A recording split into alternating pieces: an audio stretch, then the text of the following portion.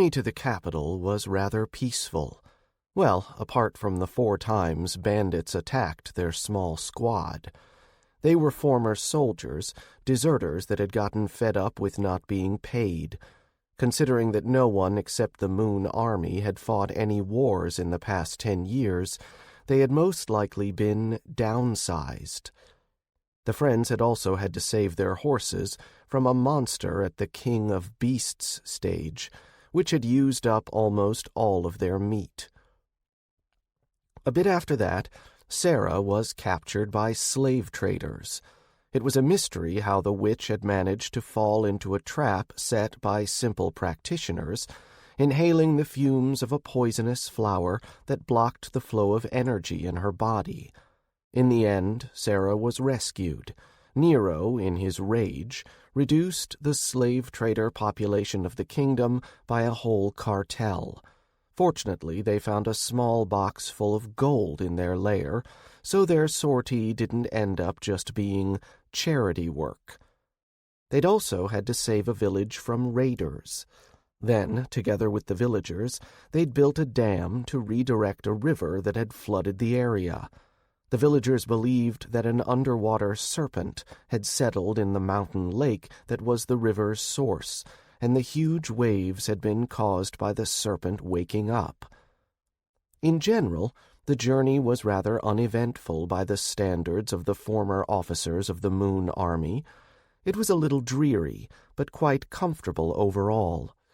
When they arrived at the gates of the capital, they had to explain to the guards why arrowheads were sticking out of their cart, why one wheel was made from animal bones, and why they had a huge lizard pulling the cart instead of a horse.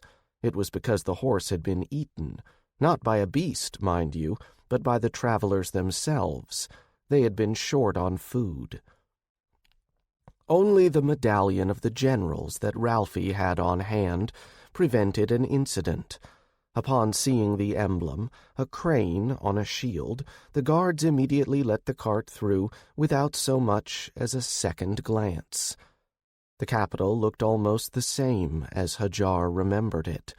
In that distant, bygone time, he would often sit on a random balcony of the tall tower and look at the city that spread out below, at the red roofs of the central district, where, among the many houses made from gray brick, there were also fragrant gardens, ponds, and the palaces of the richest nobles as well.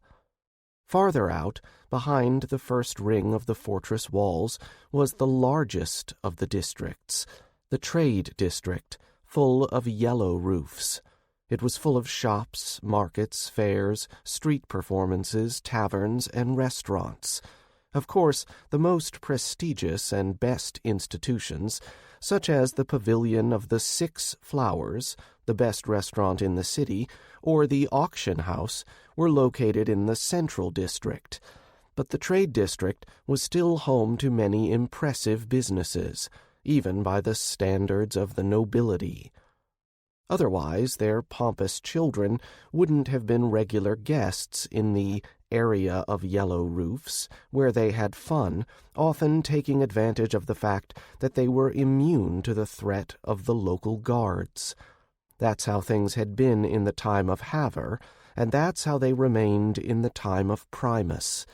If even Haver, who'd held all the power in his country, hadn't been able to handle the nobles, then the current king had no chance. He was a puppet that danced to the imperial tune, which played mainly for benefit of the officials and nobles. Farther still, beyond the second ring of fortress walls, was the poor or outer district, with its green roofs. It was always dirty, stuffy, and overcrowded. Street vendors shouted at each other, messy signboards squeaked in the wind, and no one had done any maintenance on the roads for a long time. It was difficult to even see the pavement underneath the layer of dust, dirt, and garbage, which people dumped right on the sidewalk. Their waste should have been thrown into the drains, but they had gotten clogged long ago, during the rule of Hadjar's father. "I told you that we should have gone through the central gate," Nero said, gritting his teeth. "That way we would have entered the trade district immediately." The former commander of the bear squad was pressing Sarah's hand to his nose. It looked as if he couldn't tear his lips away from the girl's skin. In fact, he was just breathing in her perfume. "There's a long queue at the central gate. We would have wasted several days there," Ralphie replied immediately. "We'd have been late for the celebration." That was the reason they had come to the capital, the masquerade ball in honor of the princess's birthday. She was already 20 years old, and the oldest unwed princess in the surrounding area. The city had been decorated and cleaned in every way for the occasion. Even the poor district stunk a little less than usual. "You should have shown them your medallion," Sarah sniffed, holding a silk scarf up to her nose. "That would be an abuse of power." Despite his talent with a sword, Ralphie was a very naive young man with an oddly innocent world view. Perhaps that's why he had been sent to deliver a message to the Mad General. The headquarters had probably hoped that Hadjar, known for being hostile to people sent by them, would end up killing him. "That didn't stop you from shoving your medallion in the face of that guard half an hour ago," Nero continued to grumble. Around them, people with clothes as shabby as Hadjar's own were buzzing about. The former general didn't care. He was also the only one who wasn't pinching his nose with anything and had remained calm.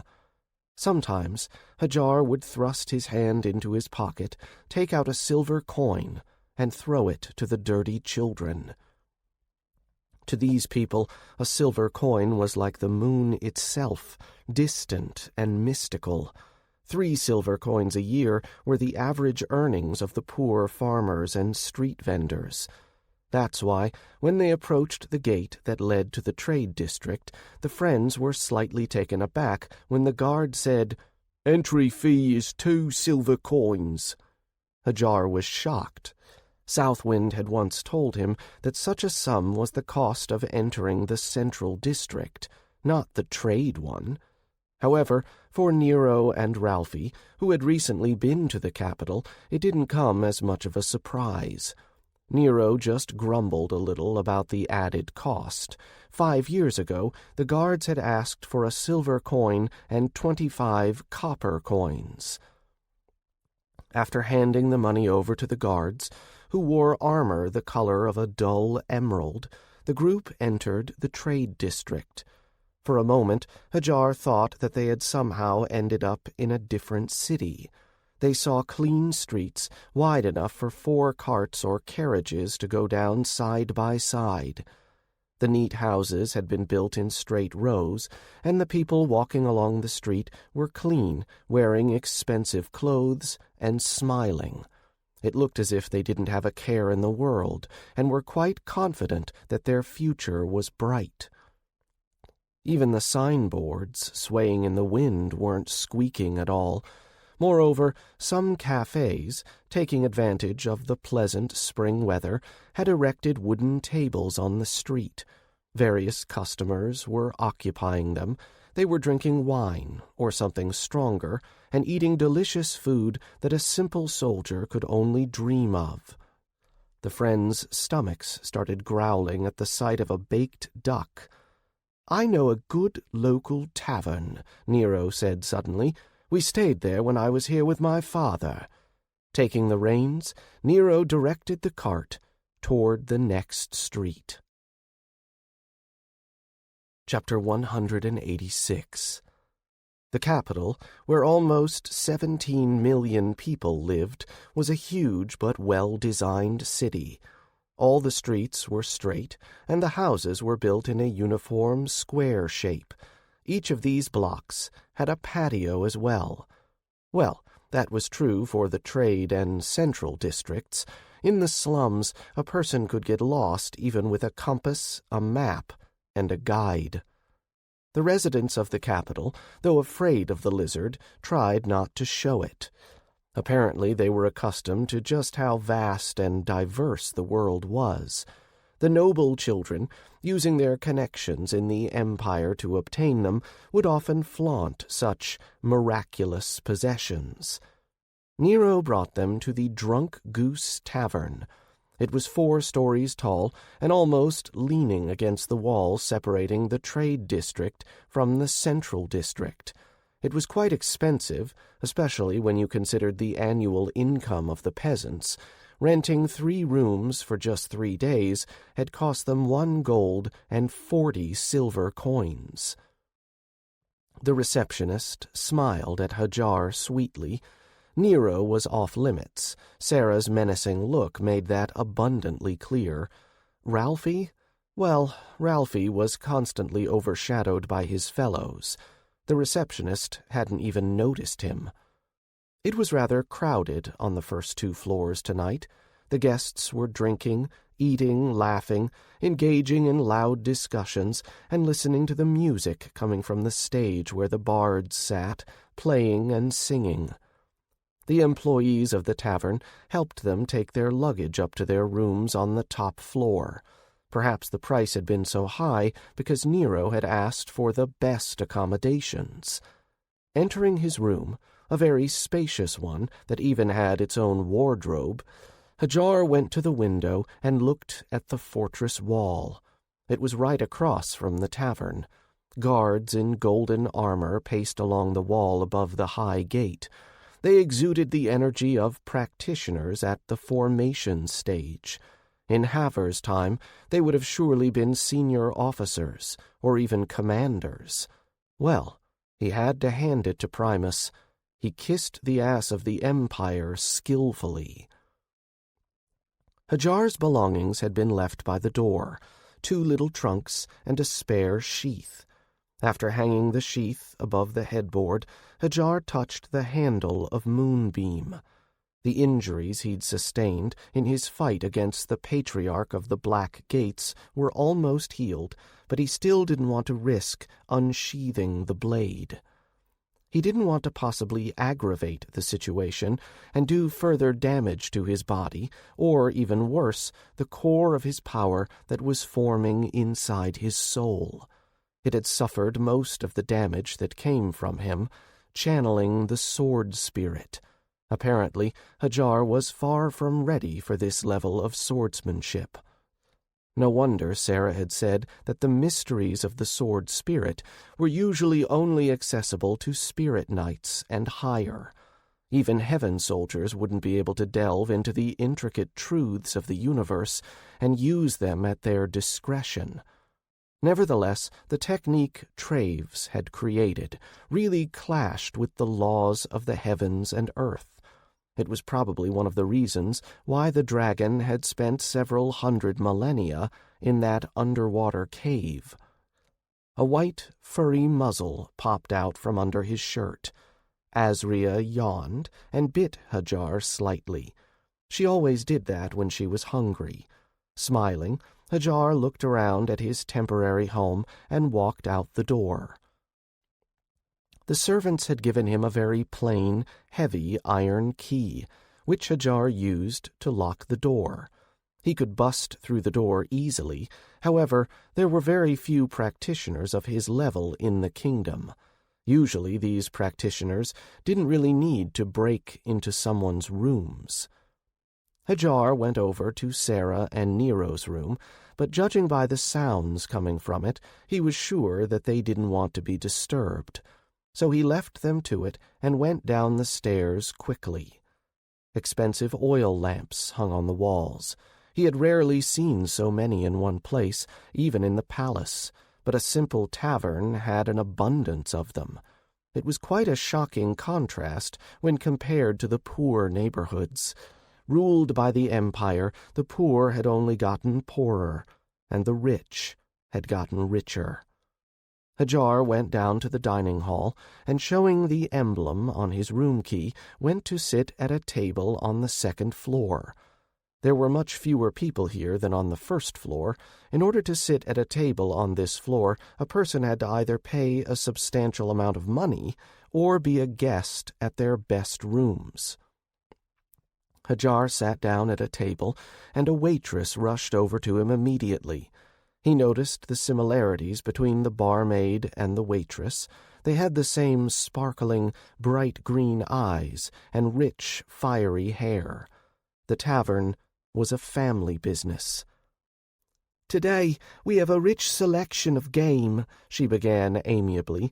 "Goose stuffed with apples, steamed turkey, fried and baked duck, and—" Out of habit, Hadjar raised his palm imperiously. He realized too late that he was no longer a general, and here in the city such a gesture was boorish. "Sorry," Hadjar apologized immediately and lowered his hand. However, the waitress wasn't insulted at all. "Can I have an animal eating alongside me?" "Of course," the girl nodded. Hadjar pulled Azria out from underneath his clothes and put her on the table. The kitten sniffed the white tablecloth and then politely sat down right in the center of the table. The girl was amazed. If Hadjar hadn't been there, she would have already started hugging and petting the adorable little ball of fluff. "Please bring a cup of boiling water for me and a bowl of warm milk for her." Azria hissed with displeasure at her master, which made the waitress fight to muffle her laughter. The pretty red-haired girl was a little surprised at the strange order. Nodding and writing something down in her notebook, it was surprising that a simple waitress knew how to write. She went downstairs quickly and got lost in the crowd. Hadjar was left with only his fluffy girlfriend for company. While he listened to the bard's song, Azria licked her fur indifferently. She wasn't one to abide idle chatter. Down on the small stage, the bards were singing the most popular song in Lydas, the song of the mad general's fight against the Black Gates sect. It was a bit strange for Hadjar to sit there and listen to a song about his exploits. As they always did, the bards embellished reality, just slightly, but still enough for people to listen to the song with bated breath. Some of the guests couldn't even keep eating, seemingly frozen as they became completely enthralled by the scenes of battle evoked in their imaginations. In the whole tavern, only 2 tables paid little attention to the bards. At one of them sat a young man in plain, old clothes. He was waiting for his order and stroking the white kitten. At the other, a group consisting of 7 children of the officials were having a feast. The girls wore rich jewelry, while the boys wore hairpins made from jade and jasper, their clean hair gathered up in buns. The unkempt Hadjar looked like a peasant surrounded by scholars. Their light silk outfits, embroidered with gold and silver threads, most likely cost more than the annual salary of a general. The weapons that they'd placed on the edge of the table were worth as much as half of the northern province of Lydas. Just a single ruby from one of those scabbards could have been exchanged for a decent palace in the central district. The Empire really tried their best to ensure that the nobles didn't even think about raising a rebellion against them. "They're singing about that damned general as well," one of the young men declared irritably. He was sipping a fairly strong alcoholic drink from a jug. It was the color of a ripe apple, and most of it had ended up on his silk clothes. None of the nobles cared. All of them were too drunk to worry about their appearance. "Damn it!" the boy snapped, throwing the jug down with all his strength. The clay fragments scattered in all directions. They even seemed to cut someone. However, the nobles still didn't care. "If only I could meet this general, I'd wrap his intestines around his neck." Chapter 187. "Come on, Ribbon," one of the girls laughed. "You're just mad that Her Highness, Princess Elaine, rejected your father's proposal for you to marry her." "It was the 11th time," the young man sitting next to him said. Ribbon just growled furiously and grabbed the next jug. "She knows that my swordplay isn't inferior to hers." "Well, maybe she wants her future husband to surpass her." The same lady from before shook her head. "Girls love men who are like rocks we can cling to." This statement elicited chuckles from the female part of the group. All of them, despite being high-born, were practitioners, and every practitioner valued their own strength and freedom, especially the women. That's why, the farther along the path of cultivation one got, the less common loving marriages were. Not the ones where people spent a couple of decades or centuries together, but the true unions, where people would go through their entire lives and face all of the challenges before them as one. "Thank you," Hadjar told the waitress when she put a cup and a bowl in front of him. Handing her several copper coins, Hadjar took a simple rag bundle out of his pocket. While Azria drank her milk, Hadjar put some special powders and herbs into the hot water to make his favorite aromatic herbal tea. "Just look at that bastard," the drunken young man hissed. "I'm sure he's been saving up all his life to spend a couple of days on the second floor of this wretched tavern." Hadjar ignored the insult and continued to calmly drink his tea. "He's even dressed up like that demon of a general. Damn it! Soon enough all the servants will be bowing to him. Someone needs to rein in that accursed princess." "Well, go to it then, Ribbon." The nobles laughed, and the young man broke a second jug. Alas, at that very moment, the pretty waitress had been leaning over to pick up the pieces of the previous one. She didn't have time to dodge the shard that was flying right at her throat. The entire second floor froze in anticipation of the accident, but Hadjar put the shard that he'd caught down on his table and continued to blow on his tea. No one had even seen him move.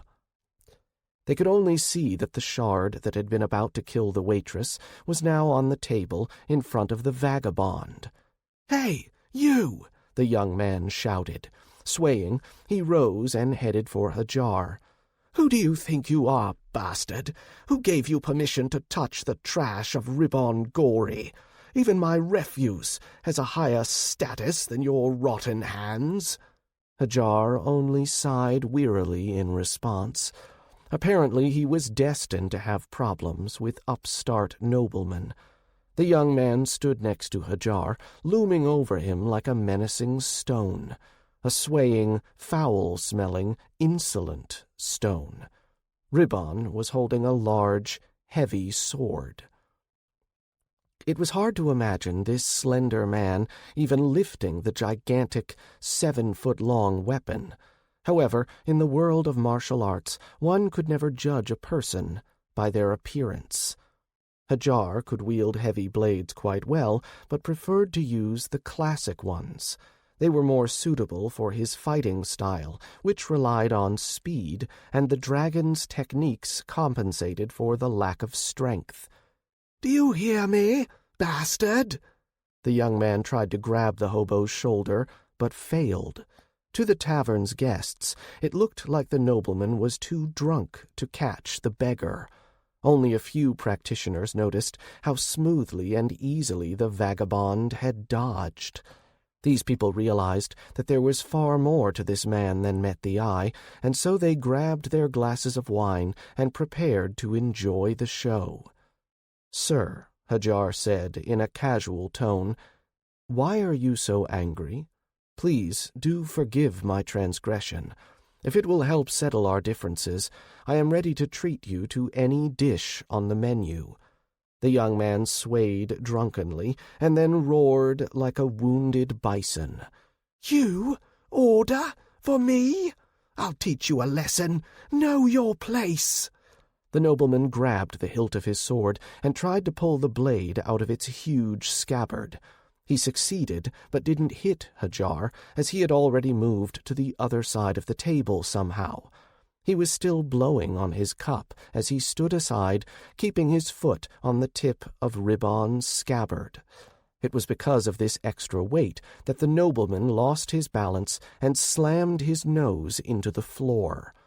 A wave of giggles rippled across the second floor, and even the table where the nobleman's friends were sitting was no exception. "Motherfucker!" Ribbon growled, rising to his feet and moving his disheveled hair away from his face. "I'll crush you, bastard! I'll tear you apart!" He swung his blade, and a cutting wave smashed the nearest tables to bits and turned the chairs into splinters. It swept toward the hobo like a deadly gust of wind. Most of the guests were certain that the beggar would soon die, but to their surprise, the wave didn't even reach the edges of his clothes. The man thrust the cup of tea forward. The wave that had come from the nobleman's heavy sword rushed into it. As a result, the beggar, his table, the cat, and the waitress standing behind him were all uninjured. However, the wave did destroy a good bit of the second floor, which ended up collapsing after being damaged so heavily. People screamed as the heavy pieces of wood fell on their heads. The music coming from the stage fell silent, and some of the guests took out their weapons.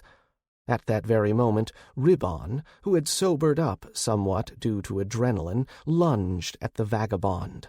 The lunge of a heavy blade was always a dangerous and powerful technique. Even without any energy behind it, it was as dangerous as if a giant had thrown a huge piece of a mountain. If such a strike hit a person, all of their bones would immediately be pulverized, and their internal organs would burst like balloons. That's why, when the heavy blade slammed into the hobo, the guests once again presumed he was a goner.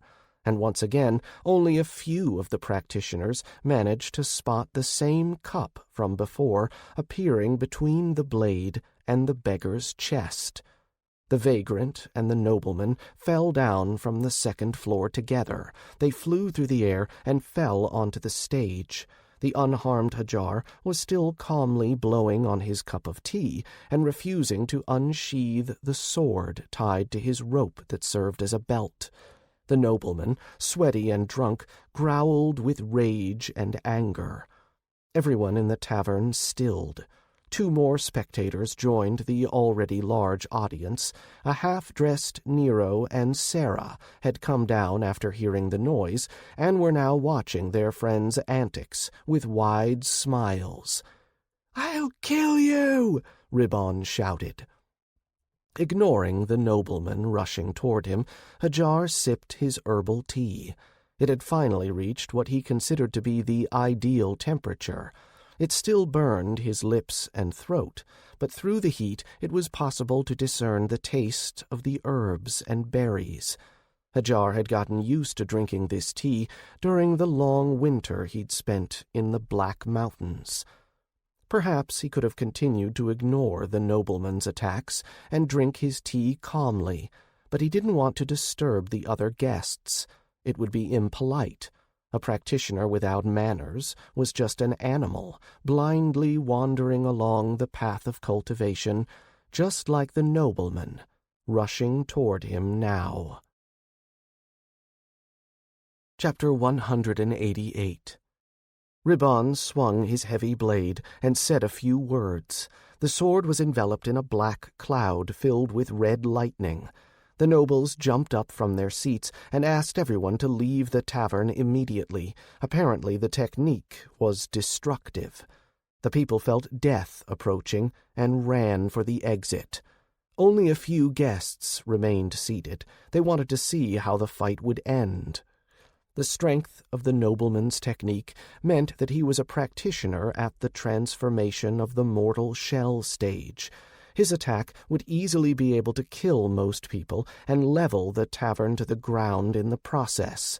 Some of the spectators had expected to witness the hobo's death, while others had been convinced that he would unsheathe his sword. None of them could have imagined that the beggar, still holding his cup in his left hand, would end up grasping Ribbon's blade with his right hand and stopping it cold. A black cloud came down, a crushing wave that knocked the tables over and threw some visitors to the floor. Only the patrons that had bared their weapons stayed upright. Dishes shattered, drinks ended up staining the floor, and someone howled in pain. The vagabond drank his tea calmly, holding the heavy blade in his outstretched hand. Ribbon flushed from the strain, but wasn't able to pull his sword out of the man's grip. "What the fuck?" "I asked you to forgive me, my lord," Hadjar sighed. He was about to clench his fist and shatter the blade when the doors swung open and 36 warriors, wearing armor that had the emblem of the crane and the shield on it, entered the room. The people in the tavern clung to the walls, letting the general's greyhounds pass by. Everyone knew who actually ruled the country. It was controlled by the people who followed after the warriors, the gentlemen wearing the medallions of the generals.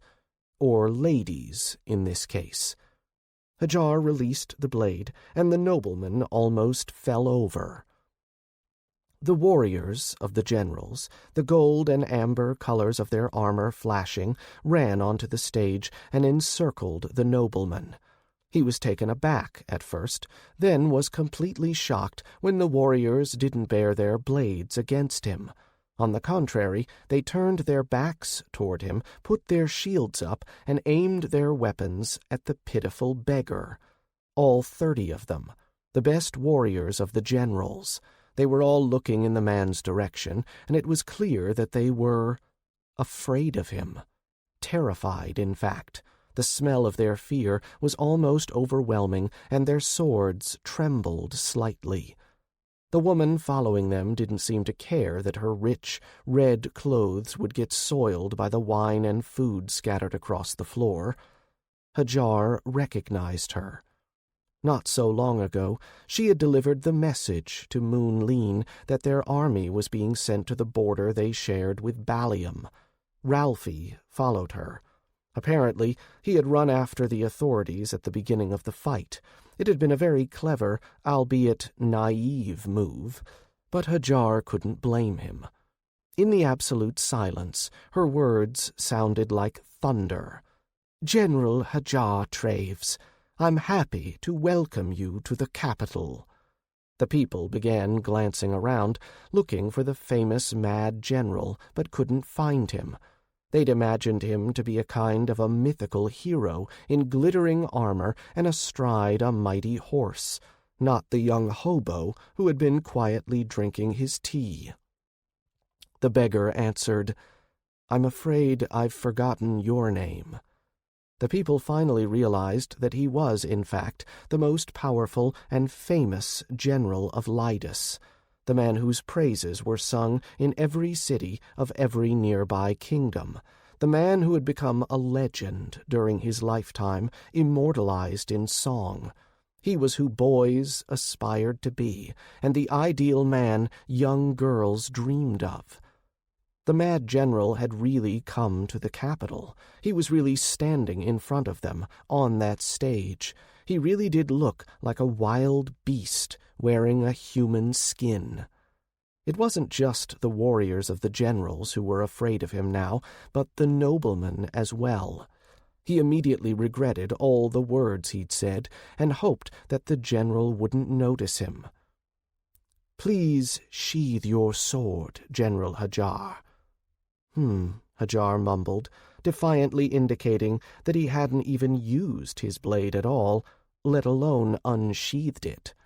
At that moment, 2 people came down from the 2nd floor, a white-haired warrior with a sword in his hands and a beautiful, bronze-skinned girl. They walked calmly past the general's soldiers and stood alongside the vagabond. Their appearance didn't improve the situation. If anything, it only made the soldiers and the official from headquarters even more afraid. The people immediately recognized the well-known Commander Nero and the witch known as Sarah. Ribbon, who had until recently perceived Hadjar as nothing more than a beggar, was shivering with fear and praying to the heavens that the general's soldiers wouldn't run away and leave him to be murdered. "Why are you here?" Nero asked, putting his palm down on the hilt of his blade. This gesture alone was enough to make everyone recoil, and whirling energy sprang up around the nervous soldiers. "I was ordered to meet you, dear commander," the official answered politely. She was speaking far more cordially than during their last meeting. "We didn't see anyone. We were waiting for you at the central gates." All three of them, including Hadjar, looked at Ralphie reproachfully. Because of him, they'd gone to the western gates and had missed the people that had been expecting them. The young man lowered his gaze. "Let's calm down a bit," the official continued. "I think the fact that you've attacked a nobleman, General Hadjar, can only be attributed to your recent return to civilized society." Nero started to say something, but Hadjar put his hand on his friend's shoulder. He was well aware that the main goal of the generals was not to escort him to the celebration. Quite the opposite, actually. They would certainly want to provoke him, frame him, or do something else despicable. "Thank you for your understanding," Hadjar nodded. The official exhaled with relief and even smiled triumphantly. A moment later, Hadjar put his palm on the handle of Moonbeam. As soon as he did so, the man disappeared, and an angry dragon appeared in his place. The soldiers of the generals couldn't do anything as they were swept aside with ease. Their shields and blades ended up cut into small pieces. Deep gouges, left by invisible blades, appeared on the floor around the official. Ribbon cried out with fear as his own sword turned into little more than iron shavings, leaving only the handle richly decorated with precious stones. Hadjar moved his palm away, and the vortex of power disappeared. The air in the tavern stopped being heavy and oppressive. "I beg your pardon," Hadjar said calmly, continuing to drink his tea. "Old habits." The pale official was able to maintain her image of an arrogant and confident officer. She even managed to nod to the general. "We invite you to—" "I think," Hadjar interjected, causing a new wave of whispers. Few people could interrupt an official of the general's and stay alive. "That we'll be quite comfortable at this tavern. But when it's time to visit the celebration, send a messenger. I would advise that you send Ralphie. Not that I'm selective in such matters, but like you, dear lady, have already said, I haven't been in civilized society for long. I might confuse a different messenger with a sect assassin." The official didn't have time to argue. Hadjar turned and headed for the stairs, indicating that the conversation was over. He was still drinking his tea, and not a single cut or speck of dirt could be seen on his clothes after all that had happened. By nightfall, the entire capital was already aware of the fact that the mad general was in the city.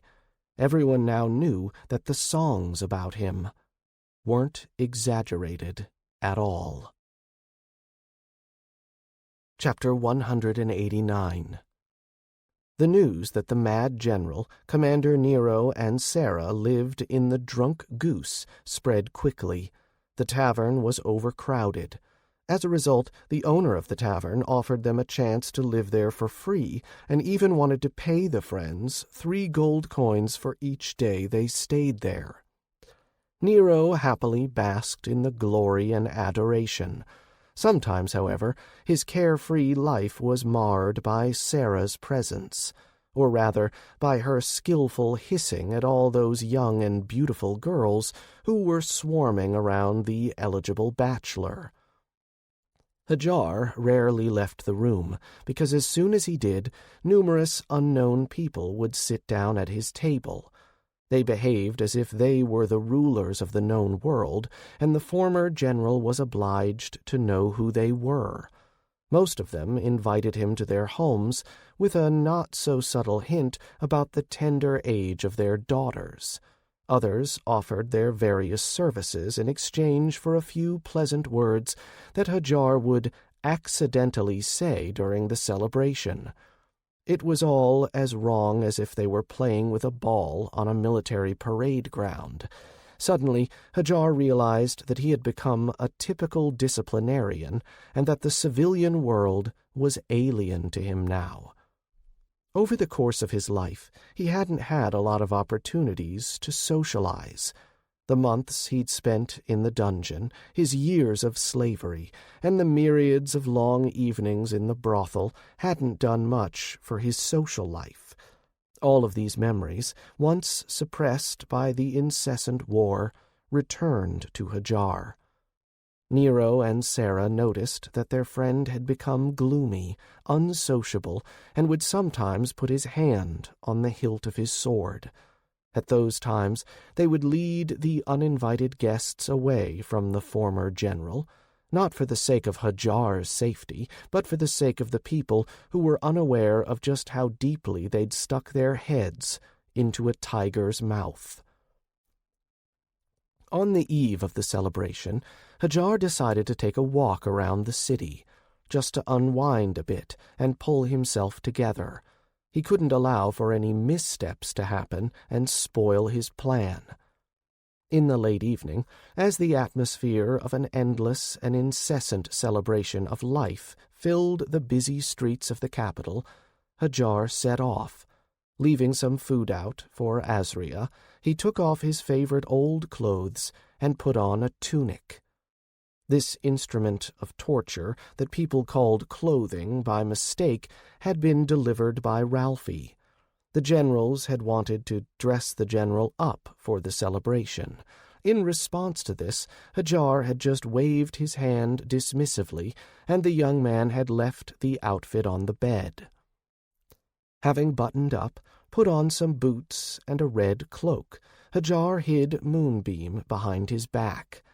After examining himself in the mirror, he skillfully applied face powder, mascara, and other makeup. During the time he'd spent in the brothel, he had learned to change his appearance with the help of women's paints, and he could do so with an almost professional touch. Adjusting the sheath, the former general grimaced involuntarily. His wounds had already healed, but for some reason he still believed that he shouldn't draw the blade. It was a kind of otherworldly, inexplicable knowledge that he couldn't justify. He just felt it. Wrapping his cloak around himself, Hadjar put on a wide-brimmed hat and went out the door. As always, it was noisy in the next room. Sarah never really cared about whether her nightly moans and cries might cause inconvenience to anyone. Downstairs, Hadjar blended in with the crowd of guests who were drinking, eating, and listening to the bards. They stopped for a moment, but when they saw that it wasn't the general coming down the stairs, they resumed their merriment. Convinced that his disguise was working, Hadjar left the tavern. Once he was outside, he breathed in the fresh night air and coughed immediately. It smelled like horse droppings, hard liquor, coffee, wet dust, tea, and sour wine. All the things he'd learned to go without in the Black Mountains. Smiling at his own disgust, Hadjar continued on.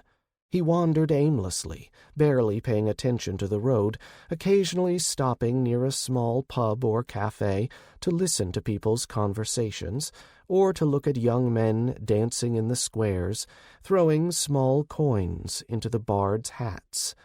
He would sometimes watch the lanterns and their light for a long time, especially when detachments of the city guards were passing by. The soldiers scurried among the people almost as often as birds flew across the sky. So, despite the festive atmosphere, the air smelled of iron. Turning away from the main streets, Hadjar headed toward the distant areas of the trade district. This was where the not-so-very-rich people lived, or rather survived, trying not to end up behind the second ring of walls if they fail. There was no celebration to be seen here. The heavy atmosphere of the night slightly pressed down on one's shoulders. The few rare people wandering at such a late hour about their business were constantly looking around, afraid of the numerous robbers that plagued the city. The guards would often assist with the robbery. They'd stand nearby and chase their honest colleagues away. After walking for a few blocks, Hadjar realized that he had come across neither guards nor passers-by. The streets were empty and quiet. The dim light of the cheap torches mounted on the walls of the houses revealed occasional squares with pedestals on them. Anywhere from 1 to 5 pillars could be found on these pedestals. Covered in a bloody crust, they sometimes emitted an iron ringing, the sound of the wind rocking the shackles and pads attached to them. Hadjar remembered the almost forgotten scene from what felt like a past life. It had been one of the last days of his life as a brothel musician. He'd walked through the market and witnessed the guards beating a poor old man and his grandson to death.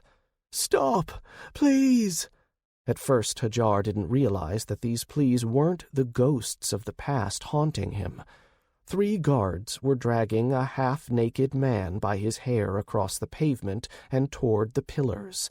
He was shouting something, trying to fight back, and tearing the skin off his hands as he helplessly struck the guards' gauntlets. 2 more guards held a battered girl covered in bruises and abrasions by her hands. At first, it might have seemed like it was the man who had beaten her, but judging by the thin trickles of blood running down the inside of her thighs, her torn nightgown, the demolished house behind them, and the guards' absolutely inhuman eyes, it became abundantly clear why Hadjar hadn't met any robbers in the city. The most dangerous criminals wore armor with the royal coat of arms. The man was tied to a post, and one of the guards unrolled a whip. Immediately, the shutters and windows of the neighboring house slammed shut, and the street became even quieter. The whip whistled, but the man's cry never came. A strong hand had stopped the blow. Hadjar stood in the distance and couldn't understand why he hadn't moved. Why hadn't he helped the man? Or the woman, for that matter. He was also grateful to the heavens for sending a savior.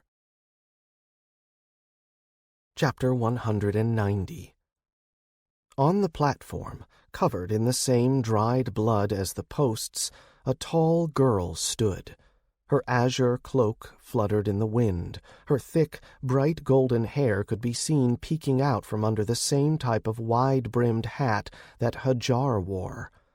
Her odd outfit, a mixture of military and civilian garb, and leather pants, couldn't hide her feminine and alluring shape. It was impossible to see her face, but the stranger's figure alone could have driven any man crazy. But not Hadjar. After the time he'd spent with Nehen, he'd lost interest in most other women.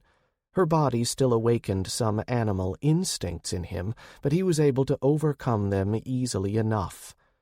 "What the hell are you?"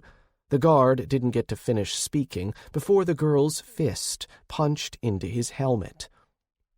Despite the lack of mass behind her strike, she easily crushed the iron plates covering the guard's mouth. A fountain of blood shot out, an unpleasant crunch was heard, splinters of yellow teeth fell to the floor, and the guard was launched 4 yards away. Like a puppet with its strings cut, he collapsed against the wall separating one city block from another. The 2 guards who were still holding the unfortunate girl stood in a daze. They watched as their companion got beaten to a pulp. The savior abruptly turned on the heel of her high boots and kicked the next guard in the chest with her right foot, also sending him flying. The kick was so powerful that the wall he crashed into cracked. The guard bent over. Dark blood gushed through the slits of his helmet, and the man fell without breathing. The girl froze. She turned to the dead body and didn't move for a long time. Hadjar couldn't believe his eyes.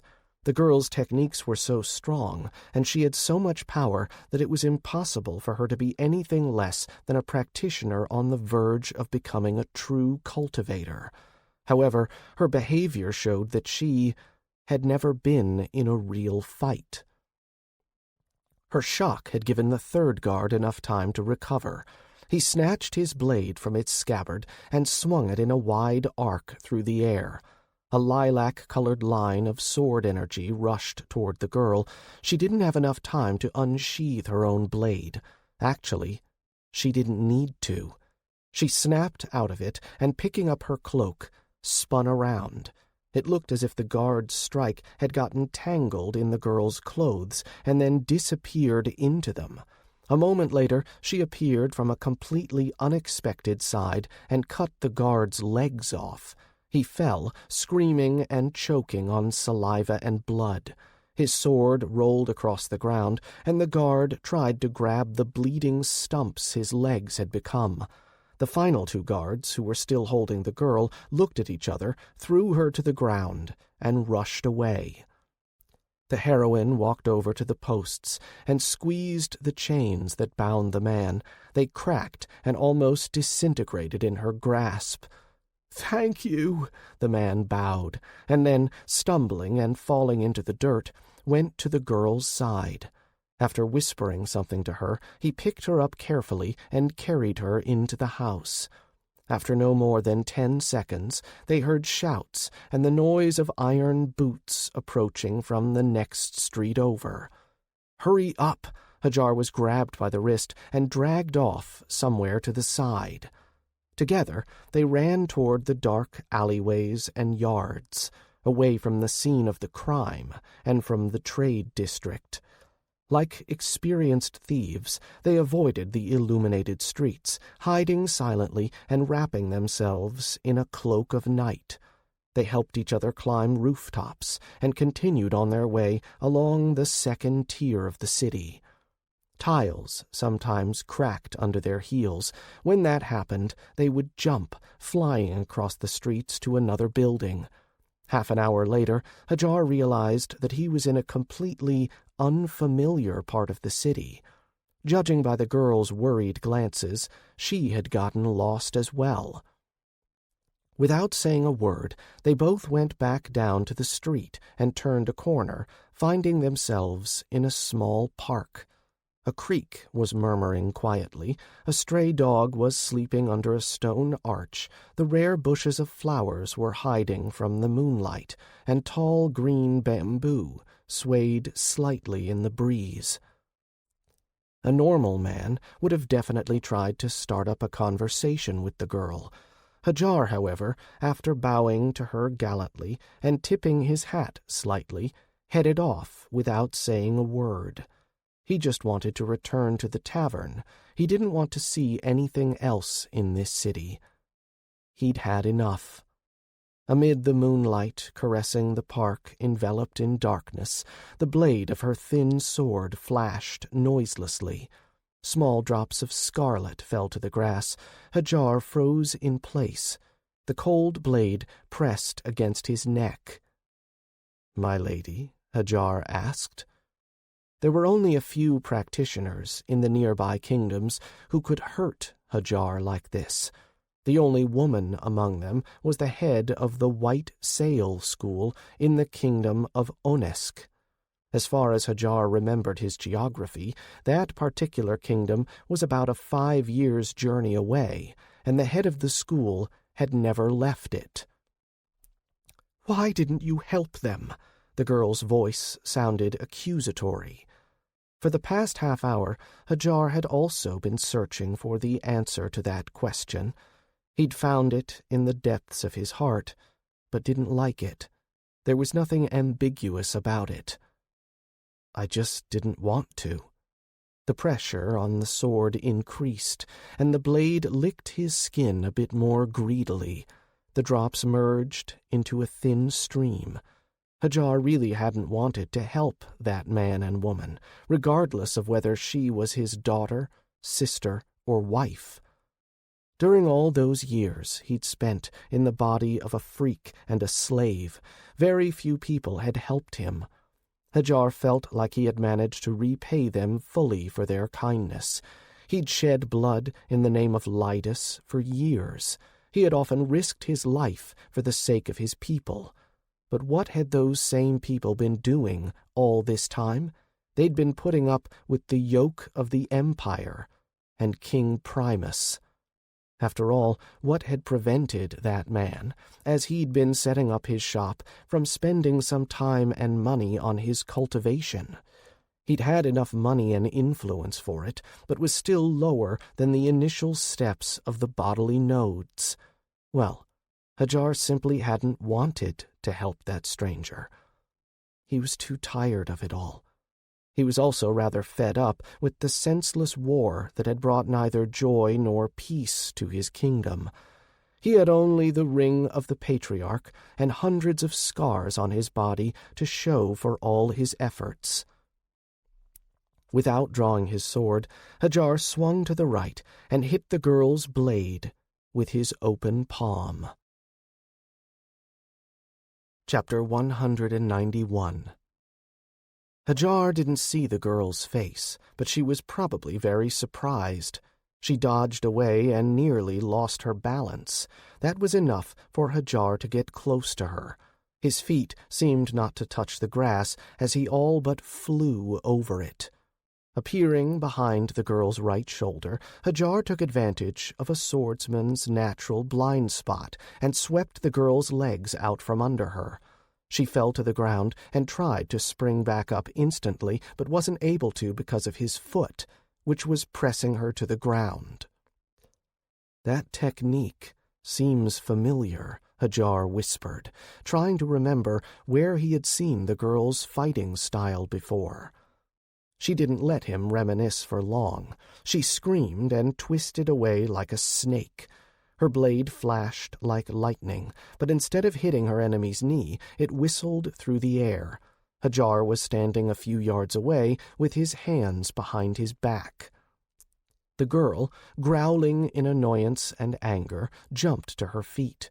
She assumed a somewhat familiar stance. For the first time in the past month and a half after his fight against the Patriarch, Hadjar felt just how significant the loss of his neural network was. Alas, it would be unavailable for at least another 5 years. Message to host. Error, error, error. The girl swung her blade. It conjured an oval shape in the air, which after filling with power acquired a 3-dimensional form. A ring of fire flew in Hadjar's direction. It burnt the grass in its wake and was easily hot enough to kill practitioners below the transformation level. An ordinary warrior would have tried to dodge it and died without noticing that the ring wasn't moving in a straight line, but following every movement of its target. An experienced warrior would stop it cold, break the technique, and then counterattack. Hadjar didn't choose either of those options. He thrust his palm forward. A ghostly whirlwind of sword energy coalesced around his forearms, and a transparent blade, which was barely perceptible, surged toward the ring. It wasn't a technique, or even, strictly speaking, a strike from one who had managed to reach the stage of wielder of the sword. It was simply energy that Hadjar had chosen to give such a familiar form. The two techniques collided at the halfway point between the fighters and blew up, erupting in a shower of red and silver sparks. Hadjar continued to stand there, looking calm, but the girl, shouting a battle cry, rushed in with a swift lunge. She burst out of the cloud of sparks and fell upon him with a series of rapid-fire strikes.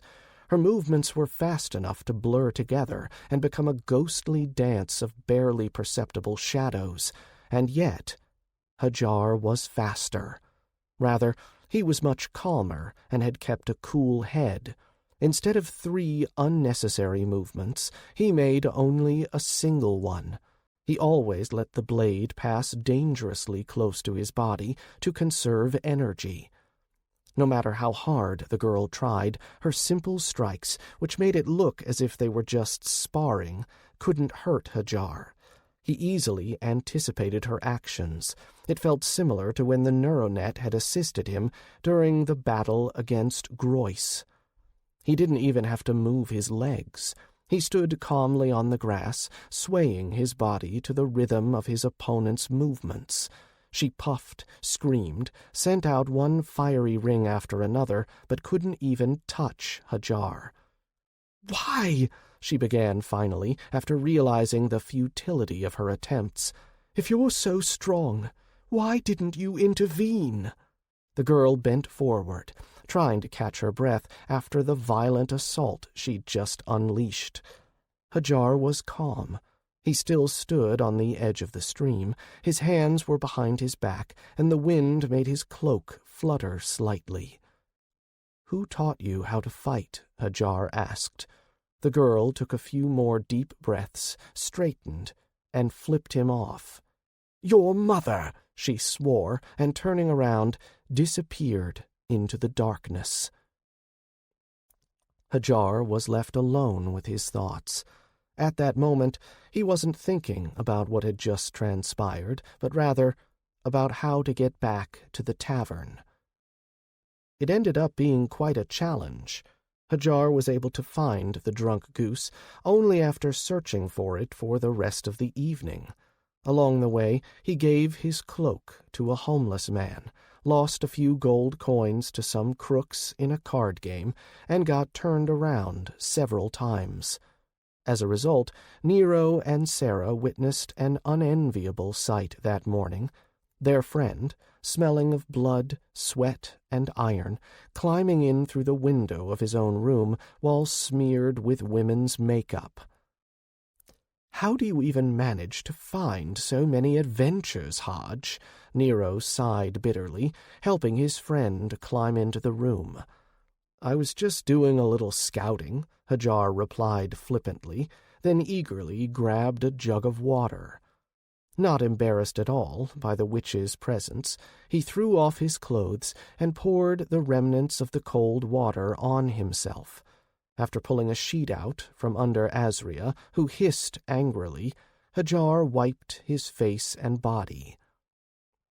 A few minutes later, he put on his own clothes and went out into the corridor with his friends. Thanks to the owners of the tavern, they now had a separate room where, if they so desired, they could have breakfast without causing a stir among the visitors. "Isn't scouting traditionally an adventure we do together?" Sarah asked after the waitress brought them some ale and a light snack. Over the past few days, the girl had learned not to pay attention to the well-known and powerful guests. "I'm more interested in where you got that cut on your neck." Sarah's eyes widened in surprise, and she examined her friend more closely. Indeed, she could see a red line under Hadjar's collar. "I got hurt." "Hurt?" the witch barely choked out. "Who could hurt you? Did a thunderbird dive down from the sky, or was a tiger at the King's stage walking around the city last night? Seriously, Hadj, that isn't funny. You're the strongest swordsman in the region. Only Primus and the Imperial Governor can keep up with you." Hadjar drank some ale, put a piece of meat in his mouth, and wasn't surprised by the mewling that came from the floor. Azria always came and left unnoticed, and ignored any locks and obstacles that got in her way. "You wouldn't believe me if I told you." "Well, try us." Hadjar looked at his friends, sighed, and described the battle. Surprisingly, they believed him. They didn't even blame him for not helping that man. On the contrary, Hadjar saw the same emotions that were tormenting his own soul in Nero's and Sarah's eyes. They were also tired of fighting. This wasn't about their progress on the path of cultivation. War was just very different from simple cultivation. If two practitioners fought in a duel, they always knew why they were trying to kill each other. However, in the war, each of these three heroes had managed to snuff out thousands of lives, the lives of people who had perhaps been a little happier or guiltier than that same man Hadjar had refused to help. They didn't think they had a right to consider themselves judges and arbiters, as their hands had been drenched in too much blood. Forget it. Nero waved his hand and poured them all more ale. As for the girl, I think one of the nobles hired a sectarian or an imperial practitioner to train his daughter. That's why her style seemed so familiar to you. Maybe, Hadjar agreed. They drank, ate, and laughed, forgetting about their pain and doubt. This lasted until the door opened and a familiar face showed itself. "The celebration has been postponed until this evening," Ralphie reported. "A coach will arrive to take you there tonight. You and Lady Rowena. She wants to instruct you on the way there." Rowena was the name of that female official that had schemed against the Moon Army and personally caused Hadjar a lot of pain. The friends looked at each other again, and Nero held out his bowl. "Shall we toast to the princess's health?" "To the princess's health," Sarah and Hadjar shouted together. Chapter 192. None of them got too drunk, because there simply wasn't enough alcohol in the tavern to get 3 retired military officers at the transformation of the mortal shell stage to get drunk. Ralphie, having decided that his duties as the messenger of the generals had been fulfilled, joined his friends. They enjoyed themselves and told Ralphie stories from their past. The young man was glad to listen to the hero's recollections. He especially liked the story where Dogar, may the forefathers be kind to him, had made Nero run along the parade ground while Hadjar was busy trying to fix a dummy that kept hitting his head the entire time. These were good stories, amusing, harmless, and with a slight touch of sadness. Right then, the trio looked very ordinary, like any other group of friends returning from a war that never truly ended. "I remember you saying that you can play the ronja," Nero proclaimed suddenly, turning to his best friend. Hadjar looked at the stage. It had already been repaired, and the bards were now playing on it. The drunk goose had become so popular that its doors no longer closed at night. "Yeah," Hadjar nodded. Surprising his friends with his calm acceptance, he rose and walked out the door. His faithful companions followed after him. Together, greeted by a growing silence, they descended to the first floor. The shouting and laughter subsided, replaced by an all-consuming attention directed toward the famous heroes. Leaving his friends at one of the tables, which had been immediately offered to them by some courteous guests, Hadjar climbed onto the stage. He came up to one of the bards. "May I?" He stretched his hand out. "I swear on the graves of my ancestors. I'll be careful with it." Yes, of course. Please." The bard gave him the dearest and most valuable possession of any musician, their instrument, without hesitation. Hadjar nodded and sat down in the empty chair. He stretched his legs and laid the instrument more comfortably across them. He caressed the strings, enjoying the clear sound of the high-quality and well-maintained musical instrument. Hadjar closed his eyes and set off on a mental journey to those distant, almost epic times when he'd had only music. It had been his homeland, his friend, his means of survival, and a place where his body and soul could find comfort. He started playing. For the first time, after 3.5 years of the endless war, he played his favorite childhood songs. They were simple, fun, and catchy. He played and, through the songs, spoke about the wind running through the treetops, how deeply and passionately people could love each other, about friendship and joy. The strings burned with passion, then they laughed childishly. Hadjar played and felt his sword come to life. Moonbeam shed its defiled outer layer, all the bloody stains acquired during the years of war. Along with this layer, with the help of the music, the mad general disappeared into the past. But not because he'd been dismissed by the corrupt generals. Just then, at that moment, Hadjar finally and truly returned from the war. He was once again the same person who had woken up in the village of the Valley of Streams, in Robin's house. He played as if the granddaughter of the old hunter was standing in front of him. She was clapping and dancing, while Hadjar kept smiling. He hadn't smiled like that for a very long time. He knew he could draw his sword again. There was only one difference. He'd remembered why he had done so previously. When Rowena, accompanied by a detachment of the general's warriors, had entered the tavern, she'd been prepared for almost anything, from hundreds of other soldiers of the Moon Army ready to rebel to a bunch of retired warriors who were too drunk to stand. She'd even halfway expected a mythical beast. But what she saw instead defied all logic and even the laws of the heavens and earth. The tavern was in a frenzy. The people were shouting, laughing, and dancing with bowls full of ale in their hands.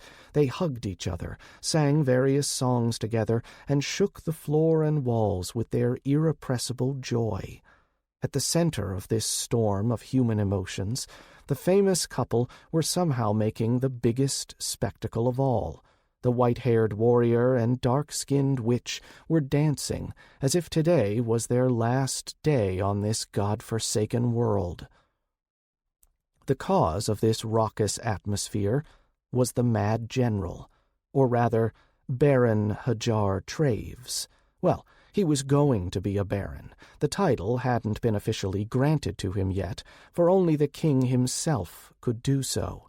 That meant that the most beloved man in the country and the most hated one would meet today. It was Rowena's worst administrative nightmare. To make the situation worse, the future baron was playing an obscene song on the stage, and the crowd of bards around him were supporting him. Rowena motioned with her hand, and the detachment of the general's soldiers began to slowly move into the room. Their sudden appearance calmed the general madness down slightly. When the people saw the emblems on the warrior's armor, the dancing, shouting, and music began to fade gradually. They slowly cut off until the baron's lonely melody was the only one left.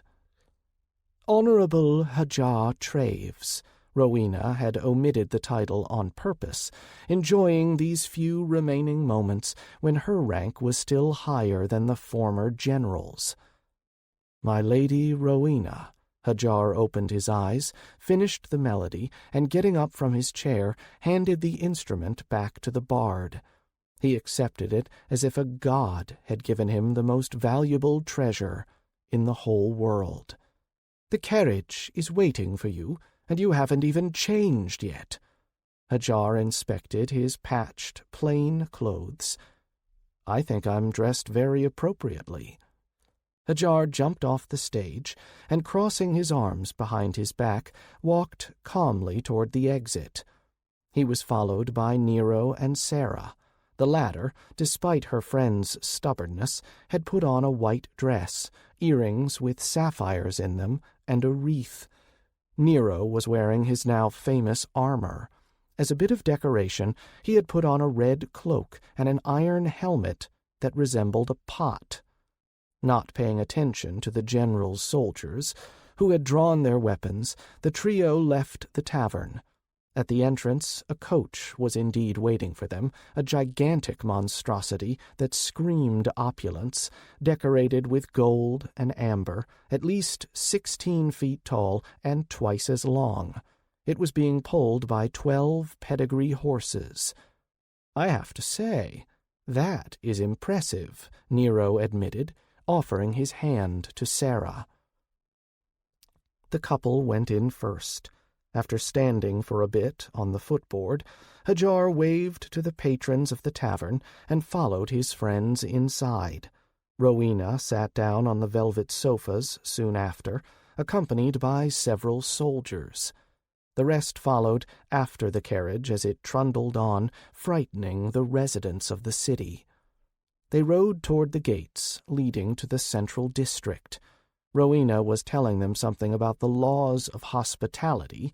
In other words, she was hinting at the warrior's barbaric nature, about the rules of decency in the palace, how and to whom they were supposed to bow, and other such nonsense.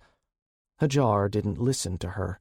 He chose to look out the window instead, at the marvelous, beautiful palace, the entrance to which was guarded by 2 giant lions. It had taken him almost 16 years to come back. He gripped the hilt of his sword. Chapter 193. The sight of the guards outside the central gates brought Hadjar out of his stupor. They were Imperial legionnaires, dressed in emerald green armor. Each one of the 1,000 or so warriors was at the formation level at least. They gallantly helped the wives of nobles and aristocrats descend from their fancy coaches. Some of them patrolled, while others carried the standards of Lydas and Darnassus. It looked quite civilized and peaceful, but Hadjar felt uncomfortable, as if he were in enemy territory. Even the nobles, upon seeing the green armor, would avert their eyes and try to get back to their own guards as soon as possible. That wasn't how the rulers of a free country behaved. After waiting in line for about half an hour, they finally drove up to the main palace stairs. Nero came down first, and after giving the imperial soldier who'd come up to help them a mocking glance, helped Sarah and then Rowena, who was surprised by his behavior, out of their carriage. Hadjar was left alone in the coach. He looked at the palace.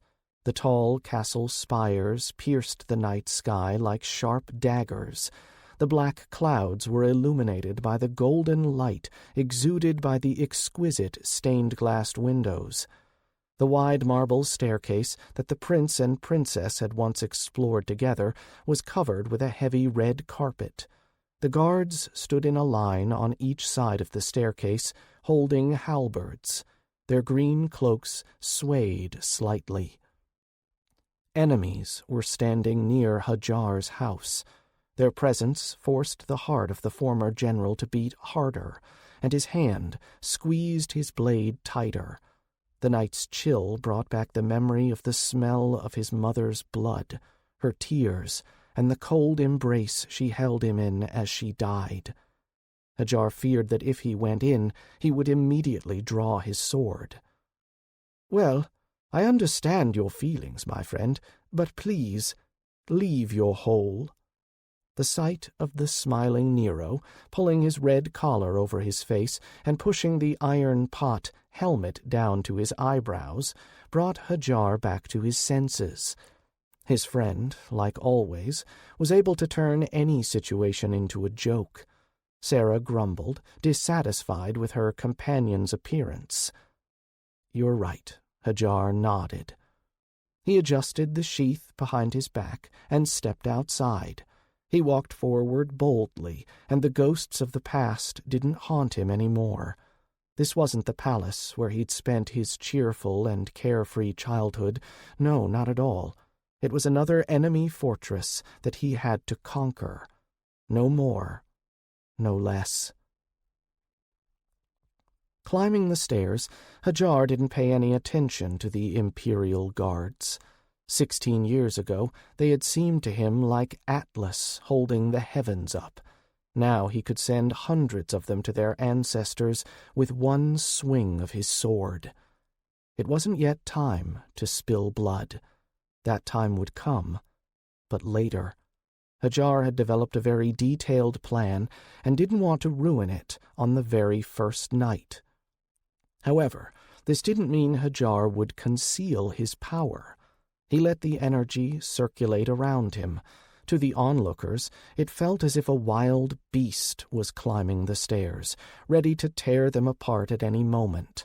The guards simultaneously put their halberds forward and unsheathed their blades.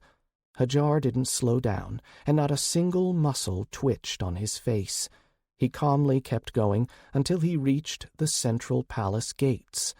They looked the same as ever, tall and covered with golden bas-reliefs depicting the great kings of the past. Hadjar looked at the lower right corner and barely restrained himself from letting out an angry roar. The face of his father, King Haver, had been broken and removed from the artwork. Instead of him, Primus, holding his huge broadsword, had been depicted there. "Impressive," Nero said, also looking at the bas-reliefs.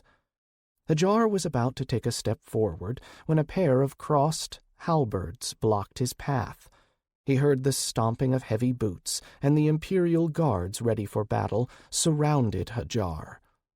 "What's going on here?" Nero snapped, clutching the handle of his blade. He'd almost drawn his sword, but had been stopped by his friend's calm gaze. "My Lady Rowena?" Hadjar turned to the official. "It seems that you weren't listening to me very well, Honorable Hadjar Traves. I told you that entering the palace with a weapon is prohibited." Hadjar looked at the nearby stained-glass window. There, in the main throne room, the nobles were dancing. Women were wearing beautiful and rich dresses, and the men traditional clothes or tunics. However, one feature united all of them. They were carrying weapons. The scabbards and handles looked more like decorations, but they were still weapons. "Don't look over there, Hadjar," Rowena shook her head. Surrounded by the Imperial soldiers, she felt quite comfortable. "These rules apply to," she smiled arrogantly, "the commoners. Nobles and aristocrats are allowed to carry weapons." "But you yourself said that Hadjar is going to be granted the title of Baron," Sarah exclaimed. "Besides, the rank of general is considered equal to being a nobleman."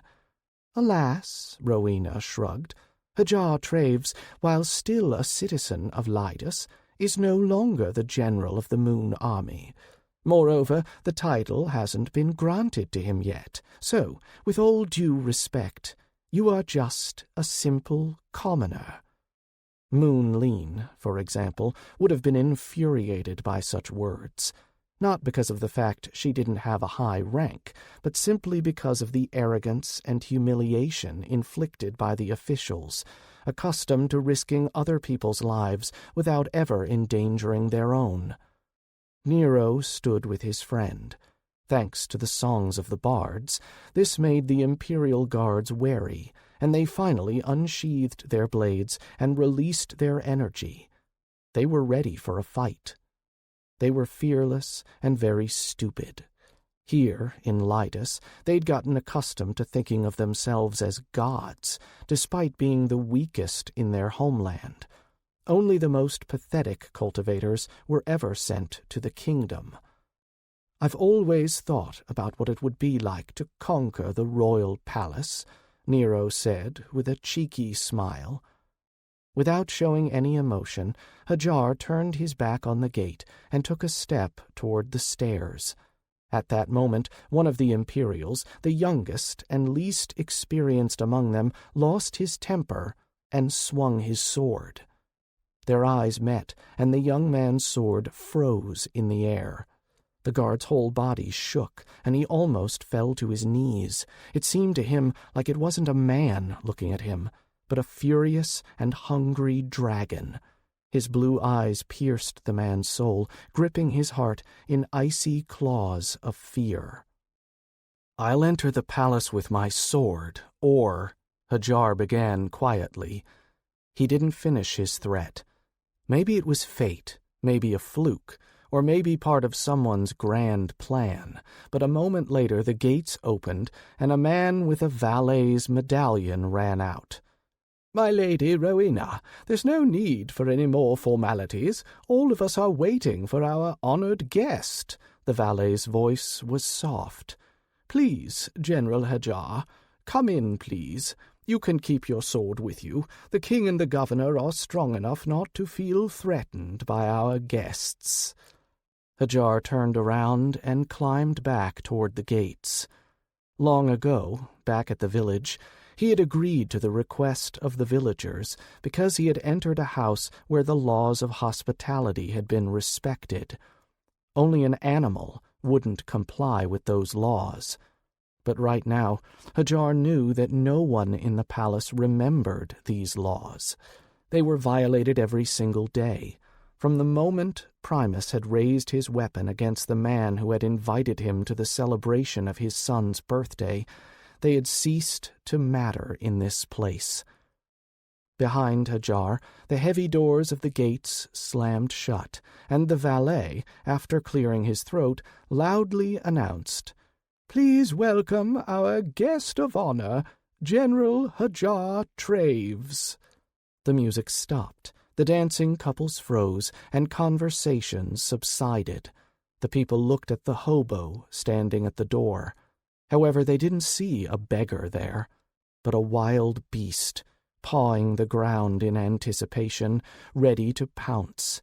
It clashed with the atmosphere of the upcoming celebration. "The bards weren't wrong about your peculiar nature, General," a voice sounded from the depths of the hall. Everyone immediately turned to King Primus, who was sitting on the high throne. Chapter 194. The throne, which was now on a high pedestal, looked nothing like Hadjar remembered it. Neither did the person sitting on it. The still, fit, but completely gray-haired man rose slowly. Deep wrinkles covered his face, but his hands still held the hilt of his huge broadsword firmly. He descended the stairs leading from the pedestal to the hall. With each step he made, a booming echo sounded. His black silk clothes rustled and flowed like a waterfall. Gold and silver threads sparkled in the light of the bright lamps. Hundreds of gems, built into the heavy crown, gleamed on his head. This was the crown that Haver had almost never worn. Moreover, it had once looked more like a headband, but now it was a massive golden monstrosity. As Primus walked toward the former general, people bowed to him, not daring to look up at their ruler. However, Hadjar kept staring into the usurper's eyes. There, in the depths of the king's blue eyes, almost as bright as his own, he saw scenes from the distant past. He was a small 4-year-old boy, and had just asked his uncle Primus to find him a horse. Primus had laughed, teased his brother, and then put the prince on his own shoulders, so that the boy could see the hundreds of thousands of roofs in the capital. Another memory came to him, the three of them, Hadjar, his uncle, and his father, walking through the park. The brothers had been telling the prince stories from their turbulent youth. They'd even promised Hadjar that they would take him to the eastern border of the kingdom to see the beginning of the great valleys. They'd said that there was nothing more beautiful than those vast expanses that stretched out toward the horizon and got lost in the sea of sand, which was many thousands of miles to the east. They'd told him that, in their youth, their father, his grandfather, had taken them there to plant a tree. It had probably already grown. The time would come for Hadjar to plant his own tree next to it. Their royal family would eventually be able to plant a whole forest there. Primus walked toward the general, nodding to the grandees and the nobles, greeting the most important among them.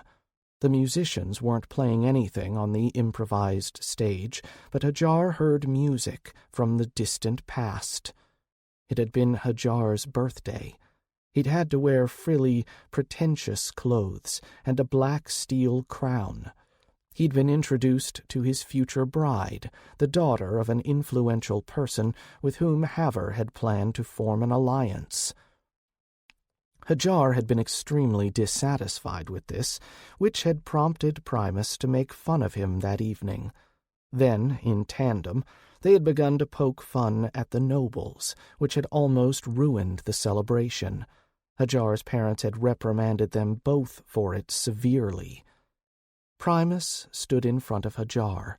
Once, long ago, he had towered over his nephew like an impregnable rock. Hadjar had thought him to be almost as amazing as his father. Now, Hadjar suddenly realized, he was nearly a head taller than the usurper. A heavy silence filled the hall.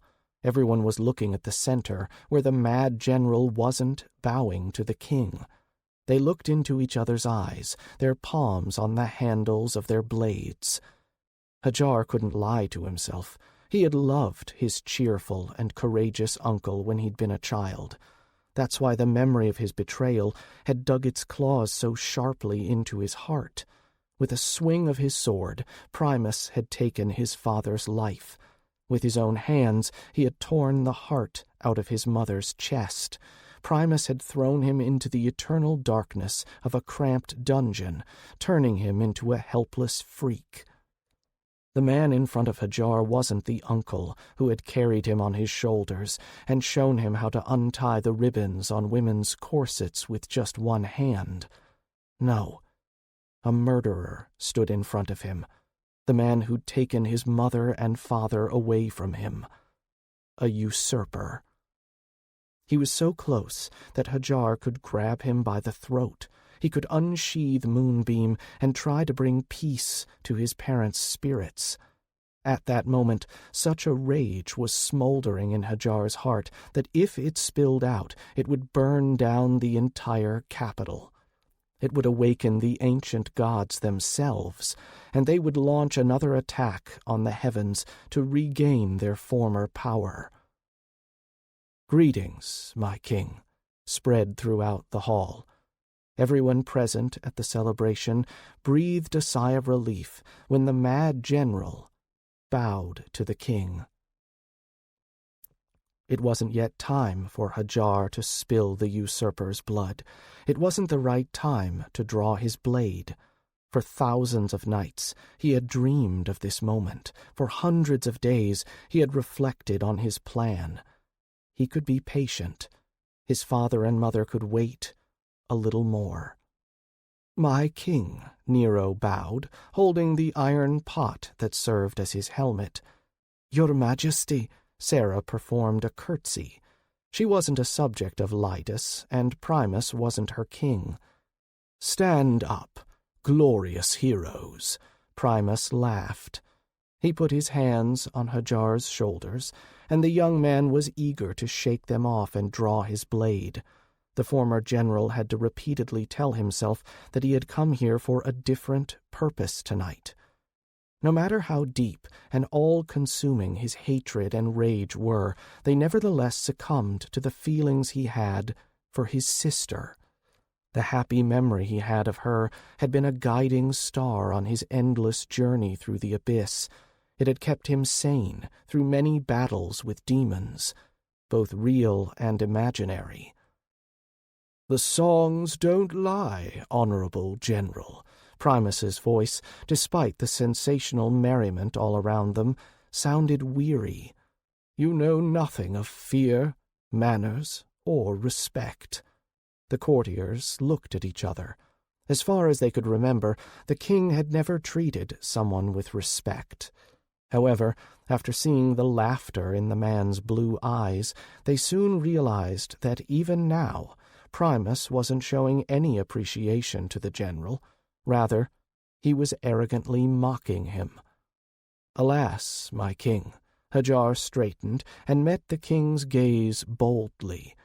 "I haven't heard any songs about you. In my mountain village, people are afraid of and respect only the wind and snow. That's how I was raised." "Where is this village? The village that knows neither my charity nor my generosity, the good life that I guarantee to the whole of Lydus." What generosity was he referring to exactly? The slave yoke, the lashes of a whip upon a prisoner's back, the dusty air of the mine they toiled in, or the slow death from suffocation that awaited most?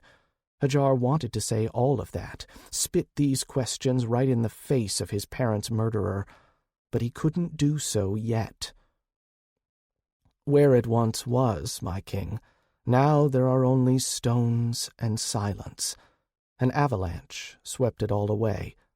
I'm the only one who survived." Nero and Sarah looked at their friend. They'd never heard this part of his story. "Well, heavens as my witness, I grieve for your loss." Primus patted the young man in front of him on the shoulder. "But we must all obey the same laws, and violating them, sometimes, brings about a terrible punishment." Everyone in the room understood what the king was hinting at, that the village, by its attitude toward the crown, had brought about such a terrible misfortune on itself. "It's hard to argue with that, my king," Hadjar bowed. "One day, everyone will get the punishment they deserve for their sins." A wave of whispers swept through the hall, and the palm on Hadjar's shoulder gripped it tighter. Primus's grasp hadn't weakened over the years. In fact, it had become stronger. Primus could have easily shattered his bones, if not for Hadjar's techniques. "I'm glad to hear that we understand each other, Mad General." The king's voice remained calm, but only a deaf person wouldn't have heard the threat in it. There was silence again, heavy, almost palpable, like the hush before a battle between two armies. Who knows what could have happened next, if not for a soft and melodious voice calling out. "Father," came from the secret door behind the throne. "It seems you've forgotten that this is my celebration, and not one of your work meetings." Everyone immediately turned to the star of the occasion. Princess Elaine had finally arrived to the ball. Chapter 195. As the princess walked down the hall, the gasps of amazement grew louder and louder, from male and female guests alike. Wearing golden clothes, with a wreath atop her head that looked kind of like a crown, and ivy wrapped around her golden hair, she looked like a goddess descending from the heavens. Her figure was amazing, with perfect proportions, her features almost otherworldly in their beauty. The sensual scarlet lips and the piercing clear blue eyes completed the devastating effect. Her boots made a rhythmic noise as she walked across the marble. The subtle scent of her perfume spread across the room, the smell of a meadow full of flowers, a spring breeze, and a cold stream. She nodded to the musicians, who swallowed simultaneously and seemed to wake up from a trance. They began to play. Cheerful and light dance music floated over the heads of the people, who stopped pretending to be stone sculptures. The people bowed to her, the king retreated to the side, and some couples were soon dancing once again. Elaine was like a spirit of spring, bringing life back to a frozen room. The princess looked at the general, about whom she had heard so many songs and stories. To be honest, she'd always believed that the artists embellished his attractiveness in the portraits. Elaine now understood that, on the contrary, they hadn't been able to convey what the mad general actually looked like. She'd always imagined him as a middle-aged man, with a lot of scars, tired eyes, and a slight half-smile. Sculptors and artists had portrayed the great generals of the past this way. Elaine had presumed that Hadjar was the same. In reality, standing in front of her was a young man who wasn't older than 25. He had clear skin, smooth features, and a figure that wasn't associated with great power. Maybe with a great mind, the humility of a scholar, or possibly the slender beauty of a spoiled son of aristocrats, but not with a mighty general. Only the feeling that had arisen in Elaine's chest as she'd approached the general allowed her to claim with confidence that he was a dangerous person. Hadjar radiated the aura of a merciless beast. Elaine had felt that same kind of aura when, in her childhood, she'd been taken along on a tiger hunt. She still remembered it to this day. A white tiger with black horns, clinging to a rock, had fought off 40 horsemen. None of them had dared to approach the enraged beast. They'd tried to kill it from afar, using their best techniques and attacks, but they'd all proven useless against the fangs, claws, and fury of the beast. This had lasted until her father had ordered the archers to fill the tiger with arrows. Even then, the wounded and bleeding tiger had continued to fight for its life. In its last moments, it had been able to take the leg of the Duke of Tevron to the grave with it. He still stood off to the side during a ball, leaning on a wooden crutch. The mad general was the same. Despite his harmless appearance, he radiated an aura of not just power, but danger, a wild, primal rage, a sheer willingness to, at any time, unsheathe the blade that served as his claws. "Honorable General," the princess curtsied, and the king stepped aside slightly. While the crowd of aristocrats was eagerly devouring the beautiful princess with their eyes, Hadjar was seeing a ghost from the past. It had been a lovely, warm spring morning. Their mother and father had sat in the gazebo and embraced each other in silence. It had been one of those rare few times when they'd been able to afford such a luxury. "Catch me, Hadjar," the little girl had laughed, running across a field of daisies. She'd worn a red dress. Her plump cheeks had glowed with joy. Hadjar had chased her, pretending to be a dangerous beast, a tiger as far as he could recall. He had just liked to hear his little sister's laughter. Finally, he had caught up with her and thrown her into the grass. She'd stood up laughing, but instead of a little girl, she was now a beautiful young woman. She looked so much like his mother that a lump appeared in his throat when Hadjar remembered that the queen had died a long time ago. "My princess," Hadjar bowed, trying to hide his reddened eyes. "It's an honor for me to wish you a happy birthday." When the general straightened up, no one could say that he looked any different from a few moments ago. Of all the men present, only 3 weren't affected by the charms of the princess. Her father, who had returned to the throne, where several nobles had already gathered, the mad general, still holding his hand on the hilt of his blade, and, as strange as it might sound, Commander Nero.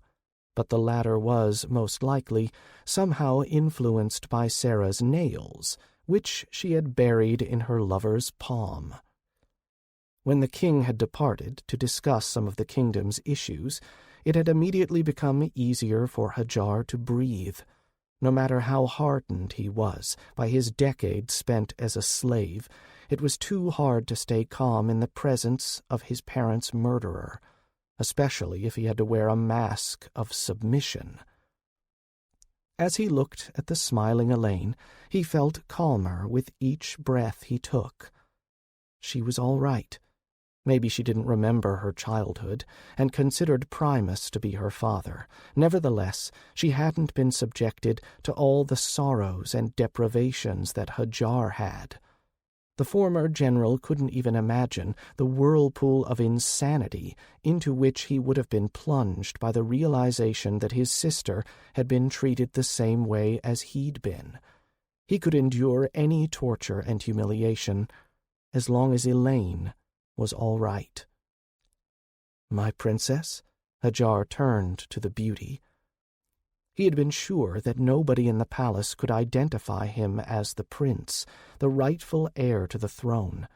The heart given to him by Traves had changed Hadjar greatly, and then continued to modify him even further. Therefore, he couldn't understand why Elaine was examining him so carefully. "Invite her to dance, you fool," Nero whispered in his ear. The atmosphere had calmed down a bit, and the hall was once more full of dancing couples. There was still a decent amount of time left before the feast, and the valet kept announcing the arrival of new guests. Hadjar turned to his friend, but he and Sarah had already disappeared among the dancers. The former general and the fairest of the princesses had been left alone, as much as it was possible to be alone among several thousand people anyway. "May I have this dance, my princess?" Hadjar bowed and extended his right palm. Elaine's hand in his own kindled a warmth that enveloped Hadjar's heart. "I was afraid you'd never ask, General." General. For some reason, it sounded more pleasant coming from her than when millions of his soldiers had shouted the same. Chapter 196. They glided among the other dancers. Hadjar held Elaine as carefully as if he were holding a fragile, 1,000-year-old vase in his hands. He was gentle with her, but tried not to look into her eyes. He couldn't do it. He was sure that he wouldn't be able to restrain himself from crying out, "Sister, it's me." Then he would certainly have unsheathed his blade and gone to war against the whole world. However, he was sure that the first person who would stab him through the heart would be Elaine. The fact that, after a decade of wandering, after surviving hundreds of battles, he had been able to find his sister calmed his heart. His heart ached, however, at the realization that she would never be able to recognize him, and that, to her, he was a stranger. They danced, lost in the melody flowing from the stage. Elaine couldn't understand why the general hid his eyes from her, but in his embrace she felt more confident than ever before.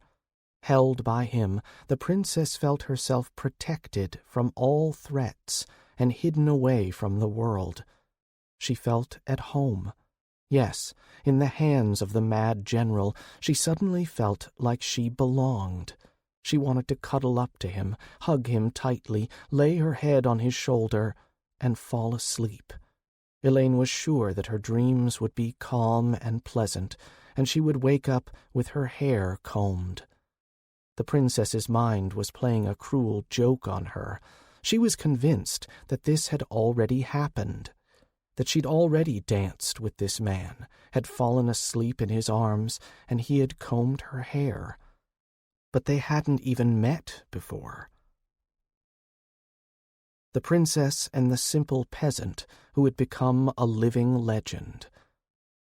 "You are beautiful, my princess," the general whispered, letting go of Elaine. She immediately felt lonely and cold. "But I'm afraid I have to go." "Why?" Elaine was surprised. "The feast hasn't even started yet, and you haven't been awarded your title, and you are my guest of honor, General. You can't leave before the celebration." Hadjar couldn't answer that he hadn't been planning to leave, but being around her, the way she danced, the way she moved, they made him... "Primus, my old friend." Once again, a heavy, even oppressive silence filled the air. The doors flew open, throwing aside the valet and letting in the cool night air. The wind blew in, playing with the heavy curtains and the fires burning in the lamps. Surrounded by a dozen soldiers in green armor, the governor entered the hall. He looked exactly like Hadjar remembered him, haughty, with black hair, a sharp nose, and a mocking look on his face. He looked at the people around him as if they were nothing more than ants under his feet. The people stepped aside and bowed much lower than they had to the king or princess. With each one of the governor's steps, his power echoed through the hall. It forced the people there to struggle and fight for every breath. The Imperial didn't even think about restraining his energy of a heaven soldier, allowing it to bear down on the aristocrats. He looked like a master in a slave pen. When one of the pages accidentally touched the edge of his emerald clothes, the governor didn't even look in his direction. The soldiers of the Empire dragged the weeping page away, and everyone else pretended that nothing unusual had just happened. Mechanically, without even realizing he was doing it, Hadjar stood in front of the governor and blocked the way to the princess. It was so natural for him to protect his sister that he hadn't remembered that he was just a guest, a retired general, no more. "Lithium, I'd begun to fear that you wouldn't be coming." Primus rose from his throne. However, the governor didn't look in his direction. He looked at Hadjar with interest and contempt. "I would have thought that I hadn't been informed about this being a masquerade," Lithium said mockingly. "But according to the stories that people in Lydus indulge in, I dare say that you are the mad general, yes?" The governor pronounced the legendary nickname with contempt, as if it was the dirtiest of curse words. "I would say that I haven't had the honor of making your acquaintance." This time, Hadjar was so angry that he wasn't able to hold his rage back. "But I'm afraid that that's precisely why I can call myself honorable." Silence enveloped the world. Everything froze, the wind, the people, their breath, and their hearts. It seemed like even the chaotic dance of the fire in the lamps died for a few moments. No one had ever even dared to look at the governor or bar his way. It was unheard of. But what Hadjar had just said, even the thought that someone might insult Lithium, inspired horror in people completely unrelated to the incident. "How dare you!" Primus shouted, but was interrupted by the heavy governor's loud laugh. He threw back his head, holding his stomach while his warriors held their weapons at the ready. Hadjar stood tall. He looked ready for battle, as always. Primus was only a weapon in the hands of the Empire, a weapon that he would break. The governor was the one who'd given the order, who had destroyed his family. "Stop, my old friend," Lithium said, wiping away tears of laughter. "I would have been disappointed if the great general had swallowed my insult. I expected no less from the man who defeated the patriarch of that detestable sect." Despite the flattering words, poison spewed from the governor's mouth. Each of those present heard the blatant mockery in his tone, a ridicule far more obvious than Primus's had been. Lithium walked around Hadjar, examining him like one would a cheap horse or dog. "You're so scrawny, and yet you've attained such glory as a swordsman," the Imperial laughed. "Maybe you had others fight for you, or you're rich enough to pay the bards off." There was no greater insult to a swordsman than being accused of falsifying his accomplishments. "You dare say this only because you came unarmed, Governor," Hadjar's tone of voice made some, especially the weak-willed nobles, turn pale. They were convinced that they hadn't heard a human speaking, but an animal roaring. Lithium had actually come without a weapon, and the code didn't allow Hadjar to challenge him to a duel. Furthermore, he wouldn't be able to do so because of the laws of hospitality and sanity. Hadjar reminded himself that the time for a bloody harvest hadn't yet come. "Alas," Lithium spread his arms, "my new sword hasn't arrived from the Empire yet, and my pride doesn't allow me to use my old one. But perhaps one of my warriors would be interested in... Father, let me test the general's rumored mastery of the sword." It was like a mountain was pressing down on Hadjar's shoulders. He turned to the princess. The respect and interest had disappeared from her expression, and only contempt remained. She wasn't looking into his eyes, but at his neck. Elaine couldn't believe that the glorious general, the staunch protector of the common folk, had left that innocent man to die while trying to protect his daughter who had been raped by the guards. Hadjar tried to hide the red line that had been hidden underneath his collar, but it was too late. That night, when he'd met the heroic stranger, he had recognized her technique. It was the same style that the palace master had taught Hadjar. Without waiting for her father's permission, Elaine snatched a thin blade from the scabbard of the nobleman standing next to her. She swung it, and a fire falcon flew at Hadjar. Burning feathers fell from the wide wings to the floor. The people hurried to move away. The governor's eyes widened in surprise, and he took a few steps back. Elaine's attack was able to incinerate a dozen practitioners at the formation stage. She was considered not only the most beautiful, but also the strongest princess. Hadjar remained motionless. Moonbeam didn't come out of its scabbard in a flash. Energy didn't spring up around the general. Even if demons and gods had taken his mind over, even if the heavens had ordered it, even if the fate of the whole world depended on it, he would never raise his sword against his sister. "Elaine," Hadjar whispered, but his whisper was drowned out by an angry roar. "Stop it!" A black shadow flickered, and the fire falcon struck a heavy sword. The bird exploded in a rain of sparks, and Nero brought his blade back behind him.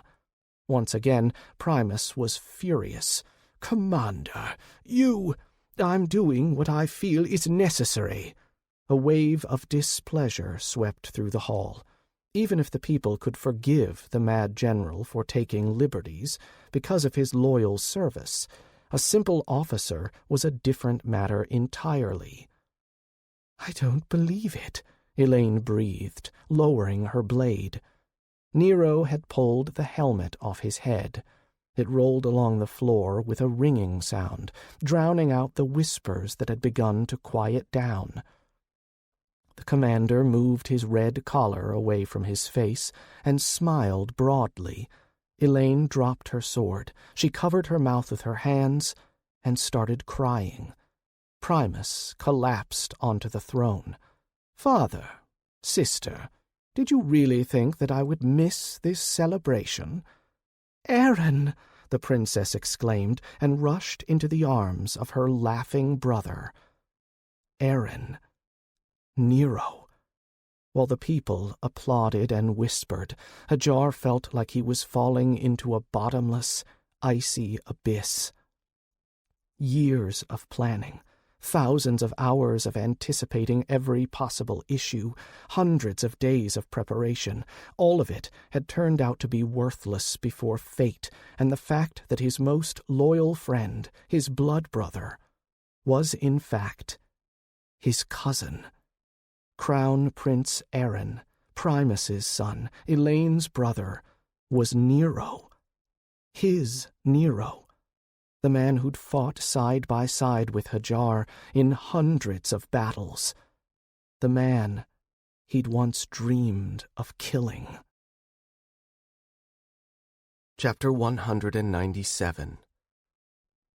Hadjar stood on the balcony, smoking strong, fragrant tobacco. He had found the small bag full of fragrant dried leaves in the treasury of the Black Gates sect. He had taken only the tobacco, a pair of old scrolls, and hundreds of small, emerald-green coins out of the sect's vault.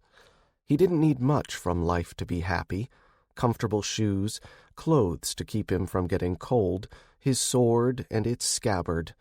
The rest would follow naturally. Once, back in his childhood, he'd wanted to sit on the high throne like his father. Alas, Primus had managed to take that dream away from him too.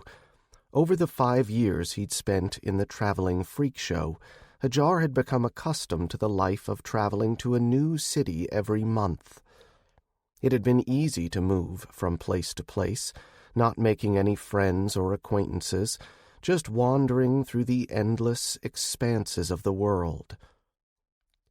"Honestly, I never even imagined that you would end up fighting my sister." Nero had materialized beside him silently. Or was he Aaron?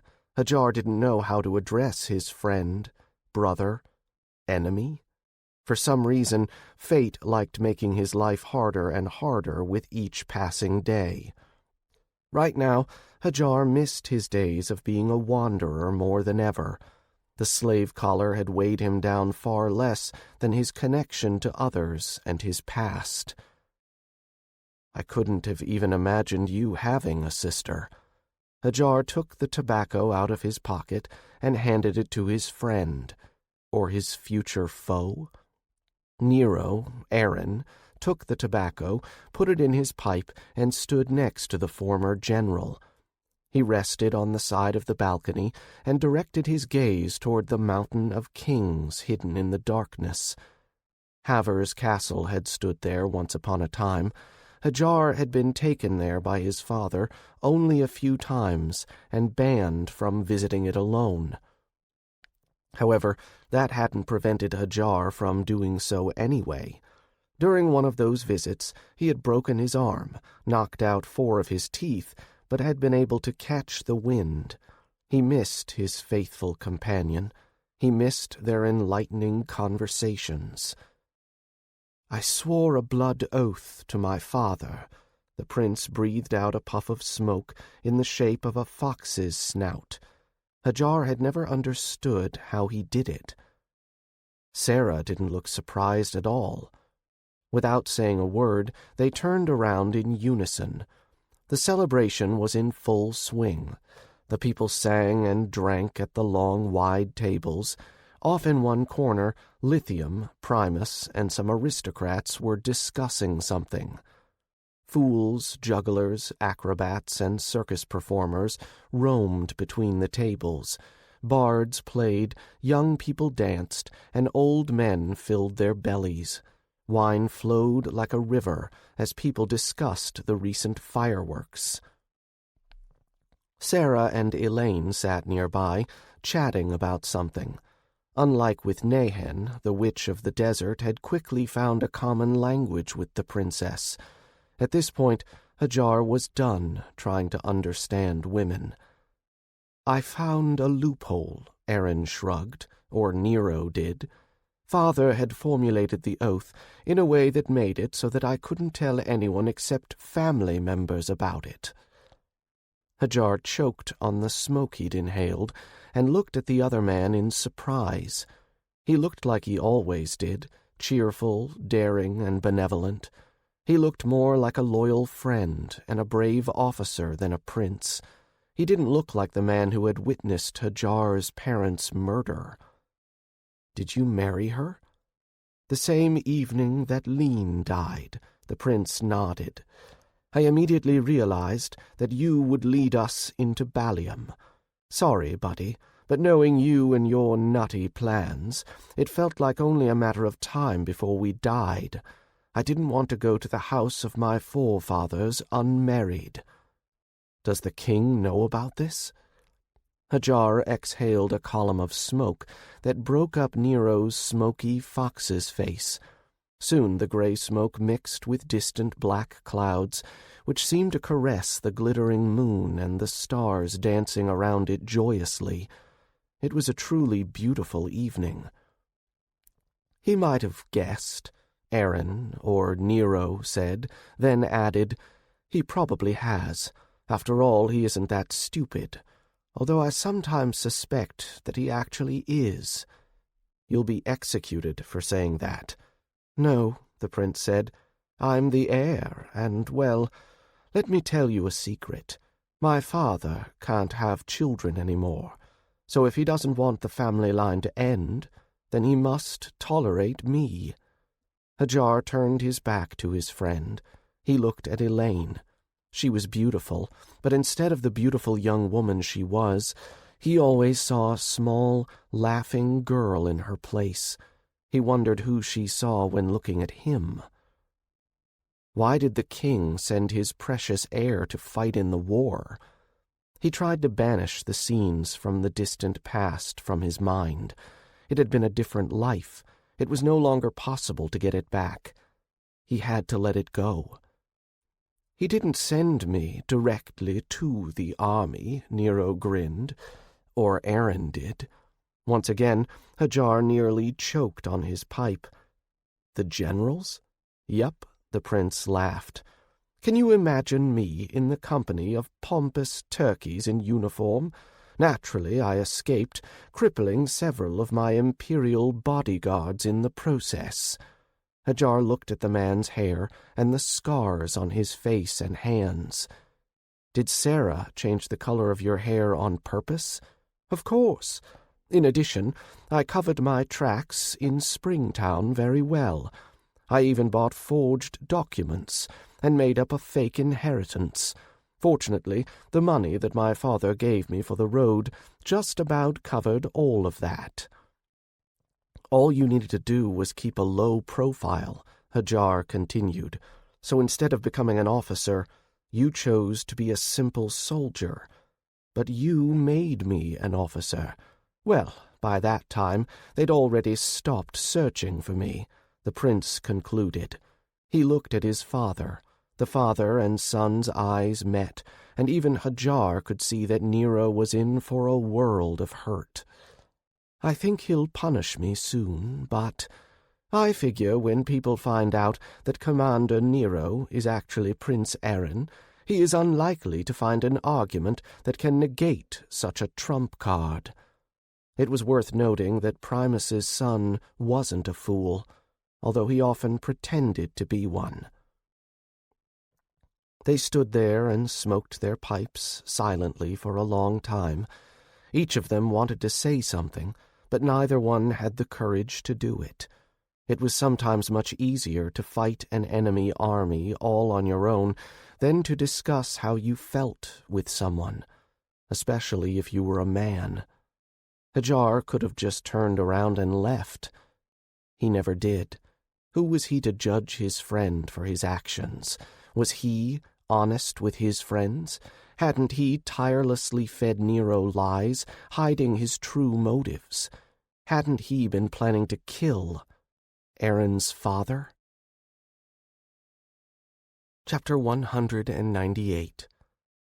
"Do you mind if I continue to call you Nero?" The prince turned to his friend and smiled. "I would consider it an honor, my friend." They shook hands. What would their friendship, their blood oath, be worth if it could have been destroyed by such an incident? To both of them, the title of friend wasn't just a meaningless word. As for Primus, Hadjar would solve any additional problems as they came up. So far, the true identity of his friend hadn't changed his plan. By the way, Nero held his pipe between his teeth and took an amber medallion out of his pocket. "Take this. I've gotten used to your arrogant face, buddy, so I'm inviting you to live in my house for a little bit." With a wink, the prince looked around at the huge palace. "Not interested," Hadjar sighed. "Compared to my tent, it's a shack." Compared to your tent, anything will be a palace. Really. And who kept constantly spending all his time in that same tent? Because the officers' tents are even worse. Just admit that my tent is better than a palace. You know nothing about palaces, Hadj. When the celebration ends, I'll give you a proper tour. When you see our parade ground, you'll thank me, especially if it's being cleaned by the maids. Working as a maid is very popular around here. Every beautiful girl from the trade district dreams of becoming a servant in the royal palace. Hadjar snorted and shook the ashes out of his pipe into the darkness. I imagine there will be a lot less of them soon enough. Why? Hadjar just looked at him. When Nero realized what his friend was saying, he slapped himself.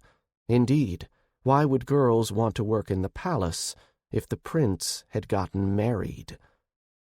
The two friends laughed together. Despite all of Nero's promises of tours and other entertainment, Hadjar hadn't seen Nero or Sarah for several days. The princess didn't want to talk to him either, and Hadjar couldn't blame her. For all her talent and strength, Elaine was a flower that had been grown in a greenhouse, the brightest and most beautiful of all of them, but a flower nonetheless. She didn't have Sarah's ardor or Nahan's cold determination. She would barely be able to understand why Hadjar hadn't wanted to help that man. As a result, he had spent several days sitting in a huge room. It was, of course, still smaller than his last room in the palace had been. Thanks to the servants, Hadjar had found out that the western wing, where he'd used to live with his parents, was now sealed away and nobody could go there. There was no one else in the palace, except for the maids and the occasional nobles seeking an audience with Lithium, the king, or the prince. Sometimes one of the girls would come to Hadjar and inform him that there were visitors here to see him. However, the former general never received them. Not only did he not want to see anyone, but he was also not relishing the idea of leaving his chambers. The corridors, which had once been noisy and full of life, were now empty and filled with the ghosts of the general's past.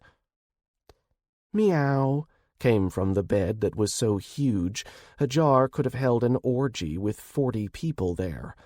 Therefore, the small white kitten lying atop the endless sheets under a huge canopy looked like a snowflake that had gotten lost in a spring meadow. "I know," Hadjar nodded. "I'm the mad general, not an ancient recluse." "Meow," Azria repeated. "What do you want? Okay, I'll get out of here and leave you alone." "Meow." She seemed to nod, then wrapped her tail around herself and fell asleep. Sighing, Hadjar took a few pieces of meat from the table. He had wondered for a few hours if he could somehow steal it. With such a huge quantity of gold and silver, it would have been possible to buy the best horses in Lydus, and threw them on the sheets. He wasn't a barbarian, but was oddly eager to harm the enemy regime with such a trifle.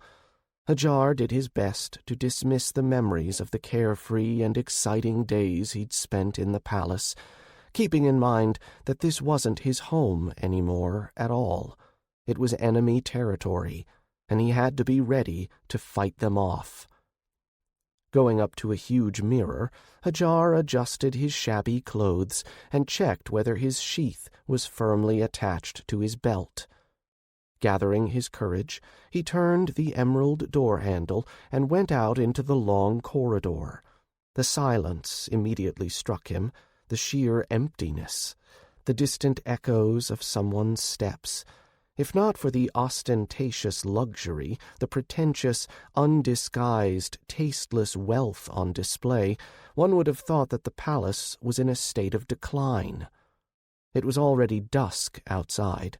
In recent years, Hadjar had gotten used to only engaging in vigorous activity in the evening. During the daytime, as a general, he'd always had important and urgent matters to attend to. Now that he wasn't so busy, Hadjar was devoting his free time to meditation. The worst of the wounds inside his transforming core had already healed. However, there were still some small cracks and scratches on it that didn't allow him to fully dive into the river of energy. Right now, Hadjar couldn't afford to continue his attempts at approaching the sword spirit. He had a lot of hard work ahead of him. Yeah, Hadjar sighed, massaging his neck. Once again, he acutely felt the lack of the analytical capabilities of his neural network. Message to host. Error, error, error. With its help, he could have easily sped up the recovery process. Now he had to independently search for the best ways to meditate and absorb energy in such a way that it would cure him, and not just do more harm. According to Hadjar's rough calculations, he would be completely healed in a few months. The difference between these two states seemed to be insignificant and even imperceptible.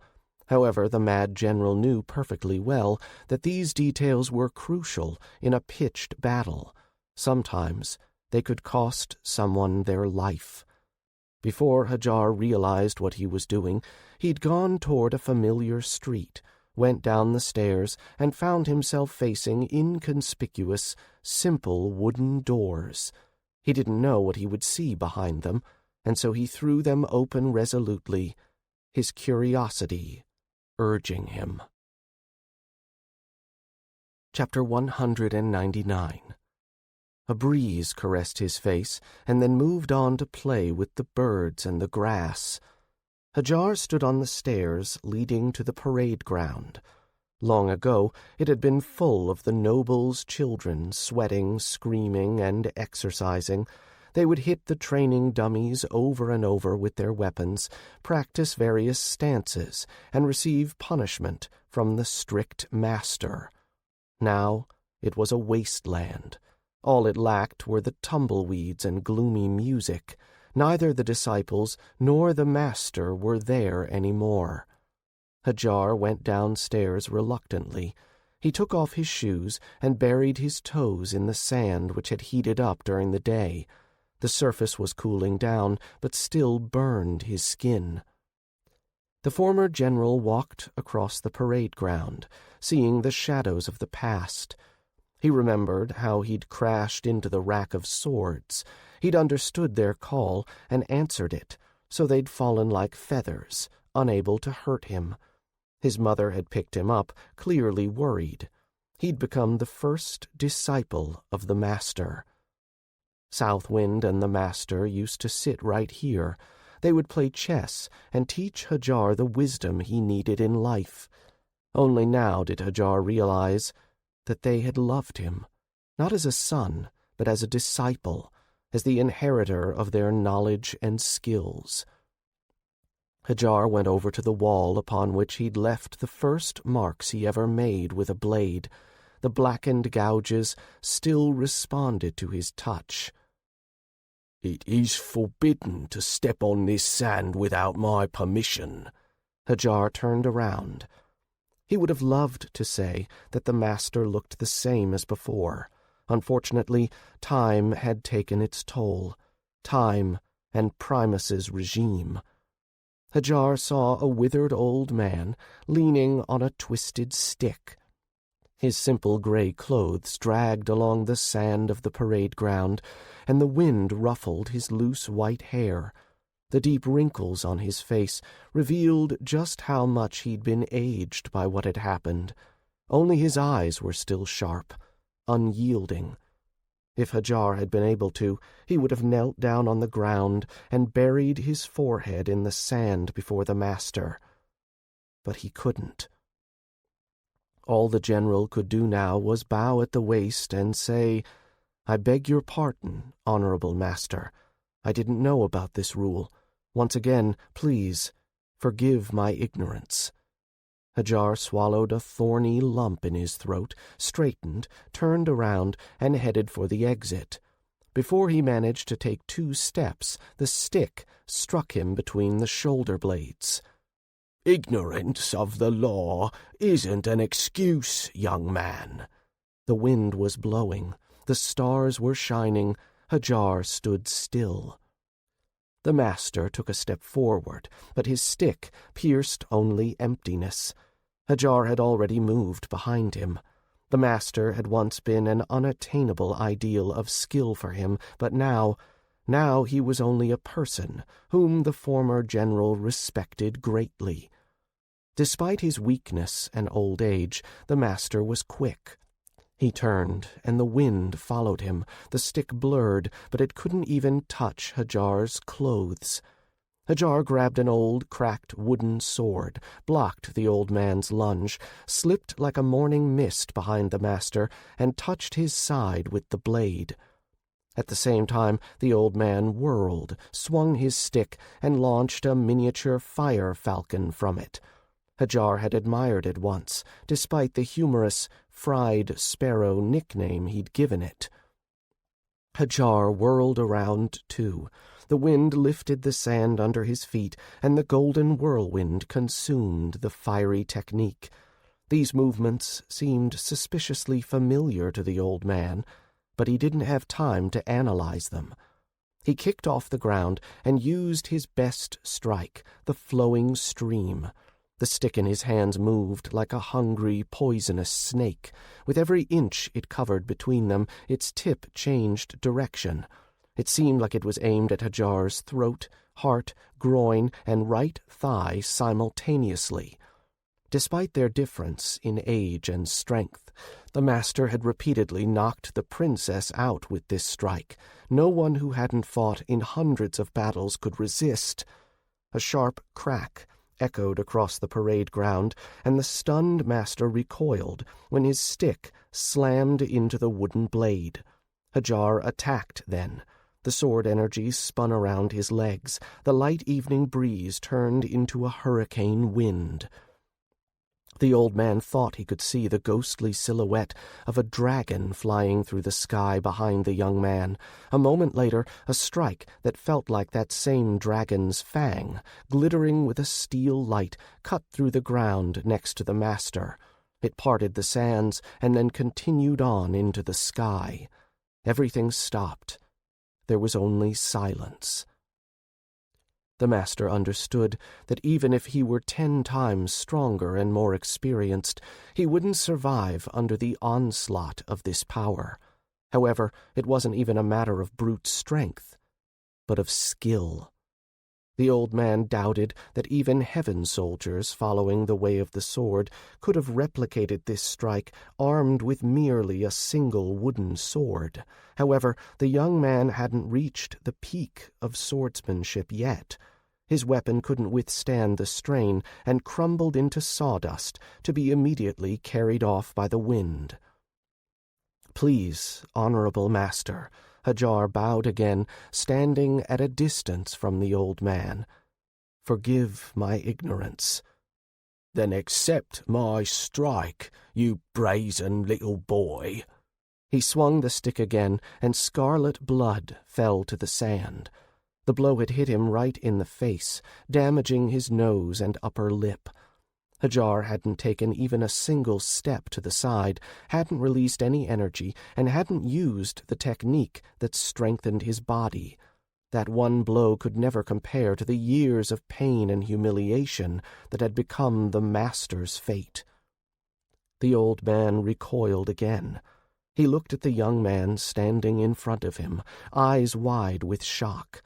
In recent years, he hadn't left the parade ground, and the princess had been the only one to ever talk to him, but she'd rarely spoken about the outside world. That's why he'd presumed that this young man in rags was another disrespectful scion of the nobles. However, none of them would be able to move more silently than a summer breeze, and then accept a humiliating blow obediently. Their eyes met. The old man's heart skipped a beat. He'd already seen these eyes on the day a little boy had fearlessly accepted his challenge and had slowly begun to move a whole barrel of water cup by cup. These eyes were full of unyielding determination that could split the earth and bring down the heavens. "Master," Hadjar bowed once more and left the parade ground. The old man stood still for some time, looking at Hadjar's back. A quarter of an hour later, he returned to the extension that had become his home. There was nothing in there except for an old, rugged training dummy, a bed, and an ancient sword that had long since become blunt. For the first time in a decade, the master took it off the wall. He laid it on the floor, knelt down, and rested his forehead on the rusted blade. Tears streamed down his cheeks, and his heart beat so quickly that it almost jumped out of his chest. "My prince," he said, over and over. "My prince." That night, the old man started cleaning and sharpening his blade again. He placed the dummy on the parade ground and began to train, seriously. He was waiting for his only and best disciples' call to arms. King Hadjar would always have his loyalty. Chapter 200. The next day, a furious Nero rushed into Hadjar's room. Hadjar had never seen his friend so angry. He had been sitting in a lotus position on the bed and didn't react much to it, just opened his right eye. The former general's calm infuriated the prince even more. Therefore, he started pacing around the room and swearing. "What are you doing?" Hadjar asked calmly. Nero snarled, grabbed the golden table, and threw it out the window. Hadjar followed its flight with his gaze, feeling indifferent. He hoped that a maid would take a walk in the park that evening and come across this unexpected gift from the heavens. To be more precise, from the heir of the kingdom. "Hadj, let's just leave this place." Nero finally calmed down and flopped down on the floor. He leaned his back against the mirror and filled his pipe with tobacco. "I'm afraid Sarah won't understand our love. She'll be angry if I take her beloved husband away." "Ha, ha," Nero mocked dryly. "Very funny. I'm serious. You, me, and Sarah will make a brief visit to the treasury and then travel to the Sea of Sand, and after that, the Empire. Let the morons here bathe in their shit." "That sounds very tempting, but I don't understand why you want to do so now. What was stopping us from leaving right after we beat the sect?" Nero swore again. He took Hadjar's pipe down from the shelf and threw it to its owner. Realizing that he wouldn't have an opportunity to meditate any time soon, Hadjar sighed, caught the pipe, and lit it. "I thought I could wander around the world and that, by the time I came back, my father would have become a wiser man," Nero complained, shaking his head. "However, it's all the same as before. Eren, meet with those nobles. Eren, go to the border and take part in their celebration. Eren, you need to fuck that duke's daughter and ideally get married to her as well." "But you're already married." "The king doesn't care. He told me that the dissolution of our marriage was only a matter of time. Sarah heard him say it." Hadjar tried to imagine the reaction of the desert witch, especially since she wasn't even a subject of Lydas. "You can guess what happened," Nero sighed. "I've spent all my time in his office, attending endless councils and meetings. Worst of all, they're all the same. Officials, noblemen, wastes of space in general, telling us fucking shit all. My father sits there, smiles, nods, and signs papers. Do you know what I would have done to my junior officers if they'd come to me with similar proposals and reports?" "You would have kicked them out?" Hadjar offered. He'd suspected that things weren't going well for the kingdom, but he was surprised to hear that things had gotten so bad that even the unflappable and optimistic Nero had ended up this upset. Primus really couldn't rule well at all, concentrating on strengthening the state through military power instead. Yeah, exactly. Nero punched the mirror, breaking it. Or sent them to the penal battalion, or even just killed them on the spot. Hadjar came down from his bed, petting the sleeping Azria along the way. He walked past the scabbard hanging on the wall and his sword resting on the table. Moonbeam didn't belong on velvet and brocade. It looked best hanging from his bed in a simple tent. In this huge, luxurious, empty room, Moonbeam and its owner looked like intruders. Over the years, Hadjar had lost his connection to this place. All that bound him to the capital now were his sister and his desire to kill one person. Alas, that man was the father of his truest friend. People say one battle is enough to get to know a person. We, Nero, have had 100 more. I know you well, and I'm sure that the issues you described wouldn't have upset you this much. So, buddy, what's actually the problem? Nero raised his head. Their eyes met. He's going to involve you in all of this. Me? Hadjar was surprised. I seem to recall not getting along with the king. My father doesn't generally get along with anyone. Maybe Lithium, but they have a special relationship, a mutual hatred that has turned into friendship. I don't understand it. At the moment, I am more interested in my role in your family's problems than the relationship between the king and the governor. Nero nodded and got up from the floor. They came over to the window and looked out. A young maid, no older than 12, was trying to drag the broken, heavy table off the lawn. It was a difficult task, but she wasn't giving up. To her, it was an enormous fortune. They're arranging a hunt at the foothills of the old castle. Hadjar didn't react. The old castle, so that's what they were calling the ruins left over from where his family had once lived. And? Father wants you to attend.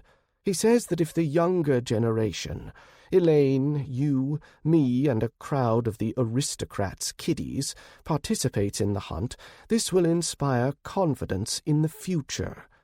Or, more likely, in the fact that Commander Nero and the Mad General have been bought off with money and titles. Nero shrugged and sank down on the windowsill.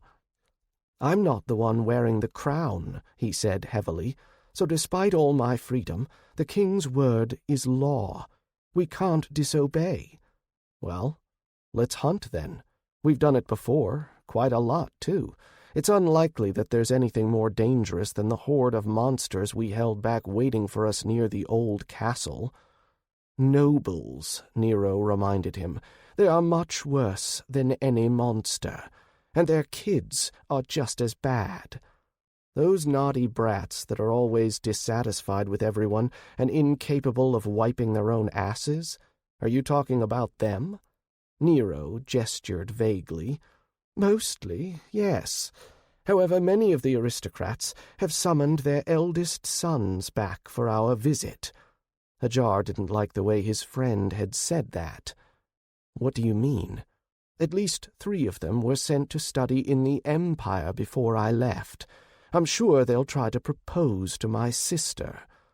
On the one hand, fighting practitioners who had studied in the Empire would be dangerous.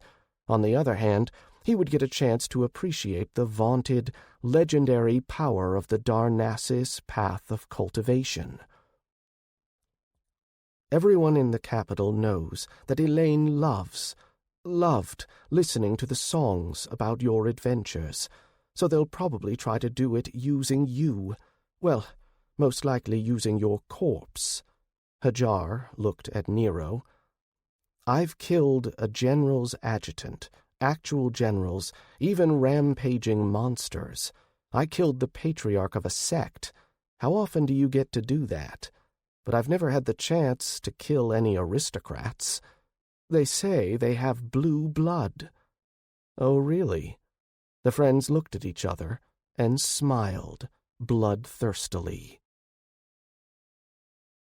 Chapter 201. Hadjar left enough food out for Azria to last her at least a week and exited his room. The fluffy kitten followed him with a skeptical look. There was a ringing silence and a distant echo of the ghosts of the past in the hall again. Heading toward the small throne room, their meeting place, Hadjar kept seeing the shadows of his childhood. Sometimes he could swear he saw a smiling, dark-haired, blue-eyed little boy waving his hand. He saw the halls where he and his father had sometimes played hide-and-seek. At the time, a lot of nobles had lived in the palace. They'd had to take part in the game, too.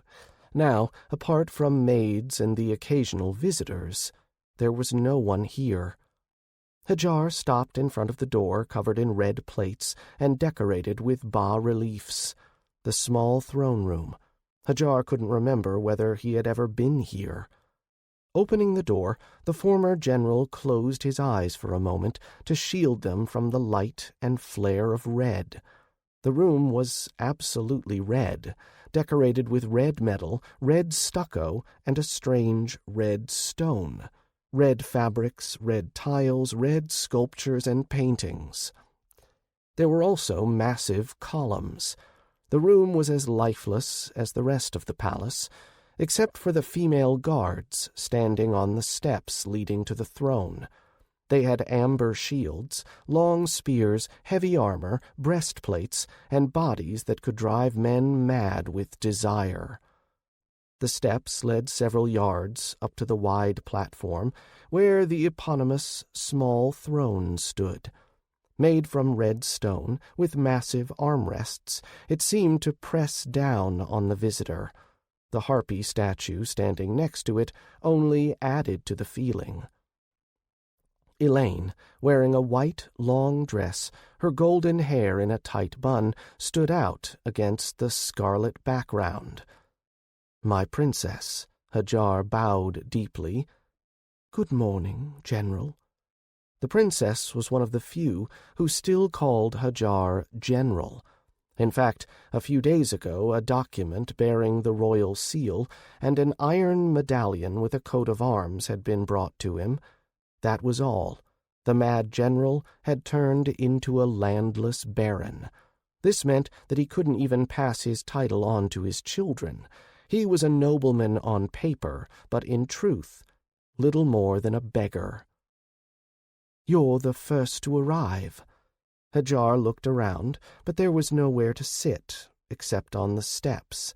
So, without thinking twice, the former general sat down on the floor, right where he stood. Out of habit, he checked his sword, which made the guards nervous.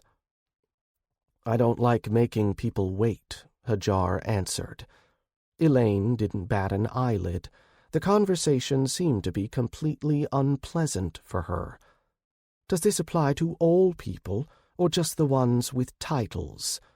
Hadjar understood that she was hinting at the poor fellow who'd almost been beaten to death by the city guards.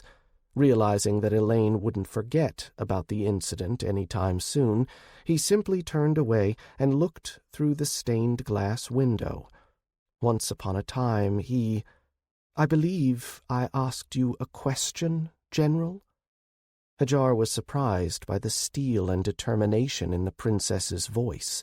He even thought about answering her, but then the doors opened again. Flashing his snow-white smile and hair, Nero entered the room. His step was purposeful, and he was holding a small leather bag in his hand, looking the same as before, ready for battle. Apparently, Hadjar wasn't the only one bored of the palace. "Sister, stop tormenting my friend," he laughed, and the echo reached all the way under the high ceiling, making the throne room feel less monumental and much brighter. "Hadj, I don't see your supplies." Hadjar silently pulled a bag out from beneath his clothes, and it looked the same as his friend's. The comrades exchanged glances, smiled, and nodded mutely to each other. as if they were glad to see that they hadn't been completely domesticated during the week and a half they'd spent in the palace. "What do you need supplies for?" Elaine asked, bewildered. "We will be accompanied by 2 carts and 9 cooks." Nero scratched his head. "You hear that, Hodge? 9 cooks. And 2 carts," Hadjar nodded. They sighed and discarded their leather bags embarrassedly. "Imagine if we'd followed the white apes with 9 cooks in tow," Hadjar said dreamily. Nero approached him and sat down next to his friend. He took out a short dagger from his boot and began picking his teeth with its tip. Elaine muttered something and disappeared behind the secret door. She'd probably gone to change her clothes. It was unlikely, even considering the carts and cooks, that she would be hunting in the white dress. "We could have used them," Nero shrugged. At that moment, he looked less like a prince and more like a brave officer. Upon seeing this, Hadjar's soul became calmer and more restless all at once. "As bait for the monsters," Hadjar nodded. "Would have made our jobs a lot easier." Again, Hadjar's response was interrupted.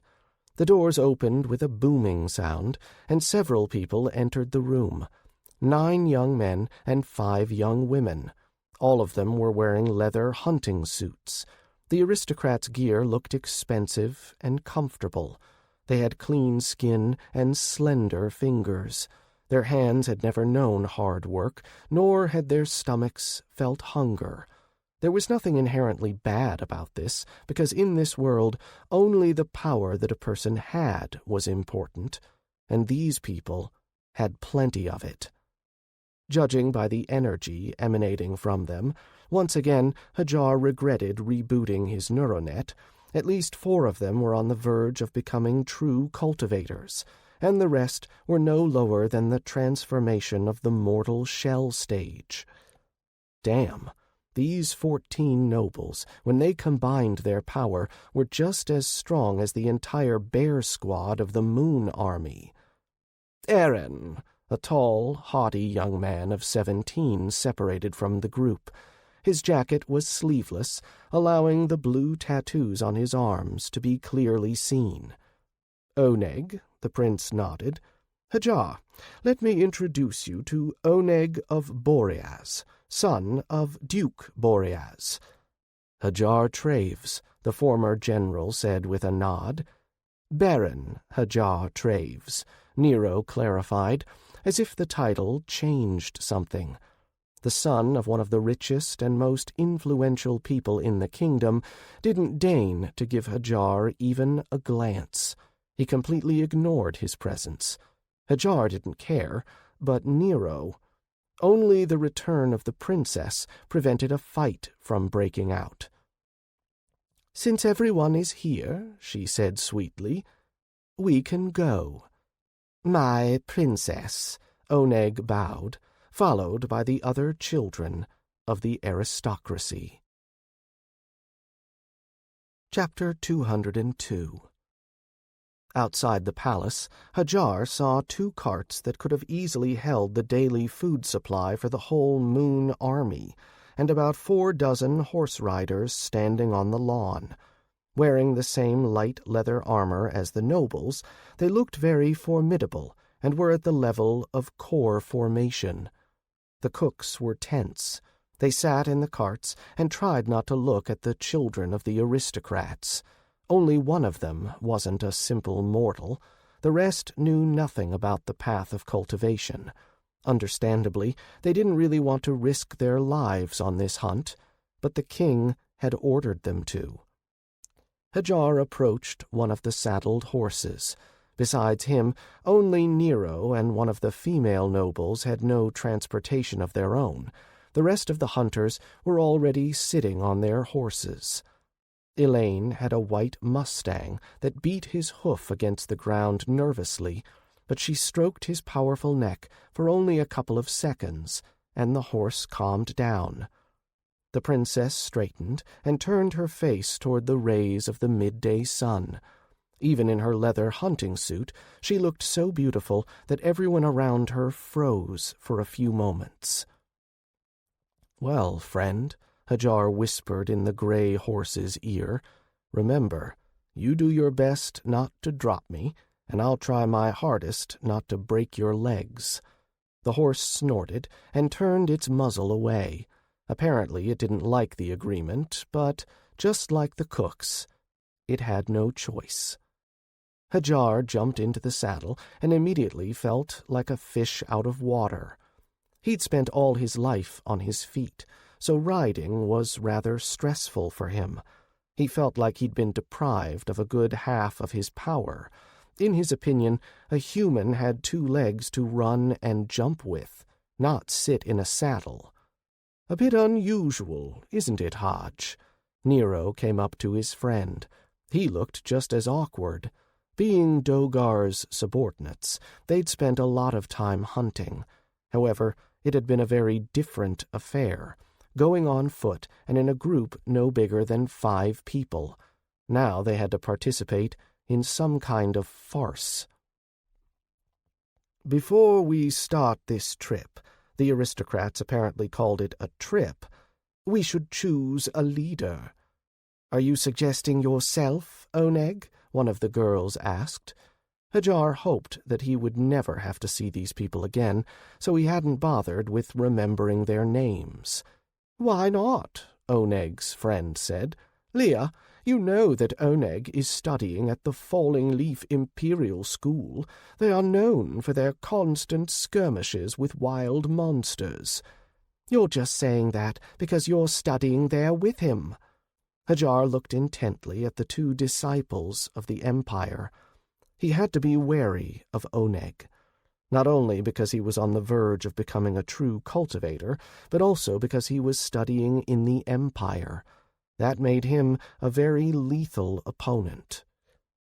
"We're wasting our time," a cold, distant voice sounded. Its owner was a beautiful girl who looked bored. She had a bow and arrows. "Isma," Oneg smiled derisively, "you still haven't gotten over my Falling Leaf School beating your 4 Clouds sect at the last tournament?" Therefore, this girl was the 3rd disciple of the Empire. However, the fact that she wasn't studying at a school of martial arts, but in a sect, made her less dangerous than Oneg. In schools and academies, everyone was taught equally, without dividing access to knowledge into levels, but in sects, it was unlikely that a citizen of Lydus had been allowed to become a disciple of the sect. She was probably an unofficial member of the sect. This meant she could use a small amount of resources and had access to a very limited portion of their knowledge. Nevertheless, Hadjar was pleased that he'd identified 3 of the most dangerous foes before the hunt had even begun. "I just don't want to waste time," the archer shrugged. "I see no reason to argue when we have 2 royals here with us. Let Prince Aaron or Princess Elaine lead the hunt. Then none of us will be offended." The nobles exchanged glances and stopped arguing. Apparently, they weren't so spoiled and narrow-minded to not recognize the truth of those words. "Thank you, Isma." Judging by the warmth in Elaine's gaze, the 2 girls were very close. "But I can hardly expect to handle such a task well. You know that Father rarely lets me out of the palace, so everyone will obey me now." Nero derived a lot of pleasure from what was happening. "My deputy and assistant will be my close friend Baron Traves. Anyone who disobeys his orders will be seen as someone who's disregarded my orders." Hadjar hadn't even thought that Nero could speak in such a commanding tone. Of course, he'd attended the Bear Squad training sessions a couple of times. Still, Nero had been commanding ordinary soldiers back then, and now he was doing the same with aristocrats who weren't used to obeying anyone. "My prince, you—" Nero's gaze cut Oneg off. For a while they looked at each other. Hadjar put his hand on the hilt of his sword. The 40 horse riders tensed up. Oneg's friend demonstratively put his heavy hammer on his saddle. "As you wish, my prince," Oneg said quietly. "Your word is law." Nero nodded, turned his horse toward the forest, and raised a clenched fist into the sky. He straightened his palm and moved it in a circle several times. "We're not in the army anymore," Hadjar whispered to him. "Damn," Nero realized. He cleared his throat and commanded quite loudly, "Let's set off. Hadjar and I will be in the vanguard. Oneg will lead the group behind us, along with Elaine.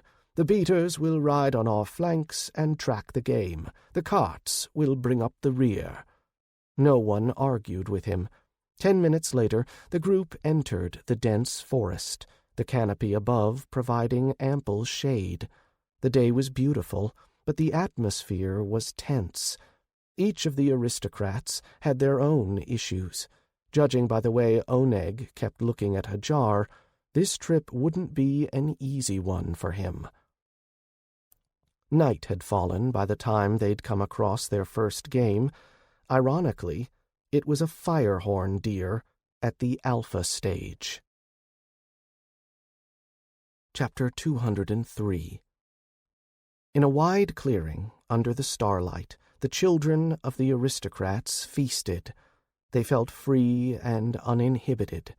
The tired beaters settled down a good distance away from them.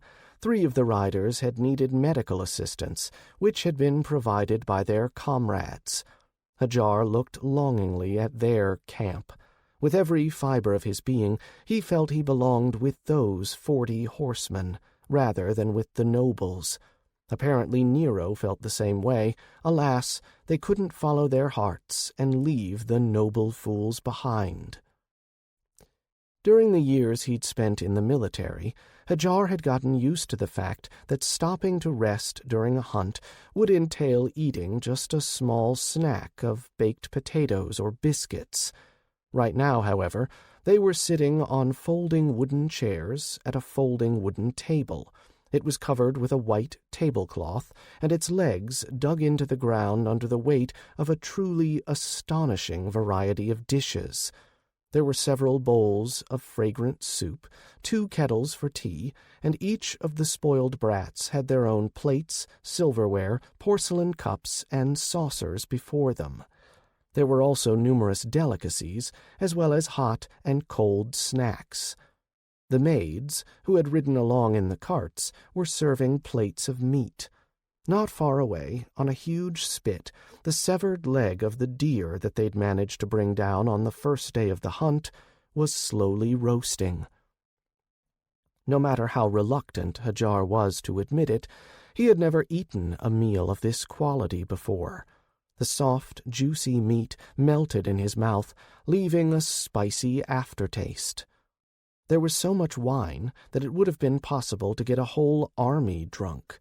Nevertheless, no matter how much the practitioners drank, they remained sober.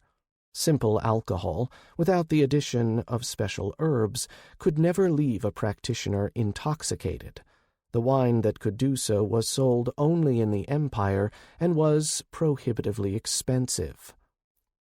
"What else do you want to know about the Falling Leaf School?" Oneg laughed. The female aristocrats, except for the aloof Isma, were gathered around him. "Of course, this school is a small one, situated in one of the border towns, but even in such a school, the lead mentor is a spirit knight. You should have seen his staff. With just one blow, he was able to split the flow of a river in half." His friend continued. "Most of the masters at the school are at the Heaven Soldier level. All of them are already old, but their advanced age is an advantage. They know a great deal and have seen a lot. Compared to their stories, our kingdom is nothing more than a simple village." "It's definitely a village." Oneg slammed his palm against the table. Don't be offended, my princess and prince, but there's a huge world out there. We are nothing in the grand scheme of this world." No one was going to argue with this truthful statement, not during the first few minutes, anyway. "Nothing," Isma snorted. "Maybe you, Oneg, are nothing." The atmosphere became heavy. "What do you mean, Isma?" one of the girls squeaked. "Neither Oneg, nor his dear comrade, nor any of us, for that matter, have really seen the world. The border towns of the Empire. Ha! That's farther than I'll ever get to visit, dear Isma." Elaine smiled sadly. After adjusting the bow dangling from her chair, Isma, grumbling something, grabbed a piece of meat from her plate. Using just her bare hands, without any cutlery, she brought it up to her face and bit into it eagerly. This shocked everyone. None of the other nobles could even imagine behaving in such a barbaric manner. "A village," Isma repeated, wiping her mouth with the edge of her sleeve. "You dream of traveling while sitting at a table in the middle of a hunt. You, my friends, are hypocrites. During my time at the Four Clouds sect, I've met people who arrived to the Empire from places so remote that it would take centuries to reach them. And you know what? They didn't care how they looked or about table manners." "Vagabonds," Oneg retorted, moving away from her. "They are no better than hobos. Even if they enter a civilized society, they'll still remain the dregs of humanity." The aristocrat turned to Hadjar. He didn't care about the existence of anyone besides Elaine, Nero, and the other offspring of the aristocrats. To him, the cooks, the beaters, the maids, and the former general were as insignificant as the grass growing under his feet. "To be honest, I'd like to listen to the barons and princes' stories." Isma drained her glass greedily. "You've seen much more than we have." "What and whom did they see?" one of the other girls piped in. "Dirty and unwashed nomads? It's not much of an honor to fight against people who aren't that different from animals." "No, you're wrong," Oneg shook his head. "How dare you? They defeated that oh-so-mighty sect. What level was the patriarch again? A heaven soldier at the initial stage? A really fearsome opponent." "You forgot about the monster invasion." "Oh, yes. Thank you, Isma. The invasion. A really terrifying event. My Falling Leaf School participated in such battles a mere 5 times during the past 2 years.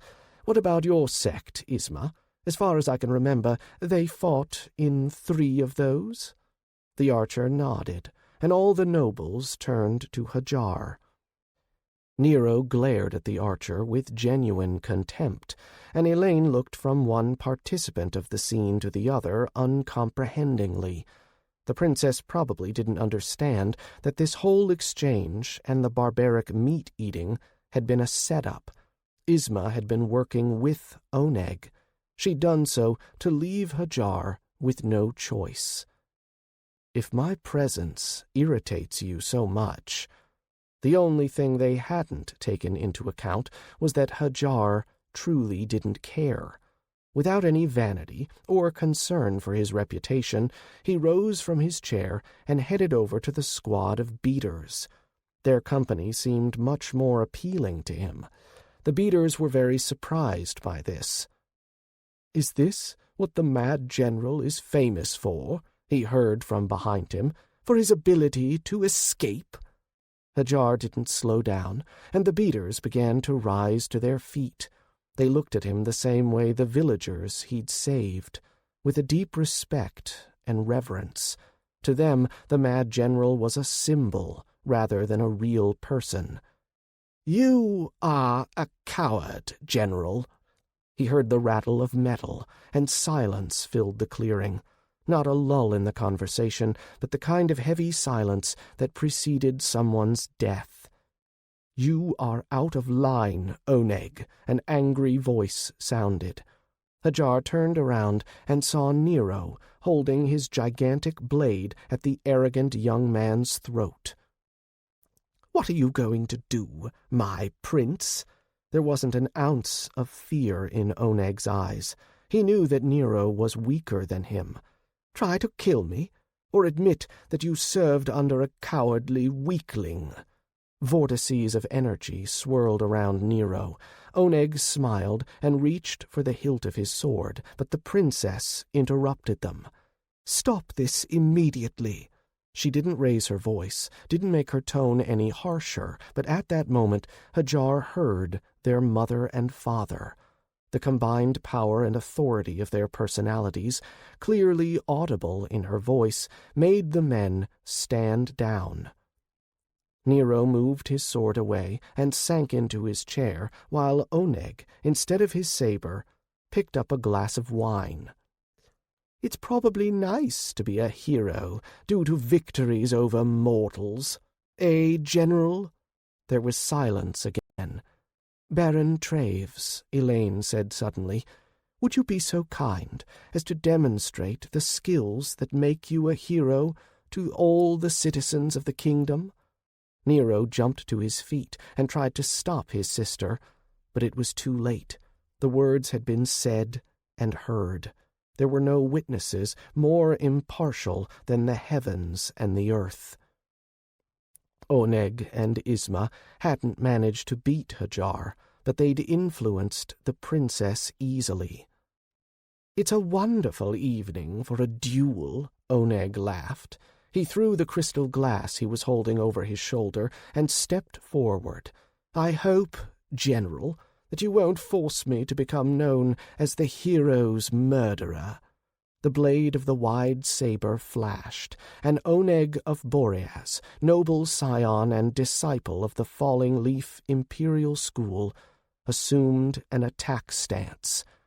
Hadjar just stood there calmly, his hands linked behind his back, his legs close together, the most defenseless pose one could assume. The wind ruffled his patched and worn clothes. When Oneg blurred forward in a swift lunge, Hadjar didn't even move. Chapter 204. Everyone jumped up from their seats. The bravest of the beaters grabbed their blades. They were ready to defend their symbol, a symbol of freedom, rebelliousness, of dignity and military honor. However, no cry came, no blood drenched the ground. The wind was still calmly ruffling the mad general's clothes. His hands were linked behind his back. His clear blue eyes stared at the noble's stunned face.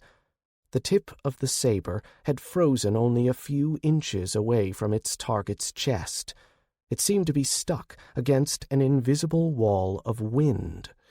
Oneg gripped its handle tighter and pushed forward, trying to break through the barrier, but he couldn't move the blade forward even an inch. Each time he strained, more and more white circles seemed to ripple out from the point where wind met steel. "Damn it!" the aristocrat roared. He turned on his heel, shifted his center of gravity, and slashed viciously at the general. He aimed it at his foe's right side, and if such an attack had struck an unprotected person, their body would have been cut into two unequal parts. Nevertheless, the saber once again crashed into a wall of wind and froze in place. It was as if an invisible hand had stopped the blade only a few moments before impact. Most of the spectators looked shocked, and only the nobles, the prince, and the princess were sitting calmly. They were strong enough to notice that Oneg hadn't used any energy. He'd simply launched typical, albeit skillful, attacks. Any mortal would have been capable of such a feat if they'd spent several decades following the way of the saber. Oneg of Boreas pushed off the ground and jumped back. He landed 10 yards away. He was still arrogant and confident. The two unsuccessful attacks hadn't affected his self-esteem. I would have been extremely disappointed, Baron, if you died before the battle had even begun." His tone was filled with contempt and mockery. His foe didn't even blink. Oneg became irritated. Here in Lydas, the son of a duke was almost a king in his own right, while in the Empire he was the same as the cooks and beaters who accompanied them. A servant, a nobody. He couldn't bear the sight of a mere peasant with a general's medallion treating him with the same casual indifference as the senior disciples in the Falling Leaf School. "Dewdrop!" Oneg roared. He assumed a stance that made him look like a crouching tiger ready to jump on its prey. He held the hilt of his saber firmly in both hands and aimed the blade directly at his enemy's chest. Only Isma and Oneg's friend knew about this technique. The best disciples of the school could use it to kill a practitioner at the transformation of the body stage. If the mad general relied on just energy to defend himself this time, he wouldn't be able to survive. Oneg's blade shone with a blue light, and as he exhaled, the young nobleman thrust the blade out. A blue ball was launched from the tip. It stretched and changed until it began to resemble the broad blade of a saber. It looked as if the blade had indeed produced a drop of dew. Deadly and insanely fast, it rushed toward Hadjar's heart. Everyone screamed. However, it wasn't a scream of fear or horror. Rather, one of surprise. Hadjar turned into a whirlwind of gray, tattered clothes. As he spun, his rags shot up, covering his face and torso for a moment.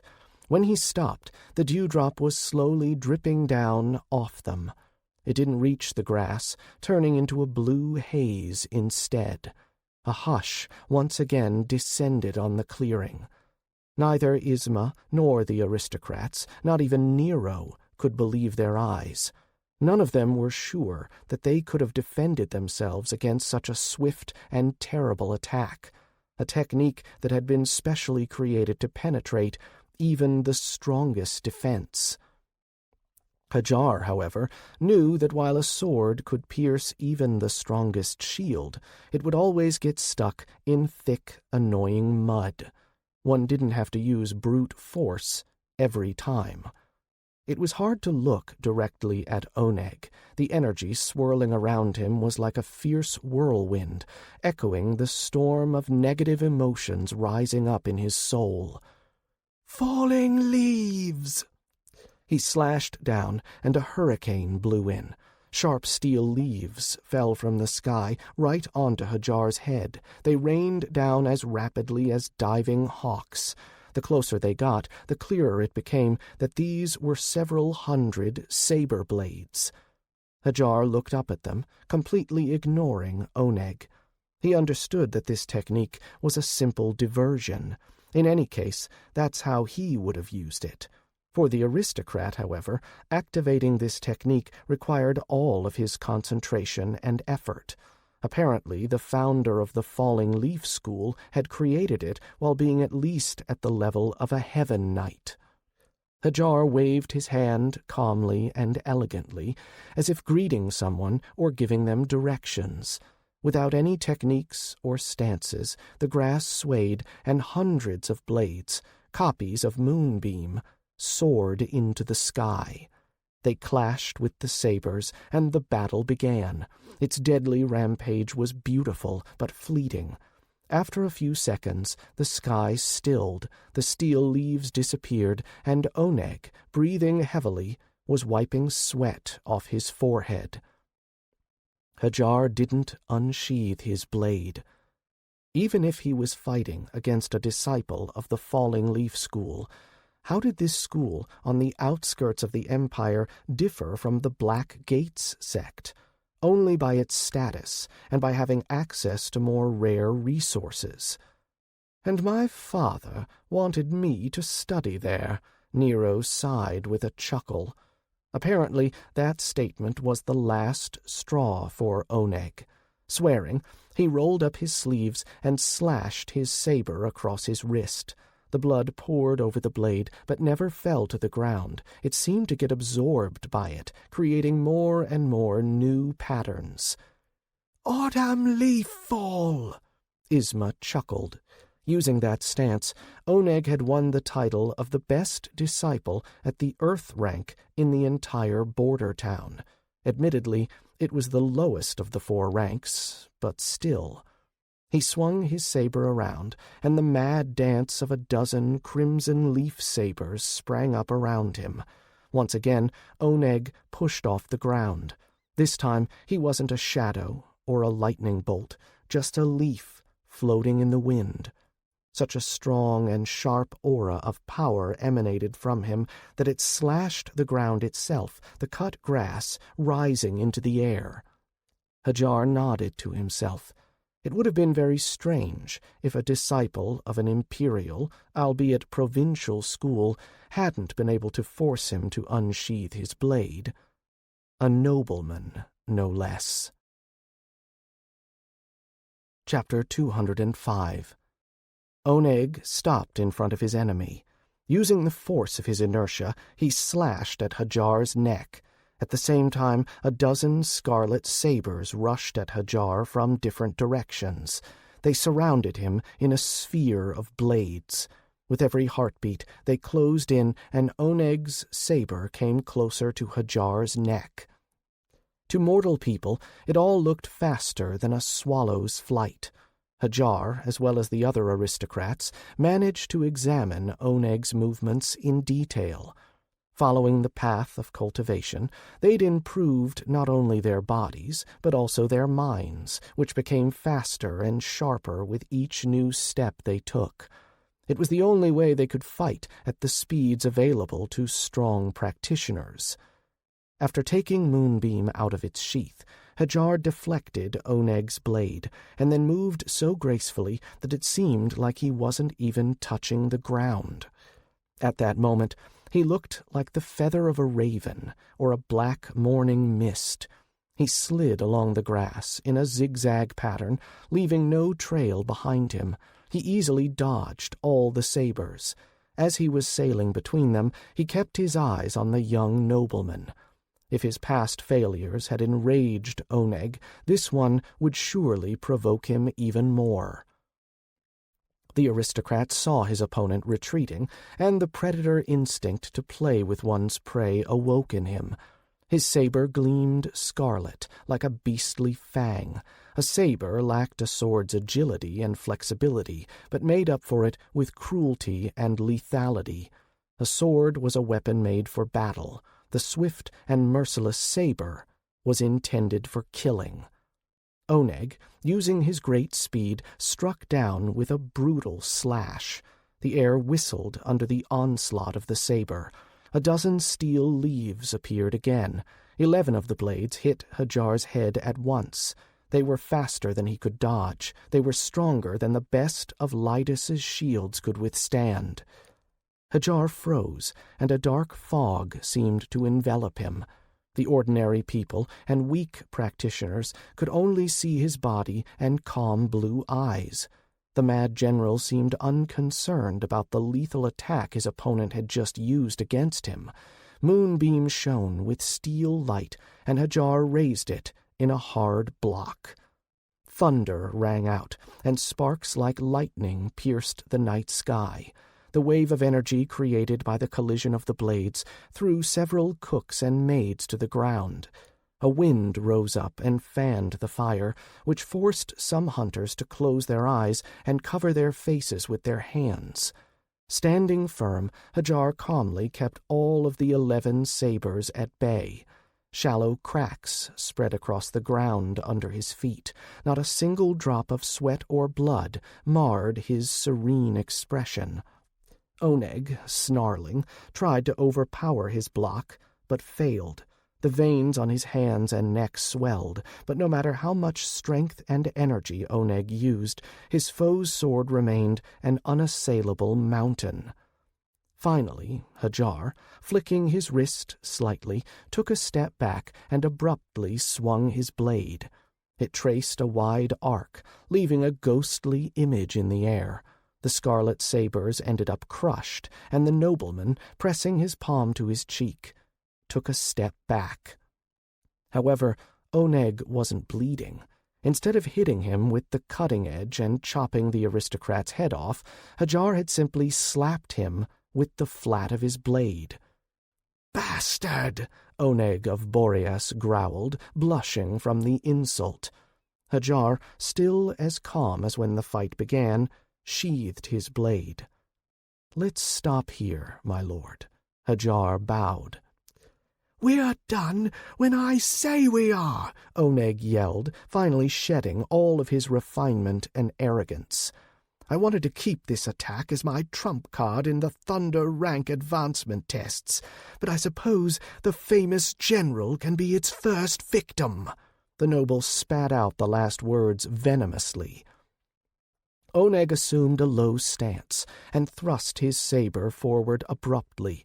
It whistled and then stopped. A scarlet ray erupted from the blade. Like a striking snake, it cut through the air and flew toward Hadjar at an astonishing speed. From the side, it looked as if Oneg's saber had suddenly become 10 yards long. Hadjar's sword was already in its sheath. Once again, the people jumped to their feet. Exclamations of surprise and admiration filled the clearing when steel lightning flashed and Moonbeam cut the scarlet ray in two. Hadjar's strike had been so quick and precise that it seemed as if he hadn't pulled the sword out of its sheath at all, but had instead materialized it out of thin air. It looked like the blade had been in his hand the whole time, just invisible. The people sat back down. Even Hadjar considered the duel to be completely over, but Oneg's bloodthirsty grin suggested otherwise. Realization came too late. The two halves of the noble's attack went around Hadjar and targeted the maids and cooks. Hadjar rushed after them. "Your choice, General," Oneg said, panting. This final attack had cost him all of his energy, so regardless of the outcome of that last clash, the winner of the duel was more than obvious. Hadjar didn't care about that at the moment. He was playing catch-up with death, not his own, but with the demise of others, and so the stakes seemed unusually high to him. One half of the technique was charging toward a frightened maid who was hiding behind a silver plate, as if that could ever protect her. The second one was aimed at the young apprentice of a cook. The boy was about 10. Even his mustache hadn't begun to grow yet, and if the selfish noble had his way, it would never get a chance to. Hadjar made his choice. He threw his sword at the right half of the ray. Grabbing the boy, he blocked the second half. Blood soaked the ground, and the ray melted away into the darkness. However, Hadjar was no longer in the spot where the first droplets had fallen. Hadjar had chosen the boy because he weighed less. A black shadow flickered. Not a single cry had escaped the former general when the scarlet ray had pierced his left side. Moonbeam had only been able to slow the strike of Oneg's saber for a moment, but that had given Hadjar enough time to overtake death itself. Strength had never been what he relied on. Speed, however. "Don't worry," Hadjar whispered. Shielding the frightened maid, he lowered the little boy down next to her. The terrified girl hugged the crying child immediately. Hadjar smiled, nodded, and straightened up. With his left hand, he pinched the bleeding wound on his left side. The maid screamed and held the child even tighter. She saw a terrible, bloody stain spreading over Hadjar's back, where the second ray had struck him. "You have no right, bastard!" Oneg squealed out, paralyzed with fear. What he saw in front of him definitely wasn't a human being. Chapter 206 The aristocrat noticed the reflection of a beast in the depths of Hadjar's clear blue eyes. As Hadjar slowly walked toward his sword, which was stuck in the ground, all the noble could see was a dragon approaching him. "Stay away from me!" The saber fell from his weak grasp, and the aristocrat fell back on his ass, ignoring his friend's screams. "Stay away from me!" Hadjar raised his sword above him and slashed. A storm burst out of it, one capable of wiping a whole city off the face of the earth. A thunderbolt struck, roaring like a dragon that had awakened after 1,000-year slumber. A flash of steel light blinded the spectators for a moment. And then everything was quiet. The unscathed Oneg lay on the ground, his eyes glassy. He wasn't dead. He'd just fainted. However, the people were amazed by a very different spectacle. A few inches away from the aristocrat's head, a jagged tear had spread across the ground. Several yards deep, it looked as if a giant from the ancient legends had cut the earth with a huge broadsword. The fury in the mad general's eyes gradually faded away, until finally being replaced by indifferent calm. As if nothing had happened, he pulled off his top. Sitting down on the grass, he laid out bandages and various miniature flasks he'd previously kept in his numerous pockets. He completely ignored the people stunned by his behavior and the bewildered look on the princess's face. She was trying to count the scars on his body, but couldn't. "Let me help." Nero sat down beside him. Hadjar nodded and allowed his friend to treat the wound on his back. It stung. Suddenly, he remembered Nehen. He lay on the animal skins. Officers and commanders were shouting outside his tent. They were trying to get the camp back into a disciplined state after their recent victory over the invasion of the monsters. He didn't care. He idly stroked the curves of Nehen's snow-white body. She was the most beautiful witch in the world. Of course, Hadjar would never say that in front of Sarah. Now, in these rare hours of undisturbed peace, he could afford to relax and let his mind wander. "My stupid general," her hot lips growled in his ear, almost wolfishly. Hadjar shivered, and goosebumps covered his skin. Everything below the belt tightened, and Nehen, feeling her man's growing desire, leaned closer. She did so in a way that only experienced women could manage. In just one movement, they were able to make men lose their minds and ability to think clearly. It was neither magic nor secrets learned on the path of cultivation, just a simple female trick. Sometimes it could cost a naive fool his life if he was someone accustomed to thinking with the wrong organ. "Why do you call me stupid all the time?" Hadjar asked, keeping himself under control for now. Nehen squirmed and bent like a cat. She played with him, checking how much longer he would be able to resist her charms. She stroked herself over rounded hills, and her fingers went down into their hollows, beckoning him to their warmth and pleasure. She breathed loudly, and for the first time Hadjar felt like prey. "I don't know, stupid general," she whispered and then growled. "Maybe because I want to, or maybe because you're stupid. And yet—" She didn't let him finish, but he found that, in this case, losing a small battle could probably feel good. Hadjar wasn't mistaken. Hadjar was torn away from these pleasant but distant memories by the sound of a hunting horn. Nero seemed to use it purely to annoy his friend. After the battle, if what had transpired between the general and the young noble could even be called that, the group had had to stay in the clearing for another day. Not because of Hadjar's wounds. Despite the apparent severity of his injuries, he merely had shallow cuts on his back and sides. Fortunately, neither his spine nor his internal organs had been damaged. Only the muscle tissue had been cut. Special ointments, left over from their time in the army, and his body enhancement technique had handled it quickly. Alas, the technique was at a very low level. Otherwise, such attacks could never have hurt Hadjar at all. It was impossible to find knowledge about the higher levels of the technique in a place like Lydus, or the special resources that were needed to attain them. No, the delay wasn't due to Hadjar. Oneg needed time to recover, so the group had set up camp.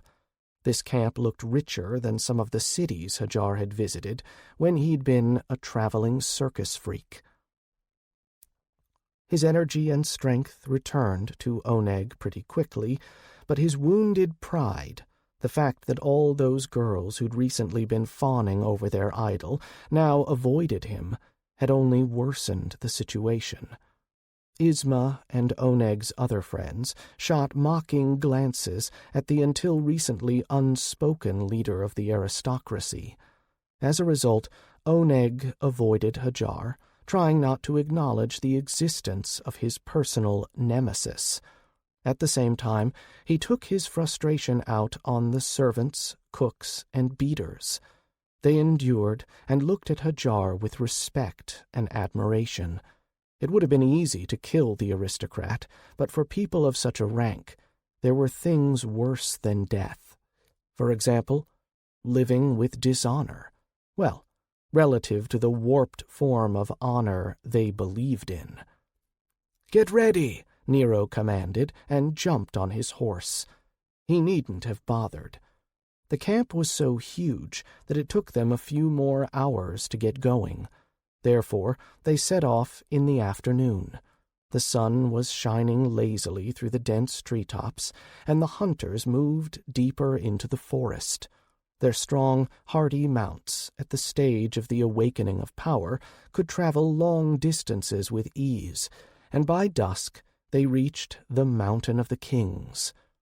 On its northeastern slope, which was impossible to see from the plateau on which the hunters had stopped, stood the ruins of an ancient castle. Hadjar looked around, trying to remember where they were. No matter how much he tried, he couldn't remember these forests or the plateau. Everything around him was unnervingly unfamiliar, although Hadjar, as a child, had explored everywhere. He glanced at the princess, but Elaine immediately looked away. After the duel, her attitude had... "Danger!" Nero exclaimed. At that very moment, the horses neighed. Some of them reared up, dropping their unprepared riders. Hadjar jumped down, holding his horse's bridle firmly. Alas, it didn't help much. The ground beneath their feet trembled, and stone geysers shot upwards.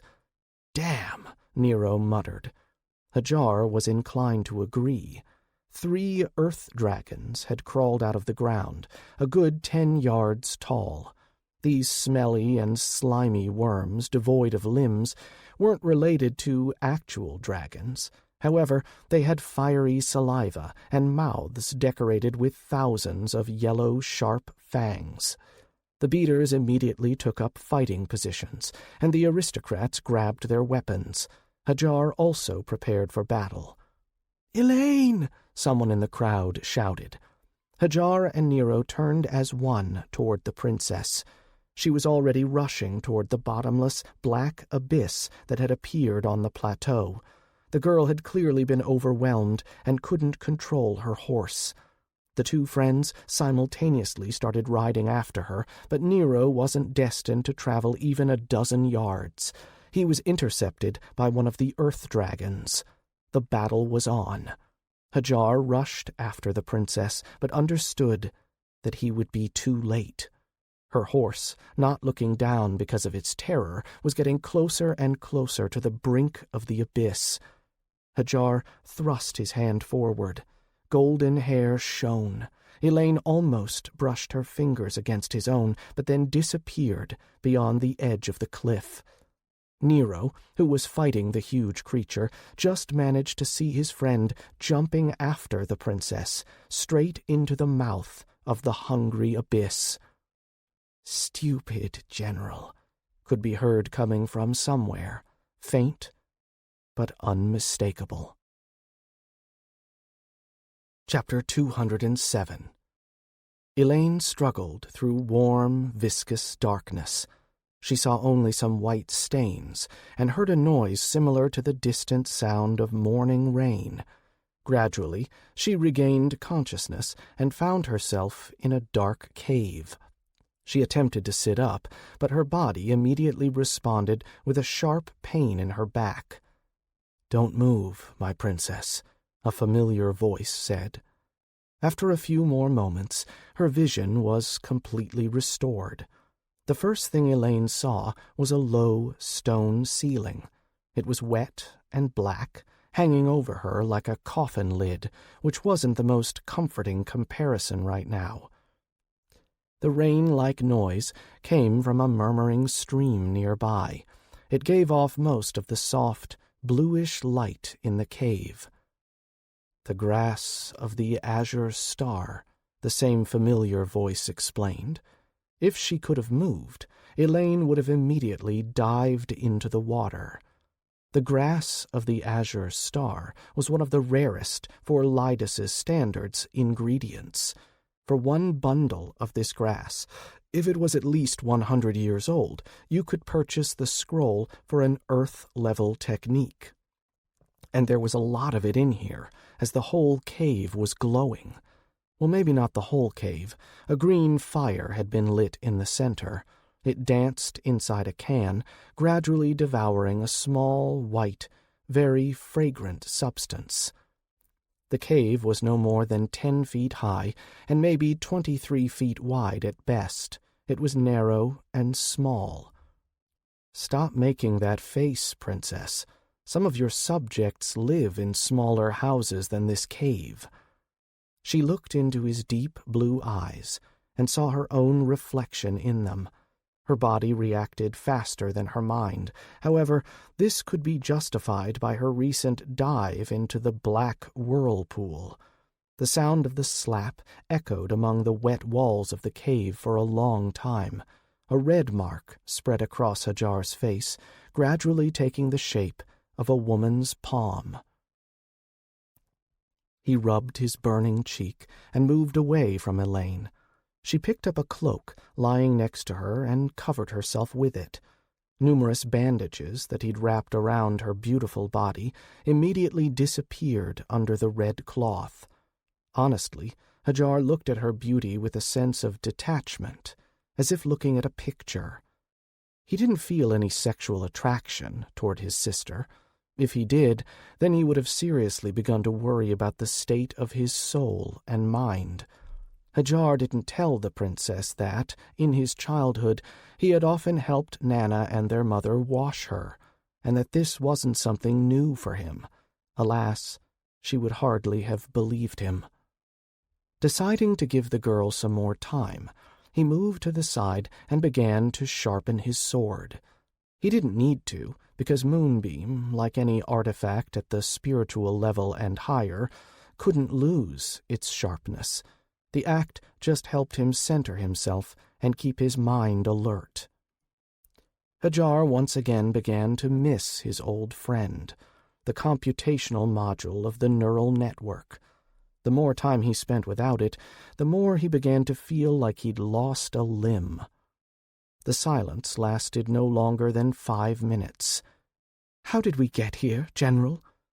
Despite the fact that the princess's voice was calm, Hadjar still felt her anxiety. After all, Elaine had spent all her life in the castle and hadn't seen the world beyond the garden, except for when she'd escaped that time they'd met in the city. "My princess, you fell into the abyss along with your Mustang. I jumped after you." Elaine tried to sit up again, but winced immediately. A red spot began to stain the bandages on her side. Cursing quietly, Hadjar rose and stepped closer. The girl pulled the cloak closer to her chin. "I assure you, Princess, I won't be seeing anything new. I've seen naked women before." Elaine's eyes widened, either due to the depth of the insult or in horror. "How dare you?" "However, you can ignore my medical services. In that case, the poison of the red bat, which managed to bite you quite deeply last week, will spread throughout your body." "A week ago?" Elaine screamed. "Where is Guido? What have you done with my horse?" "Although it's also thanks to that red bat that we didn't die," Hadjar continued, as if he hadn't heard the princess's words. "It brought us to the stream, which, in turn, carried us here." Elaine stared into the general's blue eyes for a while, but she couldn't see anything there, as if the man was completely devoid of any emotion. "Will you let me help you, my princess?" Hadjar reached for her wound, wiping away a tear, a tribute to the memory of her faithful four-legged friend. Elaine proudly raised her chin. "My father will immediately execute you when he sees that you've touched me." The princess was extremely pleased to see the brave general pull his hand away. She didn't know that, because of her words, Hadjar had remembered Haver and how awkwardly he'd used to swaddle the small, ever-crying Elaine. He'd often done so while her uncle, the current king, had nervously paced around the room. Eventually, Elaine gave up. She threw aside the cloak and allowed the general to inspect her bloody bandages.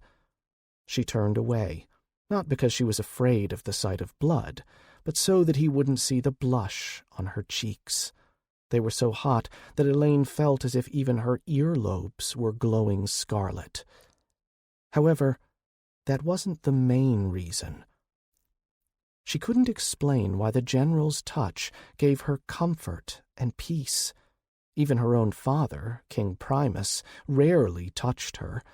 She didn't like being touched. The general seemed to be the first ever exception to that rule. "You said that we've been down here for a week, so how did we—" Instead of answering, Hadjar pointed to the stream. Elaine looked closer and found several empty sections in the abundance of rare grass. Surely not. "Did you use the grass of the azure star for food? But that's like eating pure gold. It's absolutely useless as a food ingredient." "In your opinion, it would have been better for us to starve?" Hadjar asked. "Maybe it's useless as an ingredient, but it's very nutritious." The general bandaged her deftly and quickly, smeared the wound with a stinking, mercilessly burning ointment, and moved back to his corner, as far from her as possible. "Why did you help?" "You said it yourself, my princess," Hadjar stopped her. "I only help the rich and influential people." Elaine's eyes flashed with anger. She wasn't accustomed to anyone daring to interrupt her. "Those servants?" Hadjar looked at the princess. She was beautiful, young, strong. Many men would have gladly given their lives to hold her in their arms for just one night. He would have given his life not to see her bloody and bandaged. "Rest and gather your strength, my princess. Soon enough, we'll have to find a way to get out of here." Hadjar leaned against the wall, laid his sheathed blade across his lap, wrapped himself in a gray cloak, and plunged into deep meditation. Elaine stared at the man. She'd heard so many songs and legends about him. He had always seemed like a magnificent hero to her, and not a recalcitrant, slightly sullen vagabond. She remembered his scars. They weren't just the result of numerous battles, but had also been inflicted by whips and sticks. At that moment, she didn't have any respect or pity for the general. She was driven by a simple curiosity. Since she had the chance, she would solve the riddle named Hadjar Traves. Chapter 208. "We've been here for 9 days," Elaine nibbled on her lower lip nervously, pacing along the edge of the tumultuous stream. "Aaron and everyone else should have gone back to Father by now. A search party will be here soon. Very soon." Leaning his head against a cold stone, Hadjar thought about how nice it would be to push the princess into the water. Accidentally, of course, then jump in after her to save her. That was the only way they could leave this cave. And yet, while Elaine was a strong practitioner, and her body had healed well because of the injuries she'd suffered, she was now no stronger than a trained mortal, but that would still be enough to survive an underground journey. If she'd been Nahen, Moonleen, or Sarah, they would have been long gone by now. However, his sister was a beautiful, carefully raised flower, strong on the outside, but weak inside. She didn't have the backbone that those brave ladies had. She was a girl who'd never known hunger, cold, gunpowder, or steel, and praised the heavens and earth for that. Hadjar was ready to bring any gifts to any gods to thank them for the fact that his sister had led such a life. However, at this particular moment, it was slightly interfering with the minor issue of their survival. "Princess, please, listen to me," Hadjar explained once again. "We are in an underground cave. Nobody knows how deep it is and what part of the mountain it's located in. We ended up here due to a variety of random circumstances, which makes the likelihood of us being rescued minimal," Elaine interrupted, repeating Hadjar's words. "You've already told me this no less than 10 times. I'd hoped that you would finally hear me this 11th time." "I heard you," she shouted, and Hadjar closed his eyes because the ringing echo gave him a headache. "Just stop talking like a court scholar." Still biting her lip, the princess paced the cave. As she did so, she nervously tugged at a small, rustling cloth bundle she'd attached to her belt. She had collected about a dozen bunches of the rare grass. Hadjar hadn't even suspected that his sister had an entrepreneurial spirit. He wasn't interested in the ingredient, since he didn't have the resources and knowledge to use it. If he attended a sufficiently large auction with it, people whom he wasn't currently capable of defeating would come after him and the grass. If Hadjar had to choose between wealth and life, he always chose life. Besides, with his sword hanging on his belt and endless expanses stretching out before him as far as the eye could see, he felt richer than any king ever had. "They'll come and save us." "No one will be coming for us, Princess," Hadjar said calmly. "I have no doubt that the king has sent a search party. But if no one could detect a whole underground stream teeming with one of the rarest cultivation ingredients for tens of thousands of years, then you and I won't be found either." The princess froze and looked at the water. Apparently, this argument had convinced her at last. With a sigh of relief, Hadjar rose and walked over to Elaine. He understood her panic and confusion perfectly well, as he had experienced it himself 15 years ago. Without legs, disfigured, and enveloped by pain, he had been thrown into a stony darkness.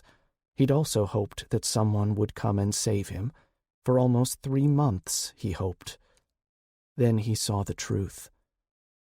He became aware that he was the one who would come and save him, that if he did nothing, nothing would change. The gods saw his efforts. Maybe that's why fate had taken pity on him and sent him a blessing in the form of a slave collar and a traveling freak show. Hadjar frowned and chased away these unnecessary memories. Around Elaine, he constantly found himself feeling sentimental. "We don't have 3 months this time," Hadjar whispered. "What did you say?" the princess asked. He saw his reflection in her eyes. They had similar eyes, which they'd inherited from their parents. In all other ways, they were as different as any two people pulled out of a crowd were. Trave's heart had changed Hadjar too much. "Nothing," Hadjar shook his head, realizing that he had said the thought out loud. Elaine looked at the water again. She trembled slightly. The girl clearly wasn't accustomed to feeling weak and defenseless. She wasn't used to entrusting her fate to a stranger, even if said stranger was a celebrated hero. "What is your plan, General?" the princess finally asked. Hadjar barely restrained himself from letting out a victorious shout. He had spent the past 2 days trying to convince the princess to allow him to save her. Nahan would have probably laughed her ass off. "Stupid, General," a faraway, ghostly voice said. "Take a closer look, my princess." Hadjar pointed at the water. "What do you see in its depths?" The princess squatted down and looked. In the water, which was glowing with a gentle light, one that was slightly flickering because of its flow, she saw only her reflection. "Me?" The general sighed and sat down beside her. He suddenly put his hand in the water and then abruptly pulled it out. Not a drop had been left behind on his clothes. Hadjar's movements had been so fast that they'd cut through the water. He was clutching a small fish in his calloused hand. "Is that our dinner, General? To be honest, I'm really sick of the grass, even with it being so precious." A spoiled little princess, Hadjar thought, but instead said, "This fish, my princess, eats small insects. It emerges from the water to catch them. And in the 10 days we've spent in this cave, I haven't seen any living beings except for us. Consequently, this fish eats somewhere else." The princess looked at the fish, which the general had released back into the water. "You do realize that the stream might pass through small cracks that this fish can swim past, but we can't?" "If it's still not fully grown, yes," Hadjar nodded, "but an adult specimen can be up to 70 feet in length." 70 feet? How many flies a day does that fish eat? "Flies are different, my princess." The general's smile was a little frightening. "You can ask your brother. A fly once almost sent him to the next world." Judging by Elaine's face, she didn't believe that Nero could have been killed by a simple fly. Of course, she was right. An ordinary fly couldn't have done so, but a green metal fly, a huge creature with a wingspan of 10 feet, almost had. Hadjar conveniently forgot to mention that it had almost devoured him as well. "How long can you hold your breath, my princess?" Elaine thought about it, then measured her pulse and sighed heavily. "Normally a quarter of an hour, but in this state, no longer than 9 minutes." Hadjar nodded and walked over to his corner.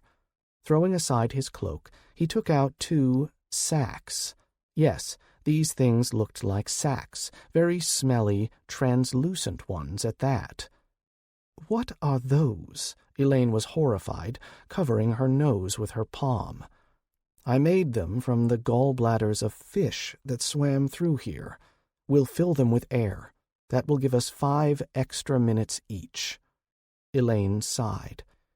Apparently they had no other choice. This was her chance to go on a dangerous journey. Strangely enough, she'd dreamed about this for almost her entire life, but now that fate had come knocking, she was frightened. They quickly got ready.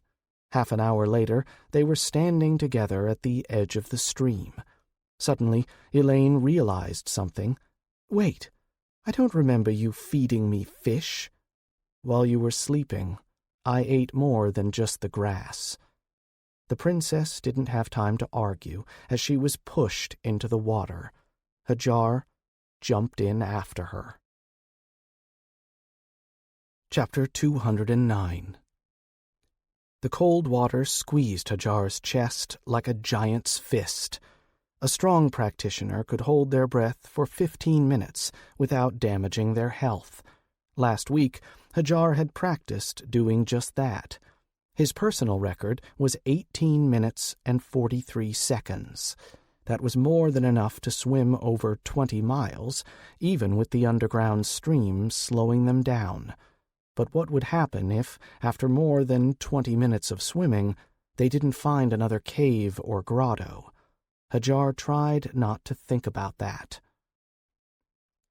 He'd given both oxygen sacs made from the fish gallbladders to Elaine. She swam after him.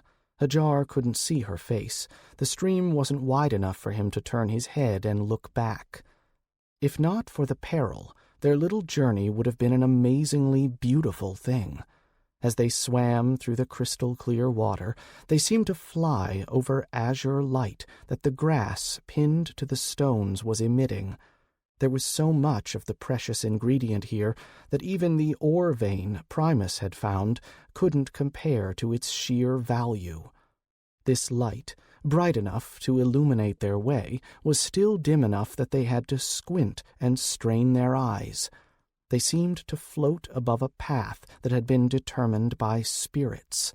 Sometimes fish joined the siblings on their journey, the same kind that Hadjar had been eating for the past week. Of course, he had wanted to feed his sister the fish, not just the grass.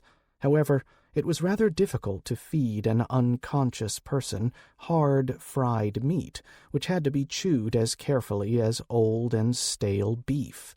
So he'd had to squeeze juice from the grass into her mouth.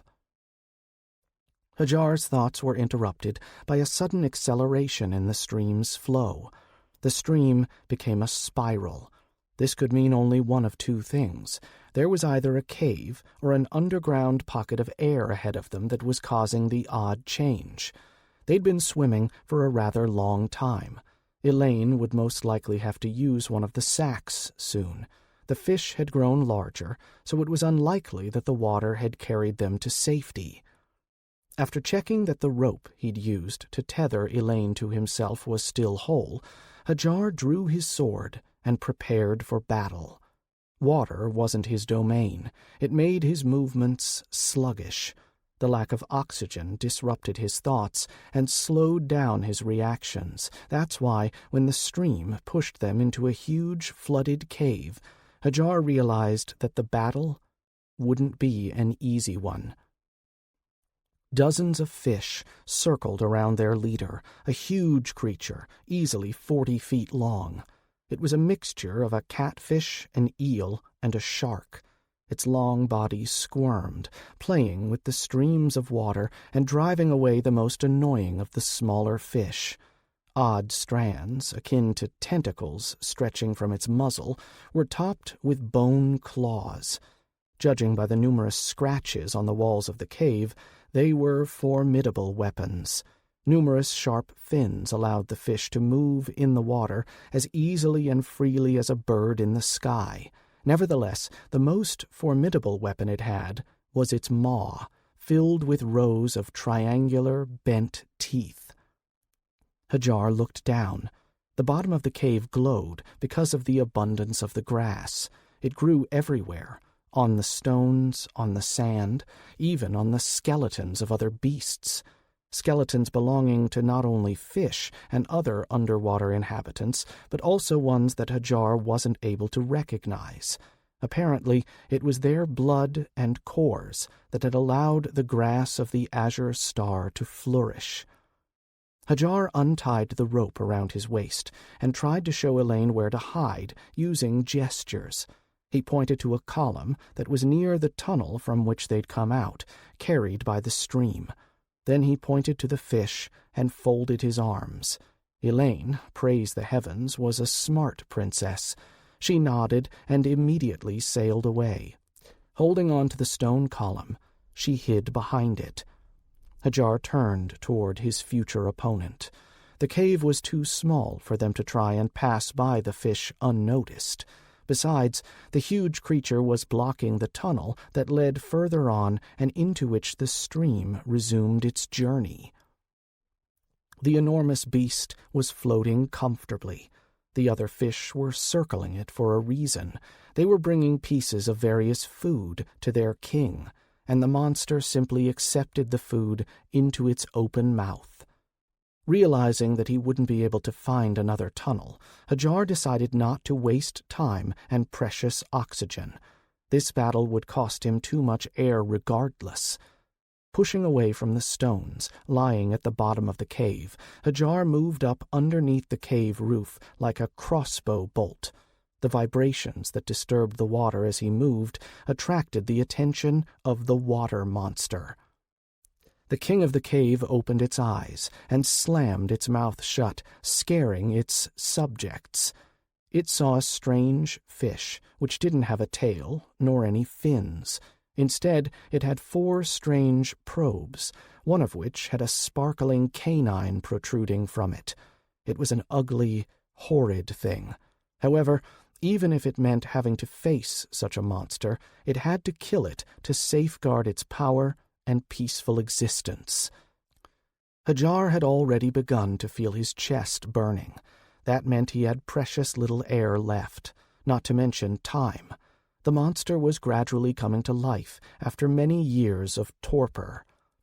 The sweeps of its fins changed the flow of water and disturbed the grass at the bottom, which caused the azure light to dance in odd, intricate patterns. The scales on the tail of the cave king caught these patterns, looking like they were covered in a net of azure threads. Then a wave of its huge tail made the water head toward Hadjar. Almost invisible to the naked eye, it nevertheless created enough pressure to flatten not just a person, but an actual stone. Hadjar raised Moonbeam in front of him. The blade, illuminated by the light of the grass, lived up to its name perfectly at the moment. The former general didn't attack. However, the light peeled off from his blade. It took the shape of the blade, growing until it became a cutting edge that stood in the way of the water trying to crush him. The clash of the two skills didn't produce any loud noises or visible signs of the struggle between them. There was only silence. The stream, which had been cut in half, moved around Hadjar and hit the walls of the cave, leaving deep holes in them. For the first time in his life, the Cave King was facing an enemy that it wasn't capable of killing with just one blow. That was bad luck on this strange, ugly fish's part. It would know the rage and power of the king's steel teeth and sharp fins. The king's subjects would have a bloody feast that would make them stronger. Hovering in the water, Hadjar watched the huge monster rushing toward him. It opened its mouth and exposed the rows of crooked fangs there. The general couldn't afford to fight in melee. Even if he won the battle, he would have very little oxygen left afterwards. Time slowed for Hadjar. On his back, the tattoo left behind by the sword spirit shone slightly. The water hindered his movement. It didn't allow him to fight as easily and as freely as he did on land. Nevertheless, it was also the main weakness of the underwater monster. When the creature was a moment away from devouring him, its mouth closing in around him, he launched a single attack with his sword. Chapter 210. That one movement was enough for the light in the cave to change. It seemed to come alive.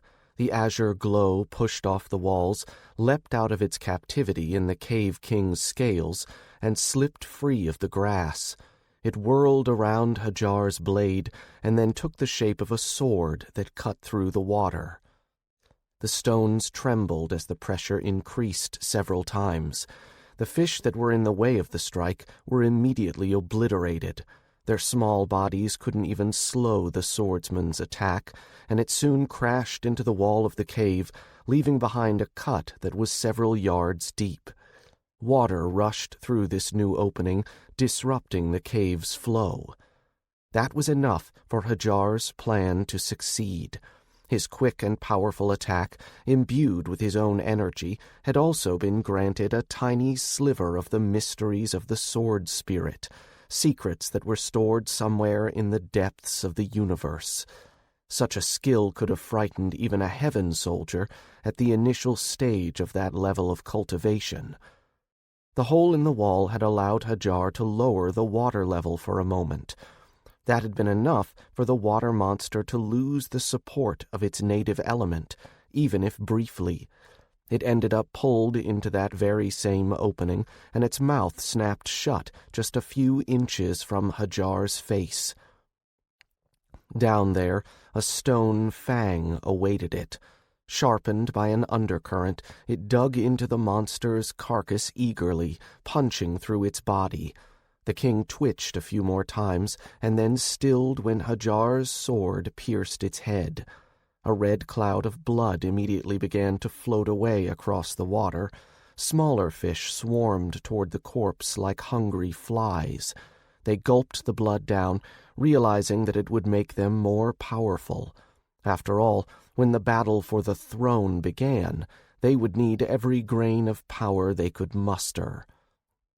Elaine swam out from behind the column. She held only one air sac. Hadjar swore. His hands were already trembling slightly due to the burn in his chest. Even such a short battle had cost him too much of his strength and oxygen. The princess reached for her knife. She looked greedily at the core of the monster's power that could be seen inside its flesh. Hadjar stopped her with a powerful wave of his hand. He caught the end of the rope, tied Elaine to himself, and pushing away from the monster's body, rushed toward the second tunnel. She definitely was her father's daughter. The princess had probably cried inconsolably over how much of the rare ingredient they'd wasted. Now the monster core was out of her reach as well. Hadjar, on the other hand, understood that the core wasn't that valuable. Of course, the fish had been big and strong. However, its energy indicated that it had barely been at the alpha stage. If the water hadn't been hindering him, Hadjar would have dealt with it even faster and wouldn't have spent so much energy and oxygen on it. The stream picked up the two uninvited guests and carried them toward another stone cave. The flow started to accelerate even further, and the walls of the underground tunnel began to tighten around them. Despite the smoothness of the stones, they still scratched their skin and tore into their clothes. Hadjar and Elaine left a bloody trail behind them. Hadjar couldn't see them, but he knew that hundreds or even thousands of fish that had been in charge of taking care of the monster were already following their bloody trail. While they hadn't been much of a danger to him in the cave, right now, in such a narrow tunnel, he didn't have room to even unsheath his blade, let alone wield it. The burn had already become intolerable. He somehow managed to turn around, only to see Elaine inhaling air from the second sack. Damn it, Hadjar mentally cursed. His lungs felt like they were on fire. His body was trying to force him to take a life-giving breath of oxygen.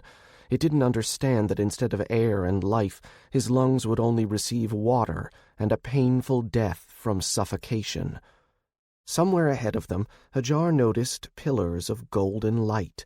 He mentally reached out toward them, trying to make his body hold out a little longer, just a little bit longer. The sun's golden rays were waiting for him up ahead. His freedom and the surface were within reach. However, they were also so far away. Viscous, cold darkness closed in around him. It clung to his thoughts and body from all sides. He was drowning in it. He tried to endure, but couldn't. Hadjar fell into it. He fell deeper than ever before. Then he burned.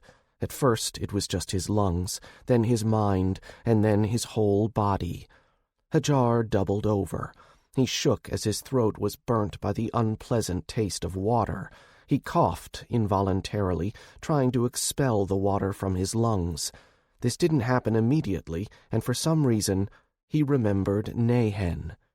"Stupid general," sounded somewhere on the edge of his consciousness once again. Through the pain, Hadjar inhaled life-giving oxygen with all his might. Coughing again, he repeated the action several times, until he finally felt like he wasn't going to pass out at any moment. Sitting up suddenly, Hadjar shook his head like a dog and could finally see normally again. In front of him, on her knees, a blushing Elaine sat. Her wet hair lay across her slightly trembling shoulders, and she kept touching her sensual pink lips with her hands. "Thank you," Hadjar nodded. He also thanked all the gods that someone had taught the princess how to do CPR. "Thank you?" the princess exclaimed. She jumped to her feet and reached for her belt, but didn't find her blade there. It had disappeared when the goddamned bat had grabbed her. "That was my first kiss. Who will return it to me now? My first kiss is lost forever." Hadjar smiled slightly. The way she was talking right now reminded him of how their parents had used to quarrel. Unlike most children, he'd never been unsettled by their arguments because they had always known to end them in the warmth of their huge bed, keeping their love strong. "Actually, my princess, that doesn't count as a kiss. You just saved my life, after all." Hadjar rose to his feet and shook off the dirt that had gotten on his wet clothes. "And I still don't understand why I did it." Elaine snorted and turned away. Her ears were so red that Hadjar had no doubt that, if he were to place moonbeam on them, the sword would melt. In an odd way, his sister combined militant determination with the shyness of a homegrown princess. One day, someone would be lucky to have her. Or, well, perhaps unlucky. "I dare to assume, my princess, that you did it because without me, you won't find your way out of here." Elaine ignored him. After sitting down on the nearest boulder, she tried to dry her hair. However, it only became more tangled and messy, which annoyed the princess even more. Hadjar looked around. The place where they had found themselves was amazing. They had stumbled upon some very old ruins. According to his modest estimate, since his neural network still wasn't working, these ruins were at least 100,000 years old. They'd been here long before the first royal castle of Lytus had been built on the hill. Damn it. Where were they? Chapter 211. Hadjar got up and looked around. He stood on short grass that almost looked like it had been mowed. It covered the ancient stones that made up a road which snaked along among the rocky hills and cliffs. Once, in ancient times, this road had led to a pond or a well that had now turned into a small lake. Elaine and Hadjar had emerged from this lake. Rather, Elaine had emerged from it. Then, while deprived of her strength as a practitioner, reduced to the level of a mere mortal, she'd miraculously managed to pull an adult man ashore, give him CPR, and wrest him from the clutches of death. Hadjar was overwhelmed with pride for his sister's accomplishment. "It looks like a temple," her muffled, brooding voice offered. Hadjar turned and looked at the crevice where they were currently standing. Stone walls, reaching toward the sky, stood on either side of the wide road. They were smooth, as if carved by an experienced sculptor, and surrounded the plateau. Old bas-reliefs and patterns, sometimes destroyed by wind and time, could be seen on their surface. They depicted scenes that Hadjar didn't remember learning about in history lessons. Even without his neuronet, Hadjar could recall most of Southwind's lessons from memory. May the forefathers favor him. Therefore, whatever this place was, it was ancient and probably part of the earliest history of the world, so ancient that Hadjar couldn't even guess what it actually was. He squatted down and touched a grass-covered stone. It was so smooth that water would have flowed across it without leaving much of a trace. No one in Lydus, and perhaps in the whole empire, could work stone with such skill, and it was even unlikely that technology had reached such a level back on Hadjar's homeworld, Earth. Having drawn his blade, Hadjar tried to cut a piece of the stone off. When he struck it, his hands shook, and a tiny, barely noticeable scratch appeared on the surface of Moonbeam. "Damn," Hadjar muttered, running his fingers along the blade. He put even more power into his next attack, using more force than when he'd cut the water in half back at the cave. Even so, he couldn't leave a single scratch on the time-worn stone, and only damaged his own sword further. "How old are these ruins?" the princess asked, watching the experiment. Hadjar straightened and sheathed his blade. The road leading up the hill wound around the grass-covered, ruined walls and houses. Some of them had been 3- and 4-story buildings. Now they were just remnants of the once magnificent dwellings. Stone protrusions and rare preserved slabs hinted at stairs. Time hadn't spared even these skillfully made, very sturdy buildings. Nor had the sun, shining brightly. Maybe this wasn't a mountain, but a volcano that had fallen asleep forever. It was so enormous that its eruption could have easily destroyed this planet, if it even was a planet and not something else that Hadjar couldn't comprehend. 10,000 centuries, he said. Maybe more. Elaine blinked in surprise and rose abruptly from the stone she'd been sitting on. She brushed off the ivy and recoiled. What she'd taken for a boulder was in fact the head of a sculpture of incredible beauty, one depicting a female dancer. Every fold of her silk shawl, every eyelash, every pore on her beautiful face looked almost frighteningly lifelike. Hadjar could swear by all the demons that, even in the crypt of the ancient cultivator, he hadn't seen such beauty and skilled craftsmanship before. The most terrifying thing about all of this, however, were the implications. Hadjar was scared of the possibility that a temple, sect, or school, which had been at an unusually high level of cultivation, had once existed in the territory of Lydus. Because, judging by how well-preserved everything was around here, something had ended its existence. Furthermore, it had done so swiftly, easily, and without being noticed, in less than a day. "We need to get out of here, my princess." Hadjar pointed to the stairs carved into the rock. Winding upward, they almost reached the mouth of what he presumed could be a volcano, ending in a sharp precipice.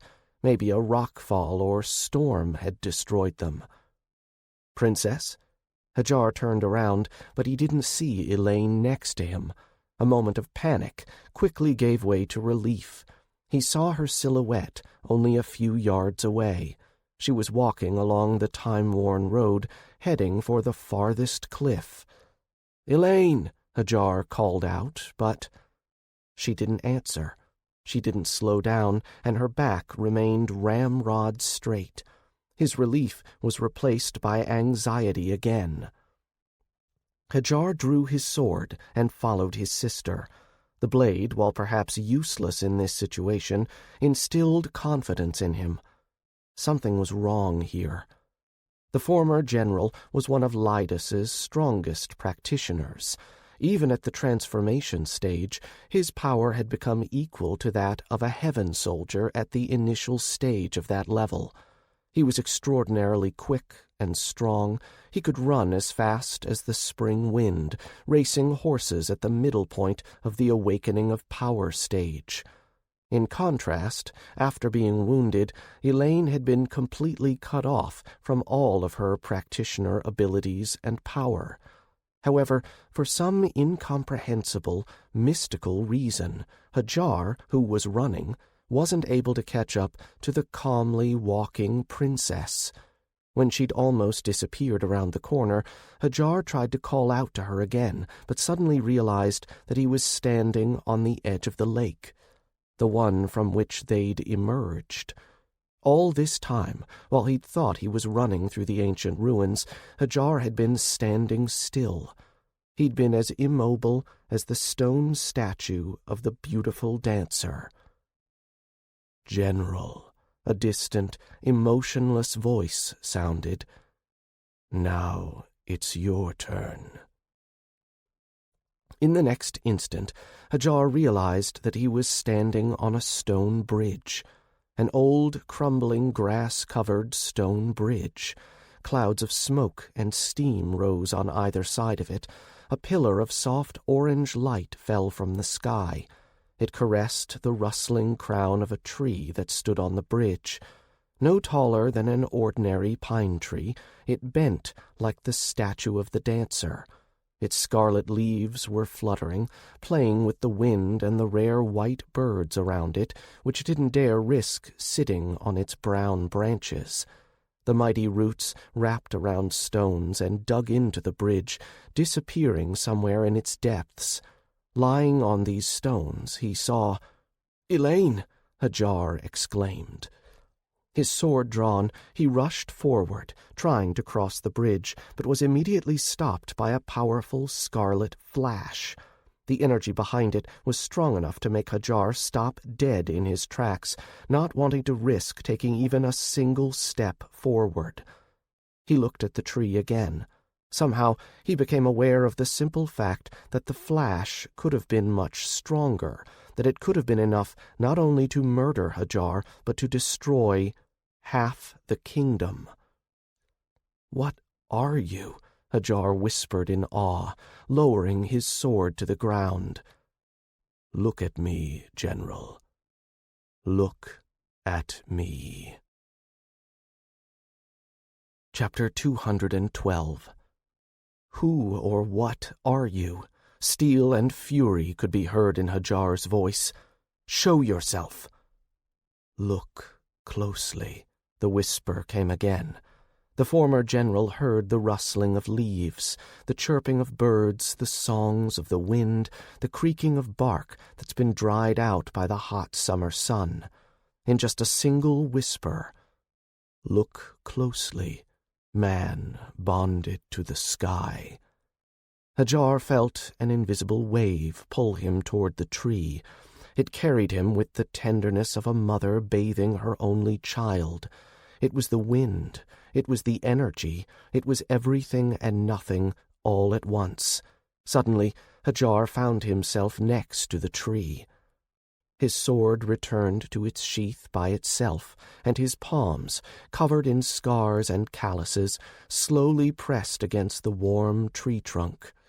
The birds were singing, the leaves were rustling, telling old fairy tales and legends that had no place in this endless world.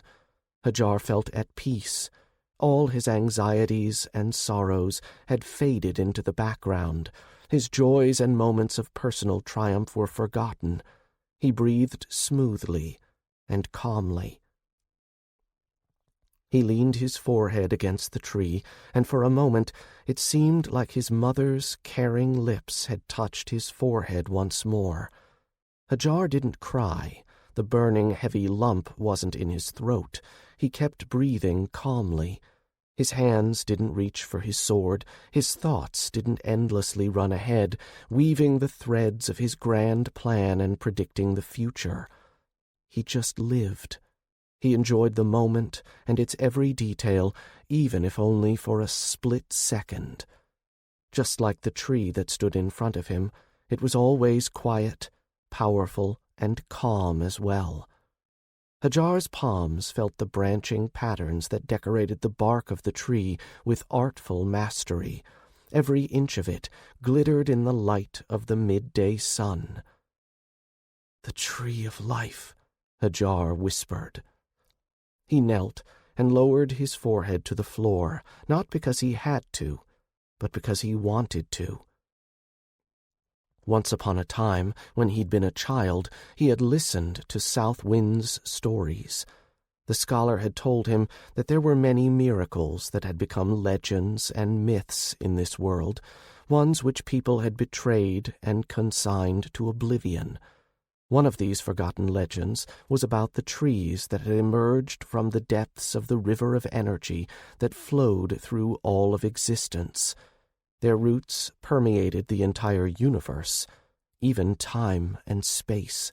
Their leaves contained the wisdom of thousands of centuries.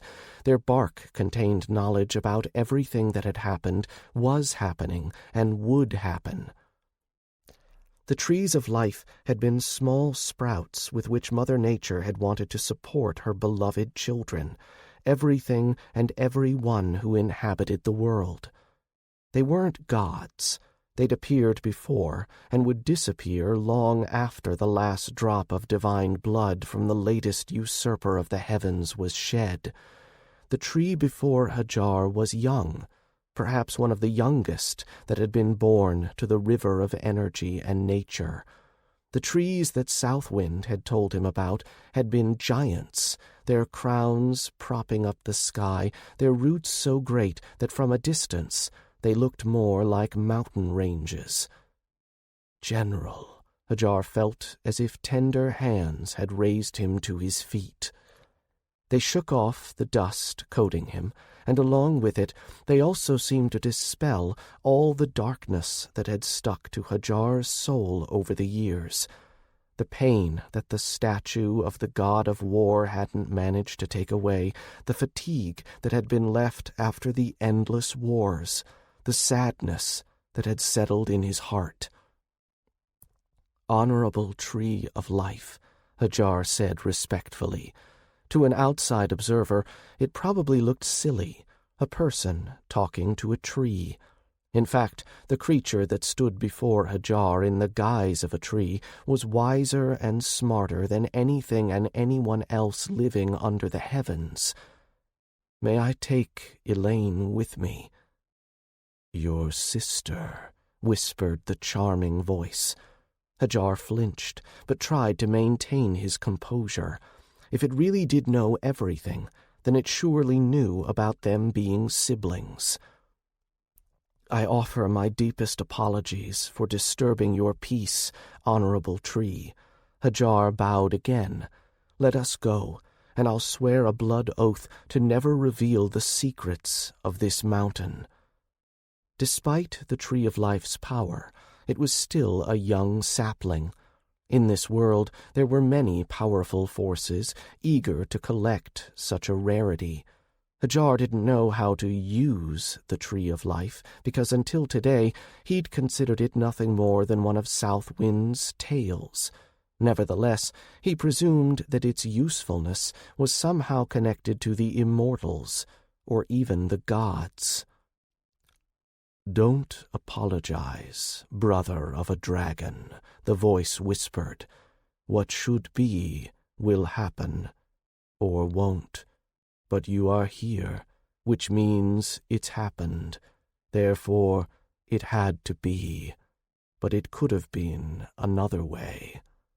Hadjar blinked a couple of times and shook his head sharply.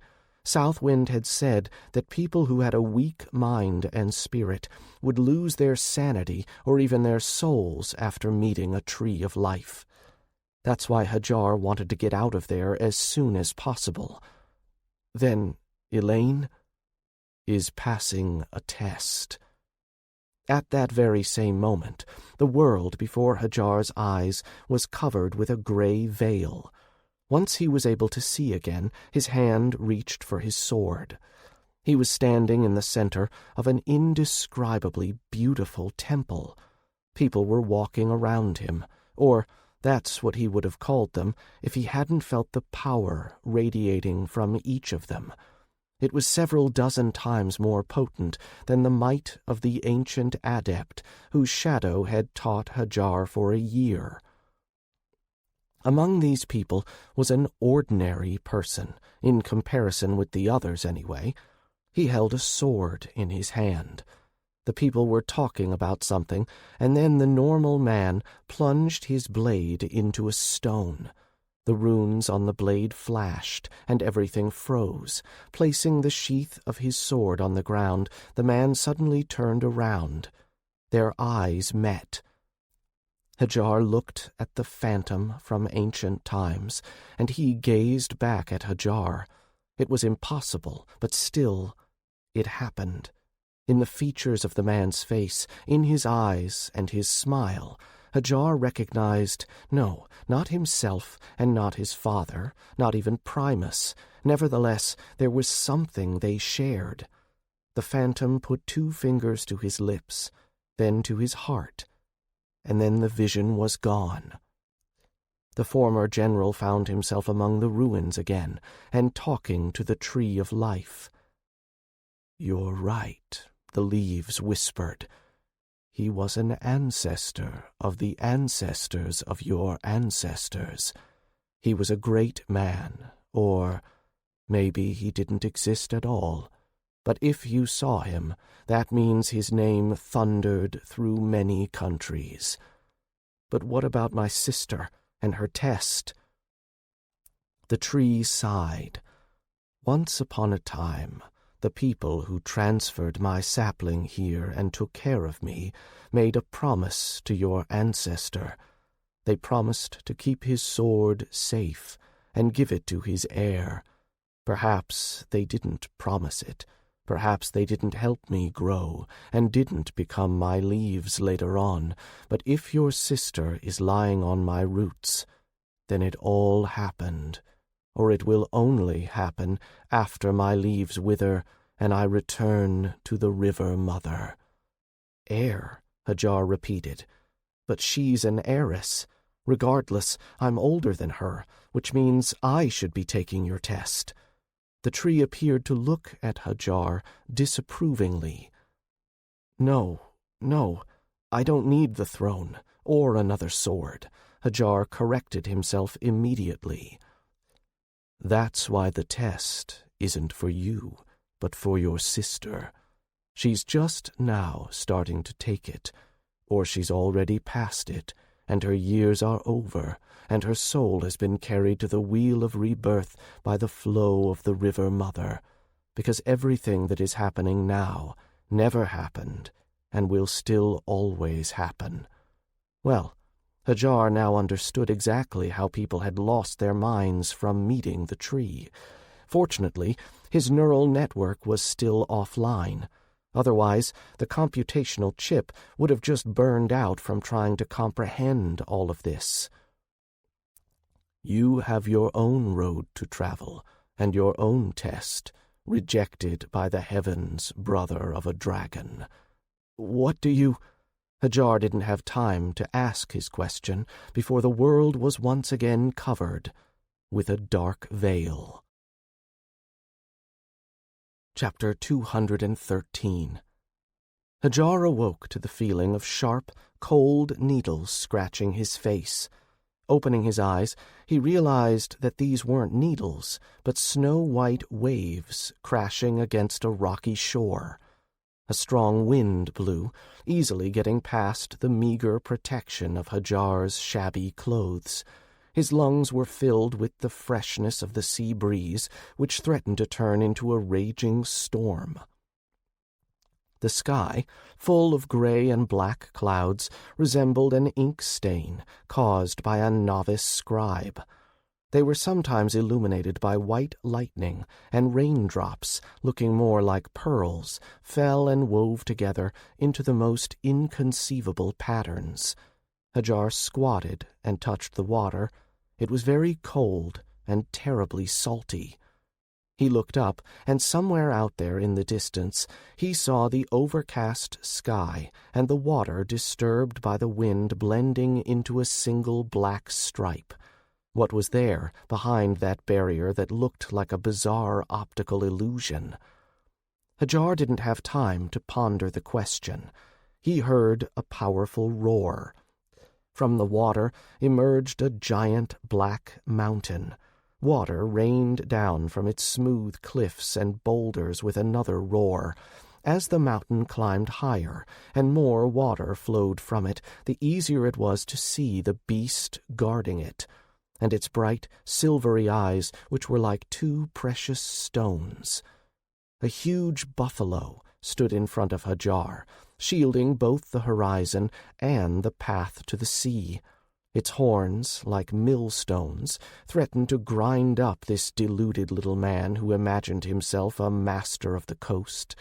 Clouds of steam burst from the monster's expanding nostrils.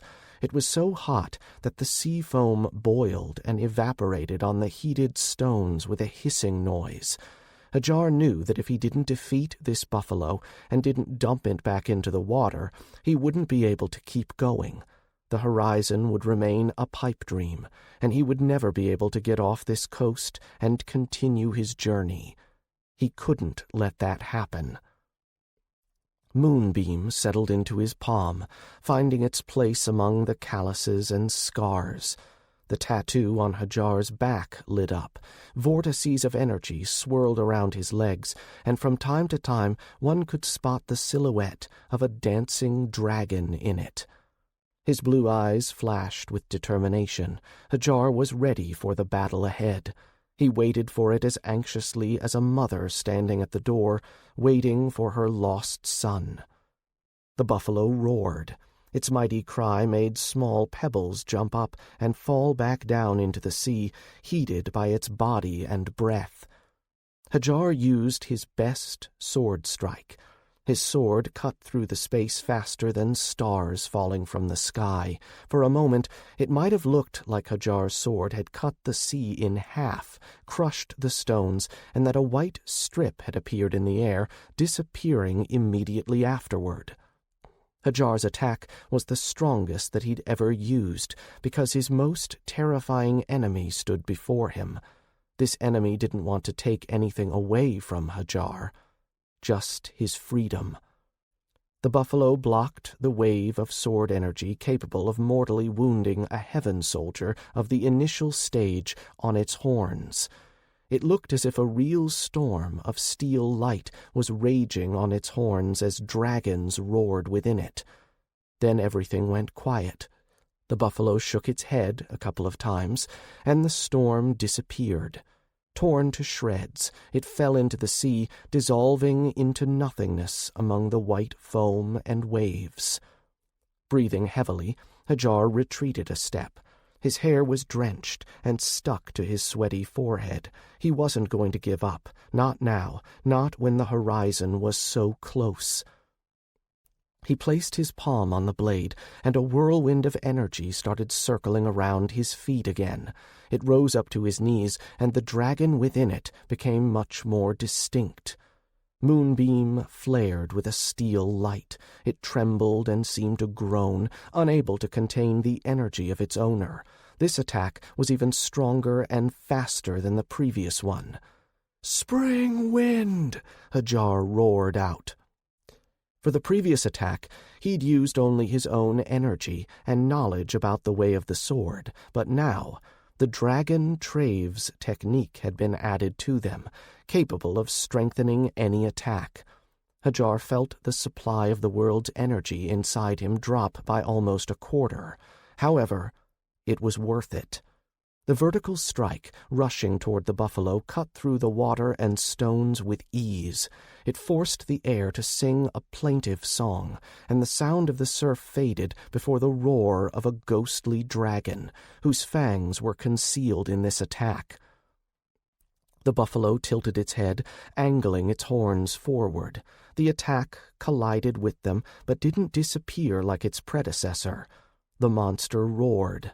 Thick blood coated its black fur. The strike, however, hadn't been able to cut through its strong skull. It had only pushed the buffalo a few yards back. High waves rose and fell on the stones with a crash. Steam drifted up into the sky, but that was all. The obstacle still stood before Hadjar, and what did the mad general usually do when he was faced with one? When he was weighed down by the strongest chains? He broke them. 100 times more, Hadjar launched attack after attack, roaring as he did so. 1,000 times he rushed into melee range, pitting his blade against the horns. The fight nearly destroyed everything around them. Nobody knew just how many days, weeks, months, or even years had passed during this incessant battle. Hadjar didn't feel hunger, thirst, or fatigue.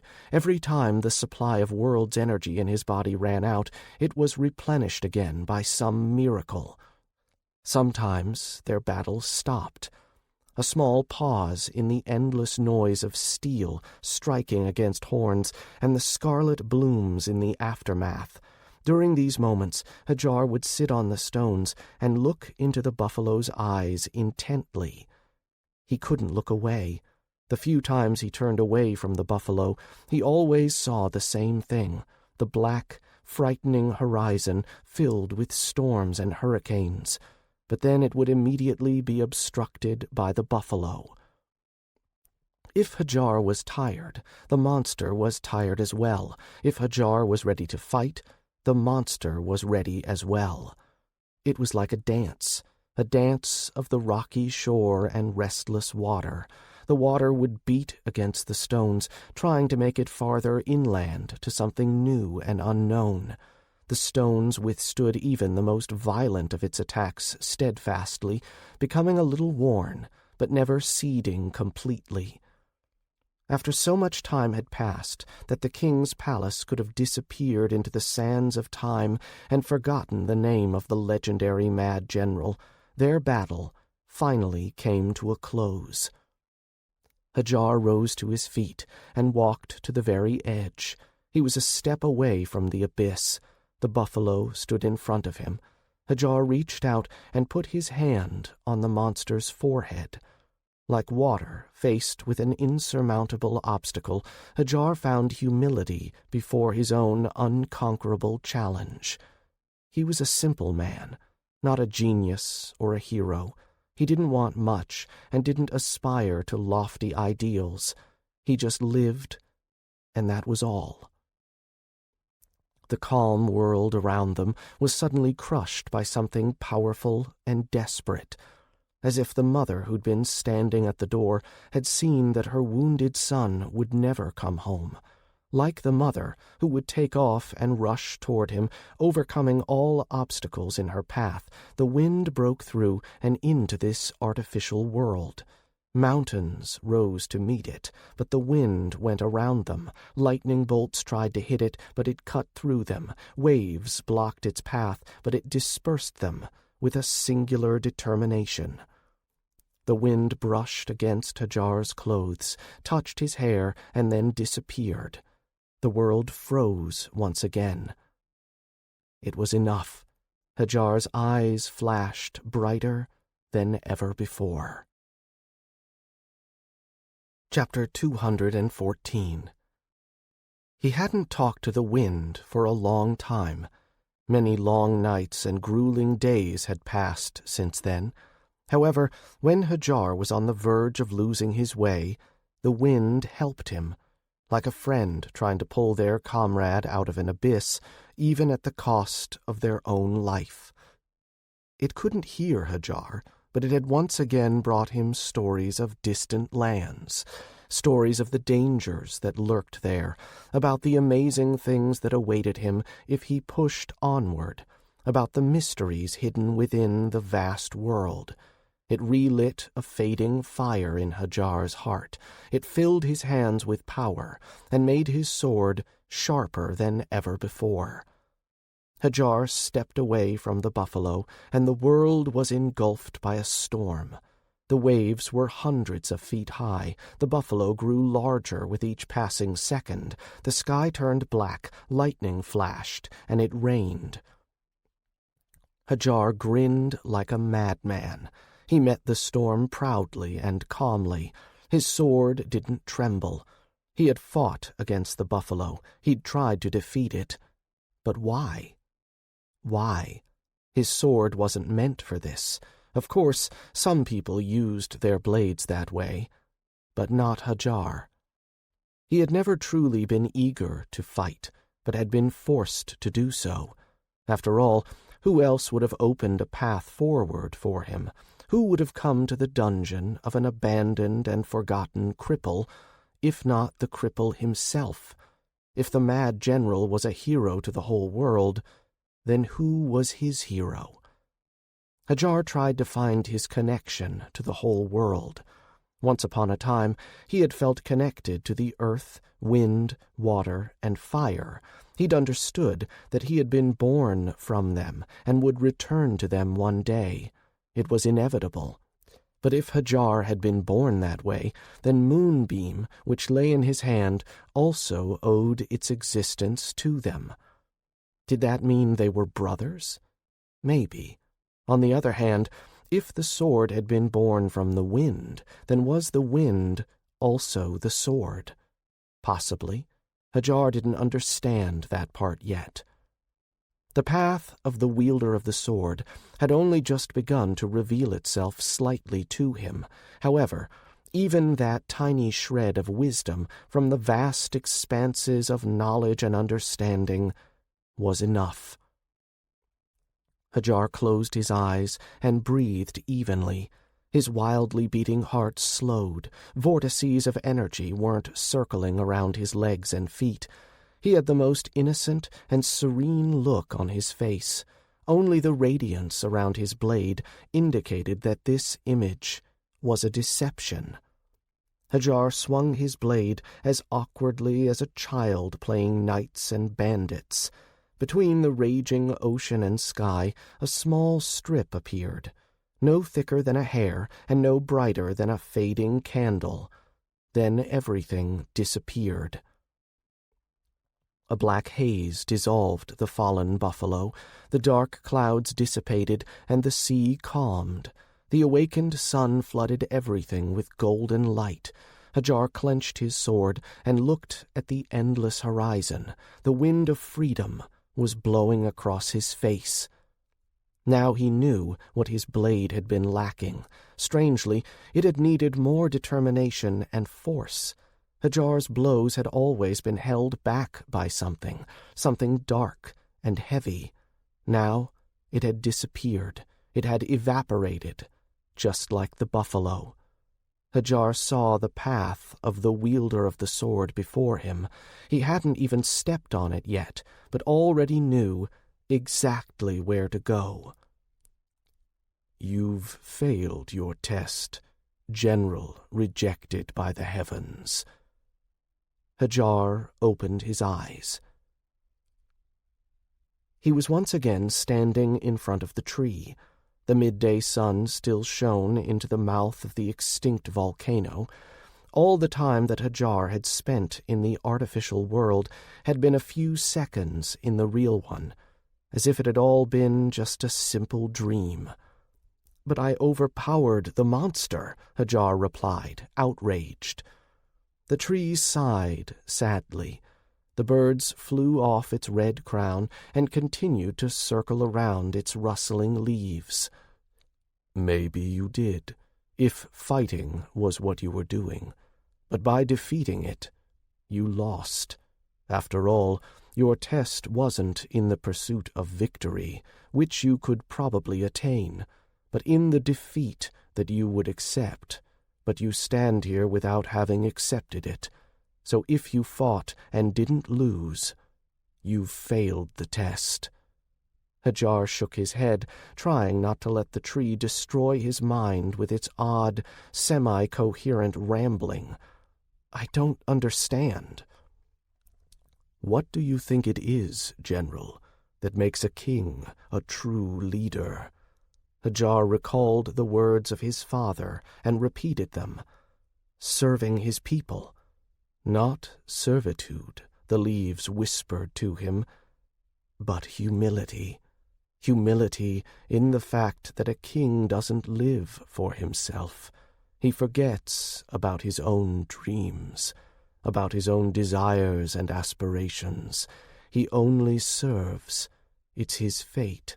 That's the price of power, the loss of oneself in it. That's why, stupid general. Hadjar was startled to hear the words, stupid general, coming from the tree. The best rulers are those who don't seek power, but alas, those who aspire to it are almost always the rulers. Hadjar looked at his sister, and then at the tree again. She isn't being tested, is she? The tree appeared to nod. She's already passed her test. It was harder than you can imagine. If she is lying here, and you're standing in front of me, then that means you've failed, and she's succeeded. Or maybe we've just met. Or you'll cut me down, and then I'll kill you, and the whole kingdom as well. If it still exists. If it ever even existed. If death still exists. If death was ever an entity roaming this existence. Hadjar decided not to answer that. He was going to stop the madness for today. It was time to leave this damned place and forget the way to it. He would try to persuade Elaine to make a blood oath so that no one would ever know about the Tree of Life and the grass of the azure star leading to it. Who knew what kind of destruction the words of this crazy log could unleash upon the world? Hadjar carefully lifted Elaine in his arms and turned toward the staircase carved into the stone. He immediately noticed that she now had a silver sword hieroglyph on the back of her hand. Apparently, she had received a king's sword, a weapon of such a high level that it could be turned into a symbol and invoked with just the power of a thought. Hadjar had only heard about it in old tales. No one can hear the wind, general denied by the heavens, he heard the whisper tell him. Hadjar turned around just in time to notice a leaf separate from the red crown, and after gliding through the air, dive into the pocket of his patched clothes. This is my first gift to you, stupid general. I want to help you. I wanted to help you. I'll help you. I've never met you. No one hears the wind, and you don't hear it. You hear it, but you don't hear the wind. You hear your dreams. Hadjar turned away and started walking faster. He was sure that a couple more minutes in the company of this creature would drive him completely insane. You'll die. The rustle of the leaves chased him unrelenting. But one who hasn't been born yet will bring you death. Hadjar cleared a dozen yards in one leap and found himself on the steps of the stone staircase. South Wind's legends had taught him to not believe the prophecies of the trees of life, for even if 1,000 bright minds got together, they still wouldn't be able to interpret it properly. The tree always worded them in such a way that the true meaning was hidden. Therefore, it was better to just forget them. When the sun descended from the sky, and the ruins of the temple plunged into darkness, the Tree of Life came alive once more. Hello, dead general. In the darkness, a ghostly figure appeared, woven from silver moonlight and a misty haze, the same man Hadjar had seen in his vision of his distant ancestor. Hello, my enemy, the long-dead echo replied. However, the Tree of Life saw everything that had happened, was happening, would happen, and might happen. From its perspective, All of it was happening right now. It didn't understand the concept of time, for time didn't exist in a way that could influence it. "I've given him your sword, dead general." "Thank you, my enemy." The figure began to fade. "You've will doom him to a terrible fate." And then the Tree of Life, as it once again plunged into sleep and loneliness, heard these distant words. "Maybe that's exactly what this world needs. A terrible fate." Chapter 215. Hadjar sat on a stone, idly toying with the red leaf. They'd already climbed out of the volcano several hours ago. Now, enjoying the twilight, they were resting on its grassy slope. They still had to climb down, but neither of them was eager to press on. Elaine, who had woken from her sleep, ignored Hadjar and immediately plunged into a deep meditation. She sat nearby, holding a beautiful snow-white blade in her lap.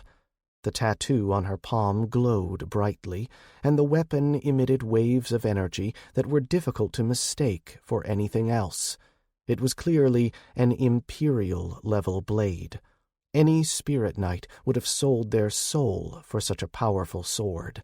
However, given the fact that the blade was bound to Elaine's blood, it was useless to anyone else. Only she and her children would be able to wield this weapon. Hadjar smiled and looked at his red leaf. He wasn't jealous of his sister, and was even pleased with this outcome. He'd never aspired to the throne. The tree had been right to give her the blade. He hadn't been planning to ponder what had happened in the volcano, but couldn't think about anything else. The test that he'd had to pass had clearly shown his preferences. He had been given a choice, power or freedom, and he'd chosen the latter. His parents probably wouldn't have been surprised. Neither of them had harbored any illusions about the future of their firstborn. When Hadjar had been just 5 years old, Haver had given his son a detailed map. He hadn't known about the neuronet, and Elizabeth had promised to find a good merchant caravan for him to travel with when her son got older. On that day, in addition to pride, sadness had been visible in their expressions. As for everything else, especially regarding what the tree had said about the wind, it had been wrong. Hadjar heard its whispers and stories. They were as real to him as this leaf, which remained a mystery to Hadjar. Damned prophecy. Each practitioner and cultivator tried to follow the path that allowed them to rule their own destiny themselves. So what could predictions possibly mean to someone who created their own future? Hadjar put the leaf away and picked up a fallen branch from the ground. A simple, curved, dry branch, or so he would have thought before. Now he didn't feel any different when wielding it or Moonbeam. For that, he was grateful to the tree. It had given him the opportunity to face an enemy that had pushed him past his limits and forced him to evolve as a swordsman to defeat it. Now, to show his gratitude, he had to convince Elaine to take an oath of confidentiality. Hadjar didn't know how he could persuade the future monarch to abandon such wealth, especially since she was still so inexperienced. "General." Hadjar flinched and looked over at Elaine. She'd awoken from her meditation, and something had changed in her, not on the outside, but within her, as if she'd become stronger, but not thanks to the energy of the world and reaching a new level of cultivation, but instead by using her own power. Though Hadjar still didn't feel like her swordsmanship was at his level or higher. "My princess," Hadjar nodded and bowed. "I need to talk to you." "And I with you," Her voice sounded calm and confident. He wondered what her test had been like to lead to such major changes. Besides, this was the first time in a long time that she'd addressed him with respect. "Please, go ahead, my princess." Elaine touched her tattoo. The sword, now looking like thick smoke, was sucked into it, and the glow died out. The princess rose to her feet, brushed off her dress, and walked closer to Hadjar. He could smell her, and at the moment her scent was like a mixture of fish, sweat, and river water. "I would ask you, General, to swear an oath." "Oath?" She nodded. "I understand that I'm asking for a lot." Both confidence and a touch of pleading appeared in her beautiful blue eyes. "But at the moment, Lydas can't afford such a discovery. If they find out about the tree, or the grass of the azure star, our kingdom will be doomed. I don't want to cause the death of millions of innocent people." Hadjar swore quietly. His sister wasn't stupid. She'd been grown in the castle, like a flower in a greenhouse, had known nothing but lies, but she certainly wasn't an idiot. He pretended to think about it intensely for about 5 minutes. "Perhaps you are right. We certainly don't need a second ore mine." Elaine frowned slightly. "Mine? Lydas doesn't mine any ores. Our main export is grain." When Hadjar had fought the monster created by the tree, it had taken all his strength to survive. Now he had to use every ounce of willpower he had to avoid cursing like a dock worker. Thanks to Dogar, he and Nero could swear much better than one anyway. "You are probably right." These were the most agonizing words he'd ever said in his entire life. "I have some problems with understanding the economy." As if trying to encourage him, Elaine extended her hand first. Hadjar didn't need to be told what to do next. He took out a knife from his ankle sheath and offered it to her, handle first. The princess was surprised by his confidence, but didn't say a word. She cut her palm and spoke the right words. Then Hadjar did the same. Their wounds flared and then quickly healed. The river of energy had heard their words and forever sealed them in blood. "My princess," Hadjar rose, adjusting Moonbeam's sheath. "We should keep going. At night, these places are dangerous." The girl nodded. "Do you know where we are, General?" Frankly, Hadjar had been dreading that question. If the neuronet had been operational, he would have easily been able to orient himself. Alas, without it, all he could say was that they were on the opposite side of the ridge, at least a week away from where they'd fallen in. It was unlikely that the royal search party and Nero had even gotten close to here, or had even managed to inspect much of the land around the site of their battle with the giant worms. This meant that they had a long way to go to get back. Together. Hadjar remembered their childhood games, when they'd gone on a variety of adventures together. Well, not together, but because Elaine had followed Hadjar. "I saw it, General," Elaine said, her voice slightly muffled. "What did you see, exactly, my princess?" "Your war. I had a dream about your war. You and my brother fighting side by side. I sometimes even seemed to participate in the battles." Stars were shining in the sky. Cicadas were singing in the grass. They walked down the slope toward the dense forest.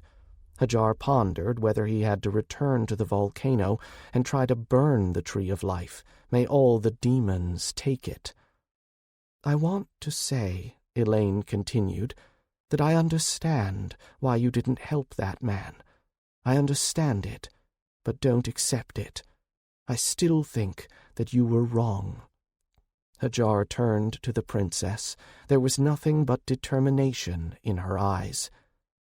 "You might be right, my princess." They walked the rest of the way in silence. Chapter 216. Elaine moved over the grass. Her sword slid through the air like a snake, leaving a scarlet streak behind. A wolf bull, a terrible mixture of a wolf and a bull, howled and growled as the blade cut into his eyebrow and right eye. Pawing the ground, he bared his fanged maw and lowered his huge horns. Elaine stood firm, resolute, and fearless. Assuming a high fighting stance, she swung her blade, sending a firebird toward him. A falcon's cry filled the clearing. The grass began to smoke from the heat of the technique, and the treetops became slightly charred. The monster hit the ground with its hoof once again and launched energy from its horns. It looked like the concentric circles that were the result of one throwing a pebble into a lake, only potent enough to tear up trees. The fire falcon got entangled in them. It repeatedly struck the barely visible barrier with its beak, tore into it with its claws, and burnt it with its wings, but to no avail. Seeing that her technique couldn't break through the enemy's defenses, Elaine turned into a morning fog. She slid over the grass quickly and smoothly. However, the monster, whose skin was littered with scars from past battles, was ready for this turn of events. When Elaine's blade was just a few inches from the artery on the mighty wolf bull's neck, the beast jumped sharply. The impact of his hind hooves would have crushed her if it had hit her ribcage directly. Fortunately, the girl had managed to bring her blade up to block. There was a metallic clang, and Elaine, flying about 10 yards back, slammed into a tree. Blood spewed from her mouth, and the oak that had caught the girl fell to the ground with a bang and a creak. Seeing that his opponent was lying on the ground without moving, the monster reared up and charged in to finish off the enemy and dig his fangs into her flesh. Elaine didn't see what happened next, but the wolf bull didn't reach her. Or rather, only half of him reached her. His horned head stopped at her feet, and the green clearing was drenched in crimson. Hadjar stood in the distance. He swung his blade a couple of times and sheathed it.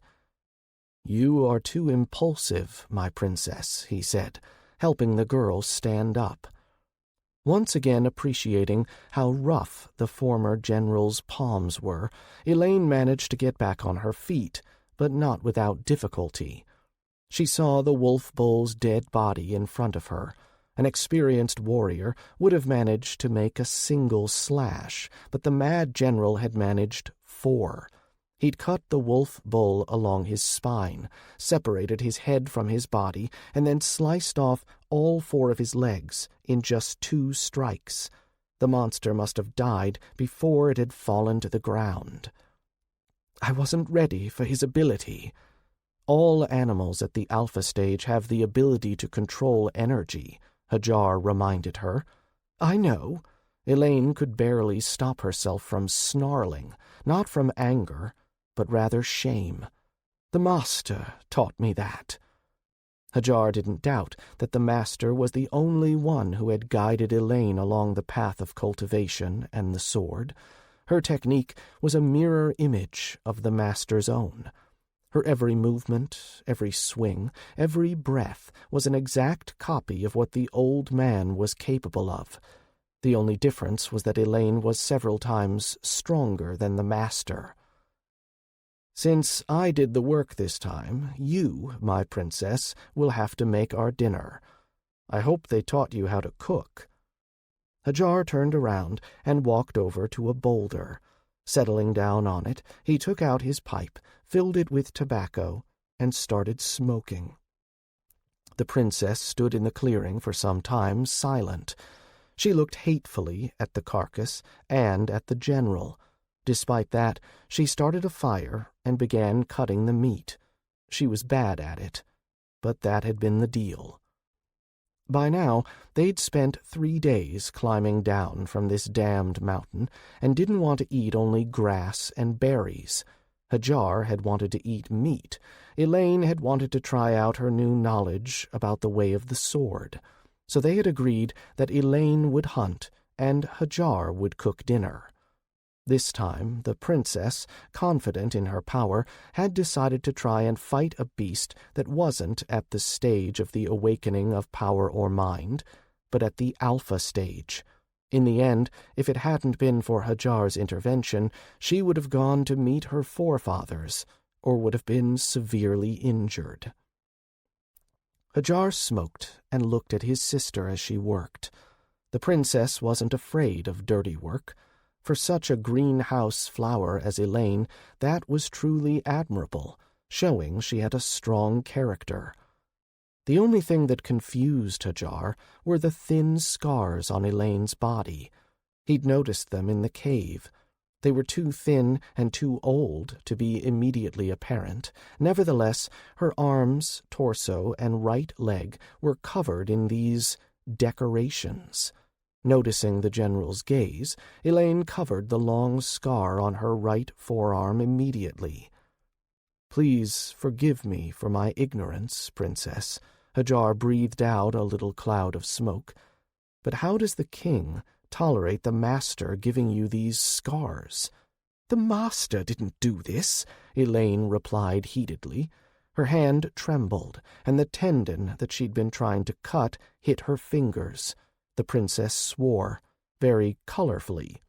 Hadjar mentally apologized to their parents for his pernicious influence on his sister.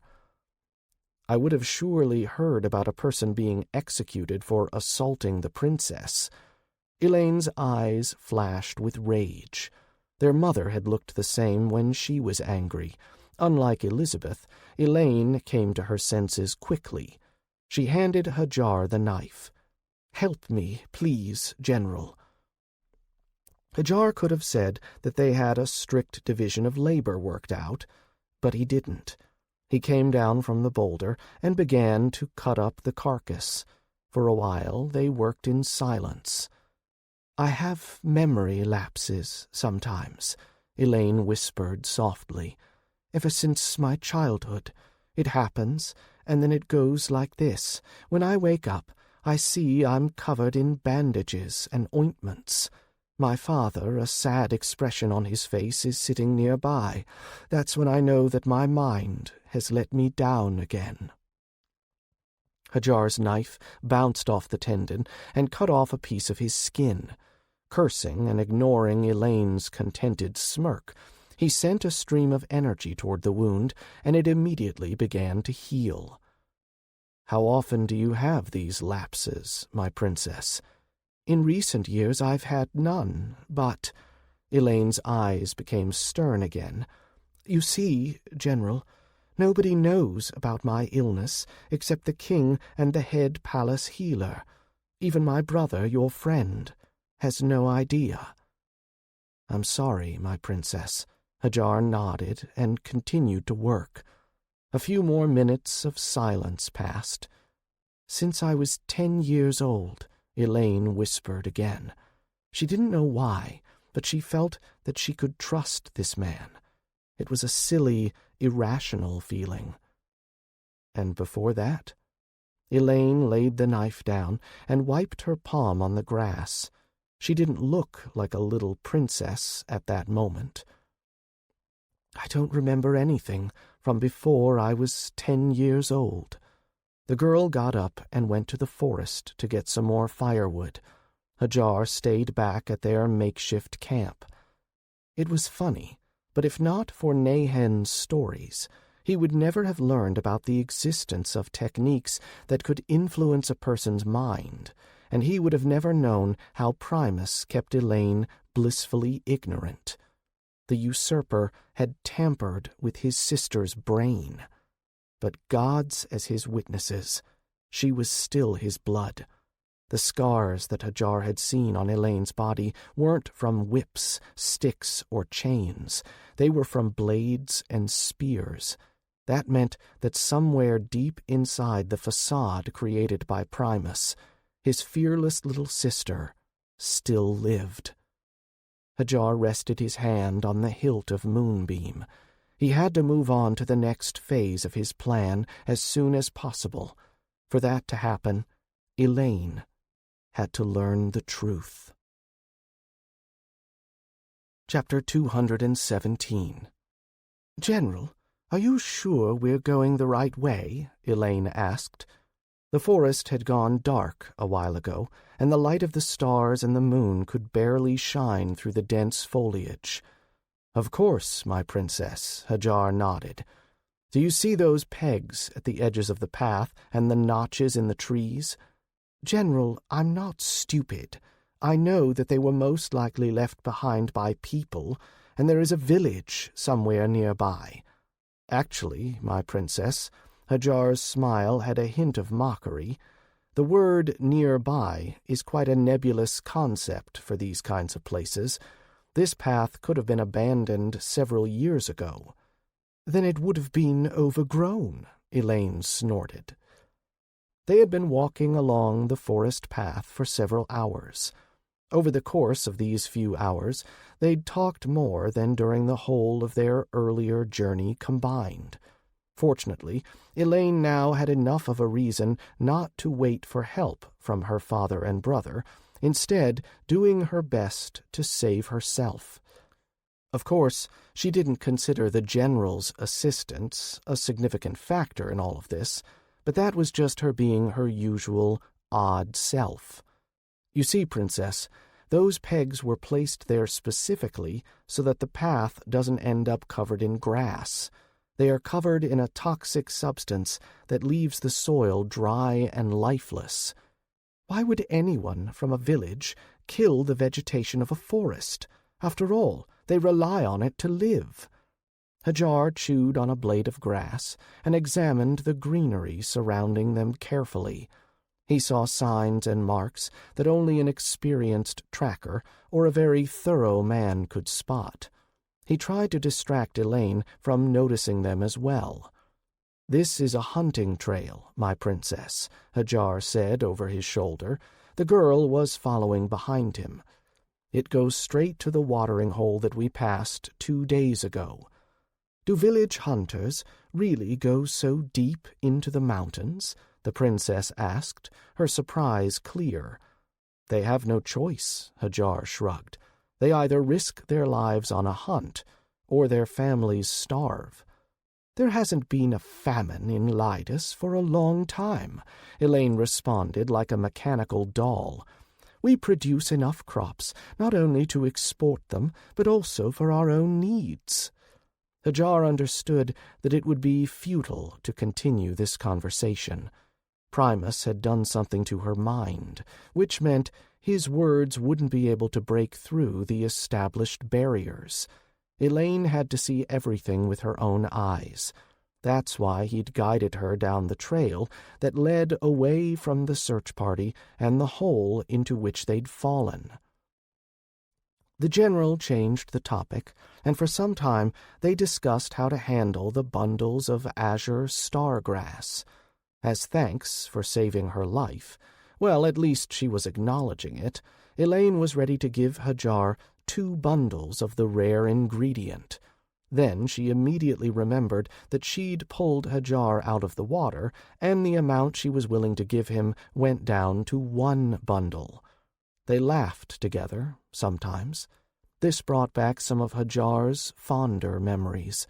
He tried not to dwell on them too much, as the scars from various swords and spears were too visible on her skin in the moonlight, enraging him whenever he did. And so their journey continued for a few more hours, until Hadjar stopped. As she'd been telling him something about the garden where she liked to read books, Elaine didn't notice he'd stopped and ran into his back. "What?" She didn't finish speaking. She was stopped by an imperious wave of the general's hand, one so powerful that it had been enough to silence even the princess. "Your bowstring, honorable stranger, creaks too loudly," Hadjar turned to a dark patch of shadows near the road. Elaine thought that the general must have hit his head in the underground river. She couldn't hear a single creaking sound, and her practitioner's instincts were silent. There wasn't a single disturbance in the world's energy that would suggest that there was an enemy nearby, and yet, after a couple of seconds, she heard, "Who are you?" Elaine nearly bared her blade, but again she was stopped by Hadjar, who put his hand on her arm. "We are merely simple travelers, honorable stranger." "Simple travelers don't carry swords on their belts," the other voice barked. Using his sense of danger that he'd developed in the war, Hadjar counted about 5 hunters. They were probably using some ointment or amulets to hide their levels of cultivation, so Hadjar couldn't determine them.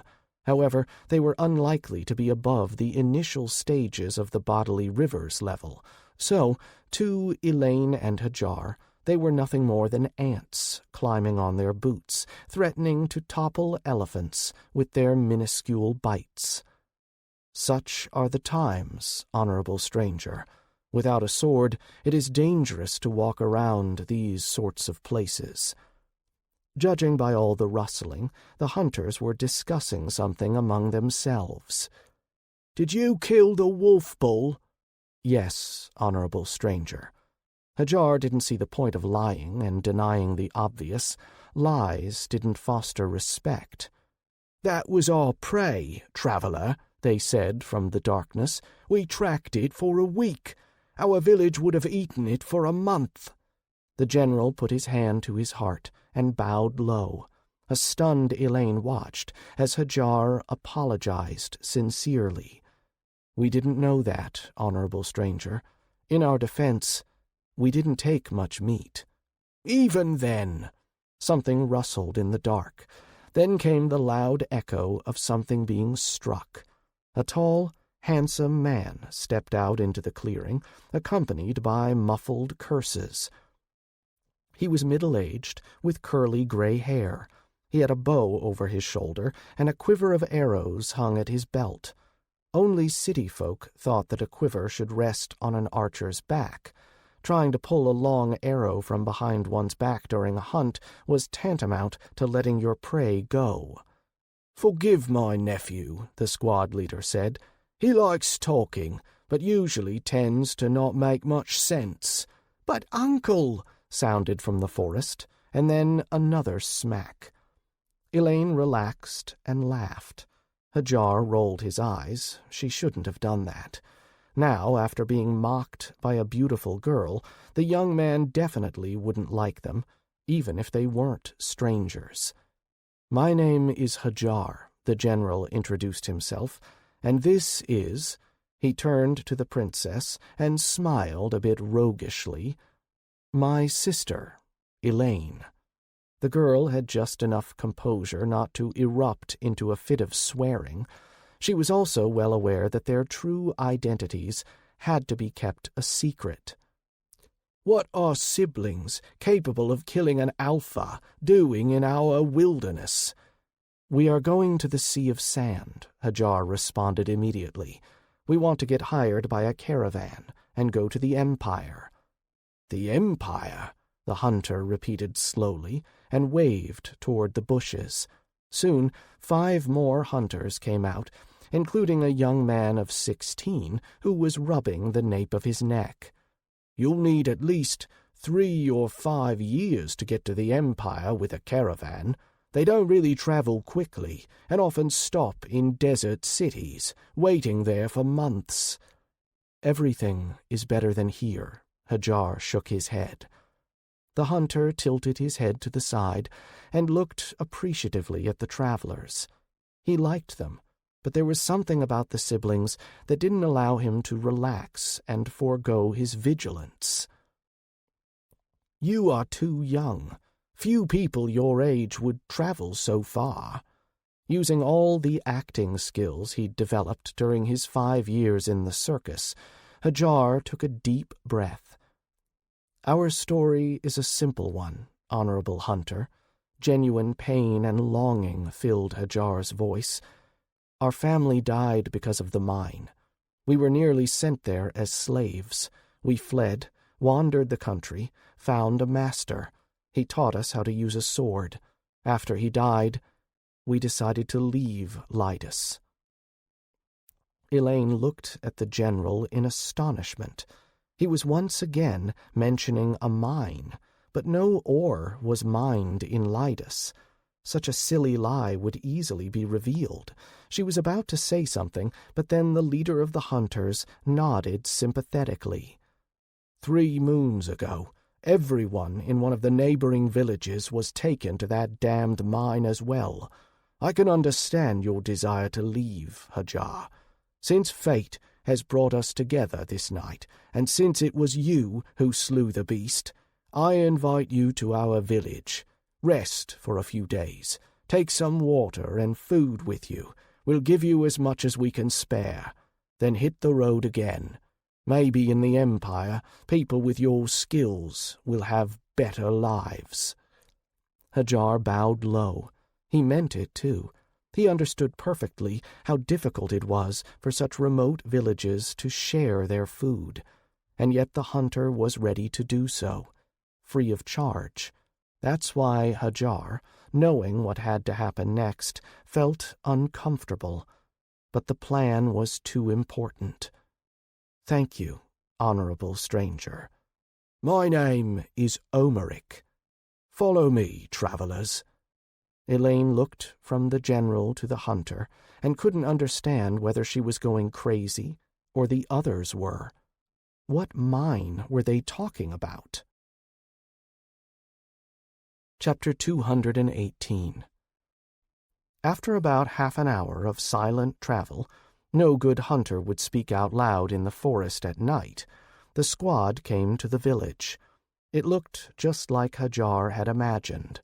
A small village of 50 or maybe 60 houses, 2 streets, an avenue, and a central square. In Lytus, such settlements were commonplace. Most of the villagers were already asleep. The villagers could only afford to celebrate something after sunset during the major holidays. Usually at this time of night they were resting and gathering their strength before a new day full of hardships and difficulties. Only the sentries on the guard tower were still vigilant. "Omeric," one of the sentinels shouted. "Who's that with you?" "2 decent travelers," the leader of the squad replied. "Open the gate, Zulu. It's getting cold, and we've just spent 5 days in the forest." Zulu stared into the darkness for a while, and then waved his hand. His partner, standing on the floor below, raised a mighty gate using the chain atop it. Ropes and poles creaked, and the gate began to slowly open. It swung open in different directions. The view they saw confirmed what Hadjar had noticed through small gaps in the fence. Without waiting for the gate to open fully, the squad went inside. Zulu waved his hand again, and his partner flipped a lever. The waiting mechanism creaked, and the gate began to drop back down, closing behind the hunters and 2 travelers. "Take the meat to the warehouse," Omeric ordered. The hunters nodded, picked up the huge chunks of meat they'd preserved, and began carrying them over to a distant building. "Honorable travelers, please follow me." They obeyed. Elaine was like a small child from the country on its first visit to the capital, looking around and greedily drinking in every small detail. They soon came to a log house. It was large enough to accommodate several families, with a small fence around it. Omeric opened the unlocked gate and entered first. Such was the law of hospitality. He climbed up the sturdy porch and opened the front door for his guests. "Come in. We're not very rich, but we'll do our best to treat you well. After you eat, we can find you a place to sleep." "Thank you, Honorable Omeric." Hadjar first bowed to the hunter and then to the house, but didn't go inside right away. The former general stared at Elaine expectantly. She didn't immediately realize what he wanted. Fortunately, before the hunter started to suspect that something was wrong, the princess managed to swallow her pride and bowed too. It was as dark in the hallway as it had been outside. For Hadjar and Elaine, two strong practitioners whose bodies had gone through several transformations, this wasn't a problem, but Omeric tripped on a bench and swore several times. "Dear, is that you?" a soft, warm voice asked. "Yes, honey, it's me." The hostess, wearing her night clothes, came out of a room. She was as strongly built as her house. She had a curvaceous shape and was quite feminine, as well as seeming quite pleasant and welcoming. "And who are these people with you?" She moved an already burning torch forward and lit the lamp that hung on the door jamb. Dim light lit up the hallway, dispersing the darkness and turning it into a theater of shadows. "I picked them up in the forest." Omeric turned around and froze. He was only now able to examine these travelers. He first spotted the handsome young man. If his daughter had been older, he would have never dared bring him to his own house. Then his gaze turned toward the traveler's sister, and his heart missed several beats. He admired her golden hair, blue eyes, satiny skin, her gorgeous face, and even her ideal proportions and figure. The girl was both as beautiful and amazing as a goddess, and as dangerous and alluring as a true predator. "Well, why are you keeping them in the hallway, then?" the hostess frowned. "Forgive my husband's ignorance. I suspect that he was raised by bears. Come in, dear guests." "Thank you, Honorable—" Hadjar paused. "Nayla," the hostess introduced herself. "My name is Nayla." A topless Hadjar was chopping wood. It was simple, pleasant work, the likes of which he hadn't done since he'd left the village in the Valley of Streams. Behind him, on the porch, sat Elaine. She was making dolls for children from the neighboring houses. For girls, she made princesses in beautiful dresses made from rags, grass, and all kinds of junk. For boys, she made equally silly knights. They'd gathered around her, looking like chaos incarnate. Some of the children were playing pretend and having balls, having their princesses dance around. The others were playing war, damaging their rag dolls in the process. They would then run back to Elaine, who, laughing all the while, would repair their knights. Young people sometimes passed by the fence, pretending to be going about their business. The young men were frightened by the scarred, sinewy, and lean body of Hadjar. Nevertheless, they couldn't deny themselves the pleasure of staring at Elaine. The girls wanted to look at the warrior, but were afraid of rumors. No one would want to marry an impure, wild girl. The customs in the villages of Lydus were fairly traditional, and more often than not, incomprehensible to city dwellers. "You have a knack with children," Nayla said, as she came out onto the porch. Elaine smiled at the woman. During the 2 days that they'd spent resting in Omeric's house, Elaine and Nayla had managed to find common ground, and had even become friends. Hadjar suspected that their lovely hostess was Elaine's first true friend, someone who wasn't trying to gain something from the friendship.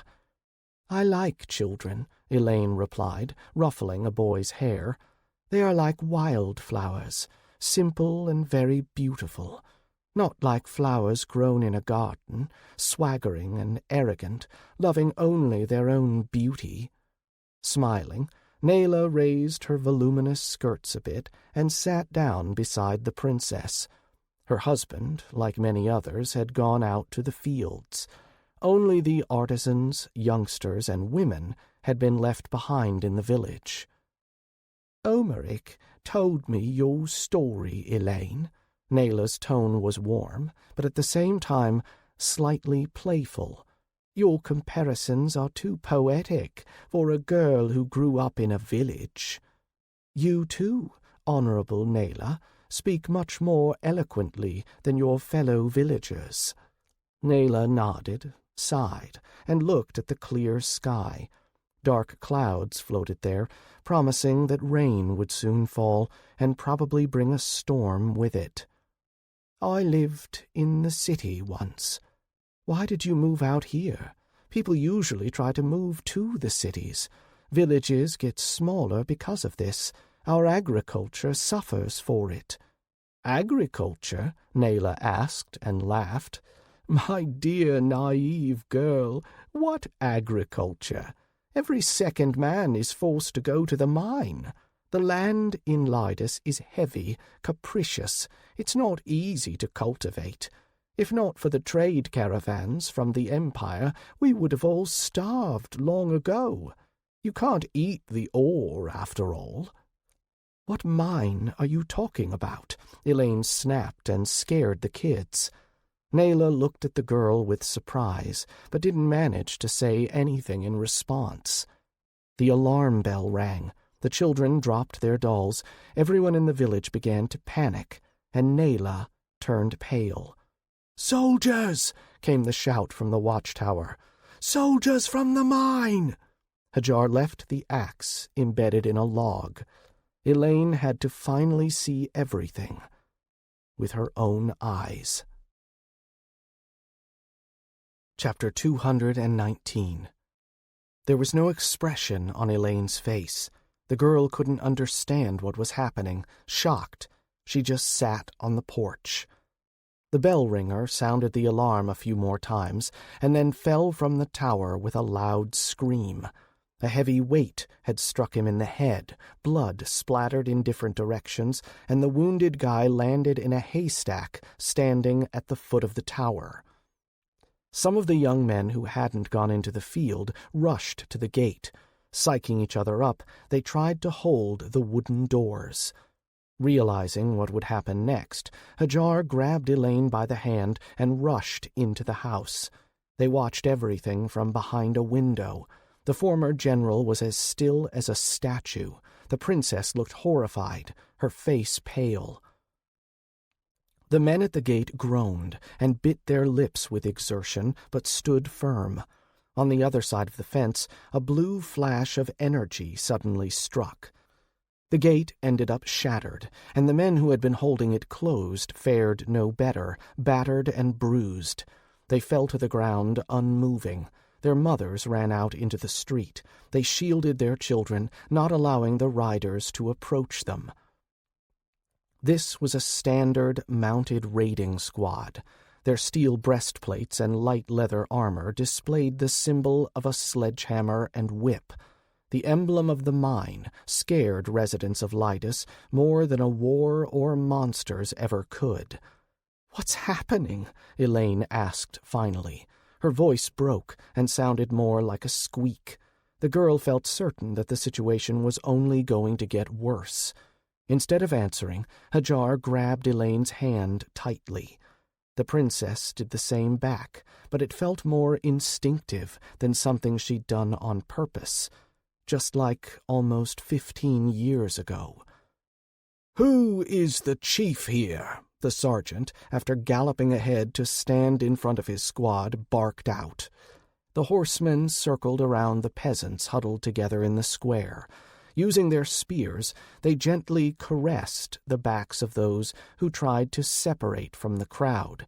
The women cried and screamed. The young men tried to step forward, but their mothers pushed them behind their backs like frightened children. An old woman came forward. She was so old that she was practically on her way to the River of Energy, where her forefathers and rebirth awaited her. "Sergeant, are you the chief's mother?" the sergeant roared. His gray helmet gleamed. His horse snorted dangerously, annoyed by being squeezed by his strong legs. He held a heavy saber. Hadjar was sure that, over the course of his entire life, the sergeant's weapon hadn't drunk a single drop of enemy blood, only the blood of his own fellow citizens. "Yes, Sergeant," the old woman nodded. There was no fear in her eyes, only despair. "My son." A resounding clap sounded, and the sergeant's gauntlet slammed into her cheekbone. The old woman flew back, falling into the hands of her neighbors and friends. Across her right cheek, the black spot of a terrible hematoma started to spread. The people shouted and rushed to check whether the old woman was still alive. By some miracle, the old woman had managed to cling to life. With a wheeze, she came to, spat out blood, and looked at the soldier hatefully. "Why do I have to wait on some worthless earthworms?" the sergeant growled. "This is a waste of time." Hadjar felt Elaine squeeze his hand even tighter. He knew that he would soon regret what was about to happen, but sometimes the bitter truth was better than the sweetest of lies. A moment later, coming from the direction of the field, new screams were heard. The thundering noise of hundreds of adult men running together shook the earth. Kicking up a lot of dust, they ran back, armed with pitchforks and scythes, hoes and axes. They were angry, scared, tired, and sweaty. Among them, Hadjar noticed Omeric. He sought out his wife and children with his eyes, and calmed down only when he made sure that they weren't injured. Then he tensed up again. "Go away," a mighty, broad-shouldered and gray-haired man growled out. He was the chief. According to some rumors, when he'd been just 14 years old, he'd taken down a mountain bear with his bare hands. "So you're a brave one, eh?" The sergeant took off his helmet and squinted. He waved his hand, and one of the soldiers dragged a young girl onto the sandy road. She screamed, fought back, called for her mother, but the woman was held back by sharp spears. The soldier dragged the girl by the long curls of her brown hair, then he threw her right in front of the men's feet. The men's knuckles turned white as they squeezed their makeshift weapons even tighter. The peasants didn't see it, but the general realized that this situation was commonplace for the soldiers, and that they were operating according to a standard procedure. That meant only one thing. This wasn't the first village to suffer their tyranny. While he'd been mulling things over, Elaine started crying. "If you make a move, she dies." The sergeant seemed to be enjoying the situation. He relished his superiority over these unfortunate people. "Throw down your weapons. All men aged 16 to 40 winters will go with us to the mine. The rest can stay behind and do as the goddess Lyri urges. Multiply and cultivate the land." He was clearly mocking these people. Someone, perhaps, would have tried to justify the soldiers and the sergeant, claiming that they didn't want to harm their fellow citizens and that they were just following the king's orders. Someone could have done that, but not Hadjar, and certainly not Elaine. "You have two options. Either you come with us voluntarily, or—" The officer looked around at the crowd with a sinister grin. "Well, you get the idea. We'll use force if we have to, and this place will be nothing but a memory. What will happen to your families? Well, if they survive taking an arrow to the back and the fire, they will be fine." The hundreds of archers pulled back their bows, and the sergeant continued. "As soon as I count to 10, the arrows will fly. 1.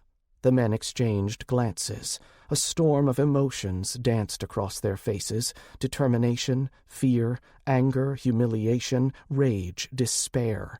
They didn't know what to do. The chief was the first to respond.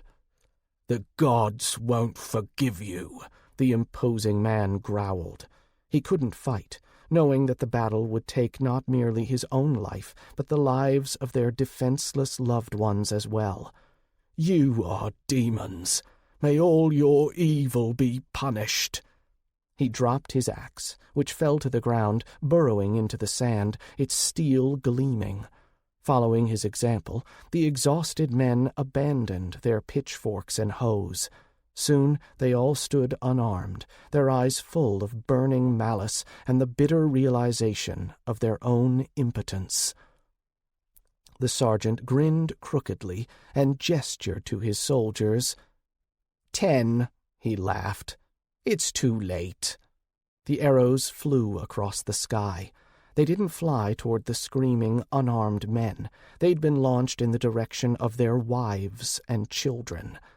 Omeric, as well as the other men, could already see his beloved wife Nayla falling to the ground in a bloody heap, his children crying right behind her as she'd shielded them with her own body.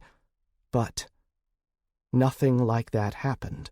A firestorm arose, a violent conflagration bursting out of the ground. It spun the black arrows around itself, burning the wooden shafts and melting the metal tips. When the fiery tornado dissipated, everyone froze, staring at a goddess descending from the heavens. Elaine's blue eyes were glowing with a savage, animalistic fury.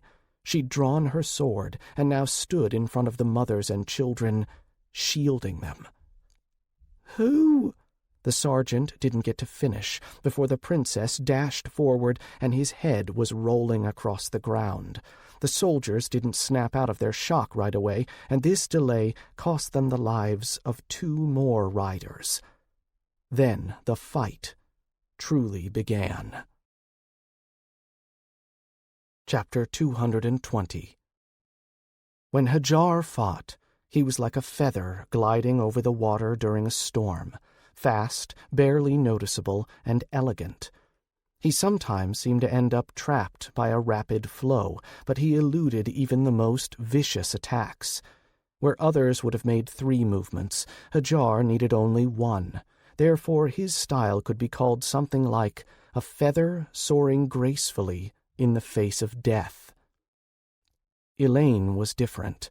Like a fiery demoness, she fell upon her foes with a hail of deadly blows. Every slash of her white blade caused flashes of fire to spread across the battlefield. They engulfed the armor and the unprotected faces of the soldiers rushing toward her with scorching heat. The soldiers would then fall from the backs of their frightened, neighing horses and roll across the ground, unable to put out the fire devouring them. Their shouts were full of pain, horror, and despair. However, not a single peasant dared to move. They were captivated. In addition, the 2 wide rings of fire that Elaine had conjured around both groups of villagers protected them and kept them from interfering and risking their lives. One of the soldiers managed to dive under the flapping wings of the fire falcon and attacked the princess.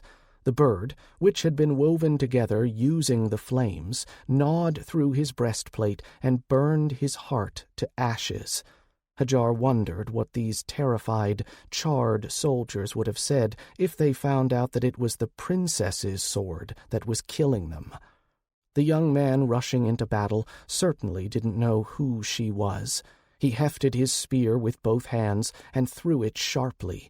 He shouted something, and whirlwinds of gray energy swirled into being around his wrists.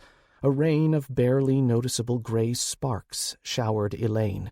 If they touched her skin, they would leave deep cuts behind. The soldiers from the mine were quite skilled practitioners. Hadjar would have probably dodged the attack. He wouldn't have wasted his time on it. However, Elaine, eyes glowing with anger, swung her blade. A wave of fire spread out from her body. The 10-foot tsunami of flames swallowed the young man's technique, and then the young man himself. Nothing but ashes remained. Elaine was swift and terrifying when using her style full of rage and fire.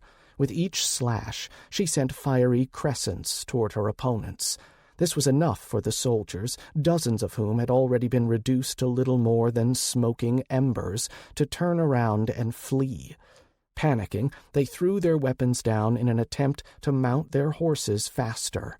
Elaine wasn't going to let any of them go. She pushed off the ground and soared into the sky.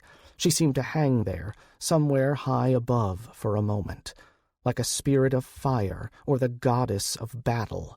She whispered something, and streams of orange energy enveloped her. At the same time, the princess ran her index and middle finger over her blade, and then swung it, aiming the attack down toward the ground. Alongside Elaine, thousands of fiery feathers fell from the sky. They blazed, leaving behind a hazy trail of dim smoke. The soldiers who got caught by this technique died before they could even scream, little more than charred husks left behind. Those feathers were, in fact, clones of the sword that the breathless Elaine held in her hands. They hadn't stood a chance. "Damn you," said one of the dying soldiers, gritting his teeth. The feather hadn't killed him like the others, having only brushed past him. He ended up the victim of the undying hunger of the flame which devoured him slowly, the horrific pain magnitudes worse than being savaged by any wild beast. With his last breaths, the soldier did the last thing his body was capable of. He took out a knife, made from a special material out of his boot. It was very similar to obsidian, but much denser. The princess couldn't possibly know what it was, but Hadjar did, and only managed to cry out, "Elaine!" Even the bravest, most frenzied officers of the Moon Army would immediately come to their senses upon hearing that scream. Elaine fell into a stupor, like a person who'd gotten lost in the well of their memories of a long-forgotten dream. This second of confusion was enough time for the soldier, straining with all his might, to stab the dagger into his solar plexus. An explosion shook the world. Waves of energy soared into the sky, turning the ground into a raging sea of death. The sand rose up to throw the villagers down like helpless rag dolls, and deep cracks formed in the ground. Hadjar was quick, perhaps the fastest swordsman in Lydus. He blurred into motion like a black shadow, using his fastest technique, 10 ravens. That was enough to get Elaine out of the epicenter of the burgeoning inferno. But the explosion was like a blooming flower, the fiery flashes similar to its petals. Due to the insane speed he was using, Hadjar's skin ended up torn off like old cloth. Blood soaked his clothes and trickled out from his eyes, ears, and nostrils. He picked up Elaine, who had become unusually light, and pushed off the ground. At his current speed, a simple push turned into a small explosion that dug up a hole 10 inches in diameter. With a single leap, he traversed almost a dozen yards. After another leap, they were outside the village.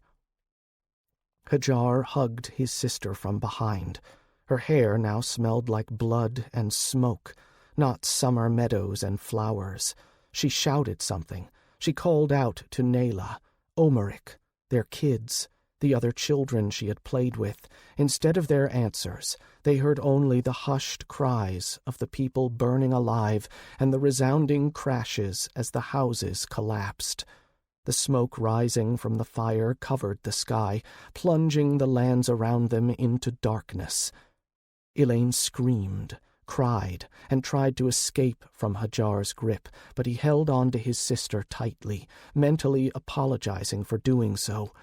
He also apologized to the villagers who died when the soldier had used the artifact that destroyed one's core of power. He apologized to Elaine, whom he had forced to go through this hell for the sake of his foolish, crazy plan, full of vengeance and malice. It wasn't a plan that sought justice at all. The villagers had suffered for his selfish desires. The princess cried until her tears ran out. She shook with silent sobs, hanging in Hadjar's hands like a limp doll. Hadjar's cloak fluttered. The heat of the fire still burned their faces. The screams had gone silent. Only the crackling of the burning trees made any noise. Hadjar looked at the orange glow one final time. One day, when his turn to stand before the court of the forefathers comes, he will have to explain what happened to these villagers. Compared to the tens of thousands of lives that he'd ruined during the war, a few hundred innocent souls meant nothing. Seeing that Elaine had recovered enough that she could stand on her own, Hadjar set her down. "Let's go, my princess," Hadjar said, and turned around. Before he could even take a single step, hot, sharp metal was suddenly pressed against the right side of his neck. The princess held her sword at the general's artery and wasn't planning to lower it. "Why are you doing this again, my princess?" Chapter 221. "You could have saved them," Elaine snarled. Her arm was steady and her sword didn't falter, even when Hadjar's blood started flowing down her blade. "You could have saved them all." She wasn't asking a question, but stating a fact. Hadjar didn't see the point in denying the obvious. "Yes, I could have." "Then why didn't you save them? Why?" The blood started flowing even faster, but for Hadjar, a practitioner of such a high level, this wasn't a problem. Even if Elaine were to cut the artery, it wouldn't be a mortal wound. In half an hour, the injury would heal. "You can't save those, my princess, who don't try to save themselves." Hadjar had learned this truth during the war. Billions, if not trillions of souls lived in this world, and most of them suffered under the rule of those who were stronger, more talented, and craftier. Some, perhaps, were of the belief that those people needed to be saved. Elaine was one such person. Hadjar thought it was all pure hypocrisy. As far as he'd learned over the past 15 years, people did good deeds for strangers only to make amends for sins from their past, or to feel better, more important, like they're noble and generous. "But you saved those children." Elaine, someone who hadn't participated in a war, couldn't understand this. That's why the white sword of their ancestors was in her hands. She would become a good queen, but Hadjar wouldn't be able to rule over anyone else for the rest of his life. "During your duel with Oneg?" Yes, the former general nodded, not looking at his sister. "Why?" "They are still children, unable to stand up for themselves." It was true. When Hadjar had witnessed children dying in the war, well, it would be yet another sin that he would have to answer for in front of his ancestors. "Then why did you save me?" Hadjar flinched. He hadn't been ready for this question. He couldn't tell her the truth. Elaine would never believe him. Damn it, even now he wasn't sure that she completely believed in the existence of the cursed mine. The odds of us surviving together seemed higher to me at the time. The lie wouldn't have been enough to fool anyone, but Elaine wasn't thinking straight at that moment. "Is that all you feel, mighty general?" Only poison and pity could be heard in the princess's voice. "Is that all that remains of the hero? Anguish and weakness?" What others might have called weakness, Hadjar called freedom. The ability to live as he saw fit, to go wherever he liked, to see everything that the world had to offer, the chance to finally be himself. That was his fondest wish. "Yes," Hadjar answered. The sword moved away from his neck. Hadjar felt heat caressing his back. He turned around and saw Elaine's blue eyes turning orange, full of fire and rage. Flames swirled around her blade as she grew more and more enraged. Waves of fire spread out in increasingly larger circles around her. A scorching orange storm raged behind her, and a rising wind buffeted her green clothes. Despite their proximity to the flames, they didn't burn. The grass began to smolder in the heat, and the smoke from the burning village cleared, revealing the only building still standing, the old stone temple. A moment later, the streams of fire merged into a gigantic blade. A couple of days ago, a technique of such power might have incinerated Hadjar's soul. But now, if Elaine's eyes were full of fire, then inside Hadjar's gaze, something awakened. Not the dragon. It was still sleeping in the depths of his eyes, curled up and only lazily opening its own eyes every now and then. And yet, something had changed dramatically in Hadjar. He didn't shift his stance, didn't even make a single movement. Energy storms and elemental whirlwinds didn't spring up around him. All the same, he became more deadly, as if his entire self, his whole being, had rejected the mundane and craved only one thing: battle. Hadjar would never allow himself to injure his own sister. Nevertheless, he wanted to see how much stronger he'd become. If the princess was offering some friendly sparring to help him test his might, he wasn't going to refuse. Elaine raised her white sword. The gigantic, fiery blade hanging above the princess's head echoed her actions. Hadjar put his palm on the handle of Moonbeam. As he did so, the wind lifted some grass into the sky. These blades of grass began swirling around him. Around Elaine's feet, a circle of fire had burnt the greenery away, but Hadjar stood surrounded by freshly cut grass. When the flame and the grass collided, a look of shock appeared on Elaine's face. She'd felt a thin, almost imperceptible sword strike hiding among the seemingly innocuous grass. However, she'd sensed so much sword energy in this ghostly strike that Elaine's heart missed a beat. The grass cut through the fire as easily as if it had never existed at all. None of the green blades summoned by Hadjar's attack were even charred. The wind died down, the fire disappeared into beautiful ruby petals, and the blades of grass dispersed like a green rain. They stood still. It began to rain, gradually extinguishing the fire in the village. The princess looked at the sword, still resting in the general's sheath. She hadn't even managed to see him drawing and sheathing it. "What are you fighting for, General?" she asked. Her exhausted voice was drowned out by the noisy rain.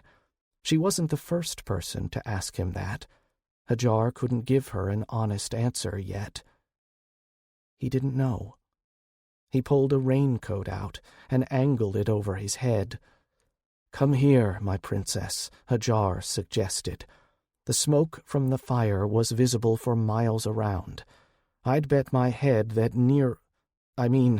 Prince Aaron is already on his way here." Elaine nodded and got under the cover quietly. She didn't agree with the general, but could understand him. In spite of everything, for some reason, she trusted this dark-haired young swordsman. She felt calm around him, like she was home. Together they sat down on the ground. She lay her head on his shoulder as Hadjar covered them from the rain and wind. They waited like that until the galloping of several horses was heard in the distance. Chapter 222. Hadjar was woken up by the cold feeling of danger.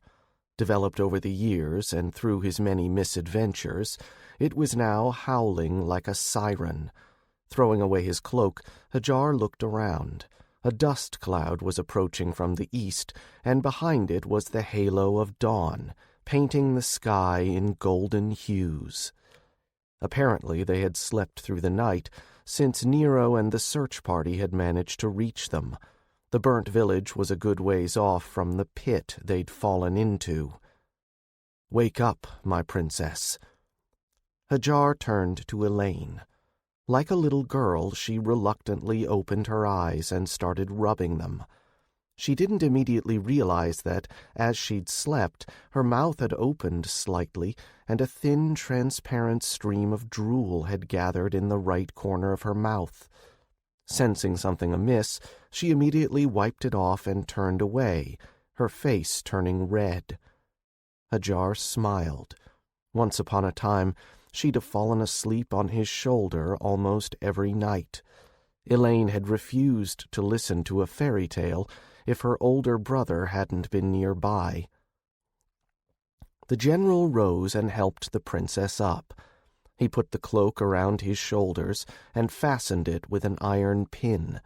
He turned toward the black, smoking ruins.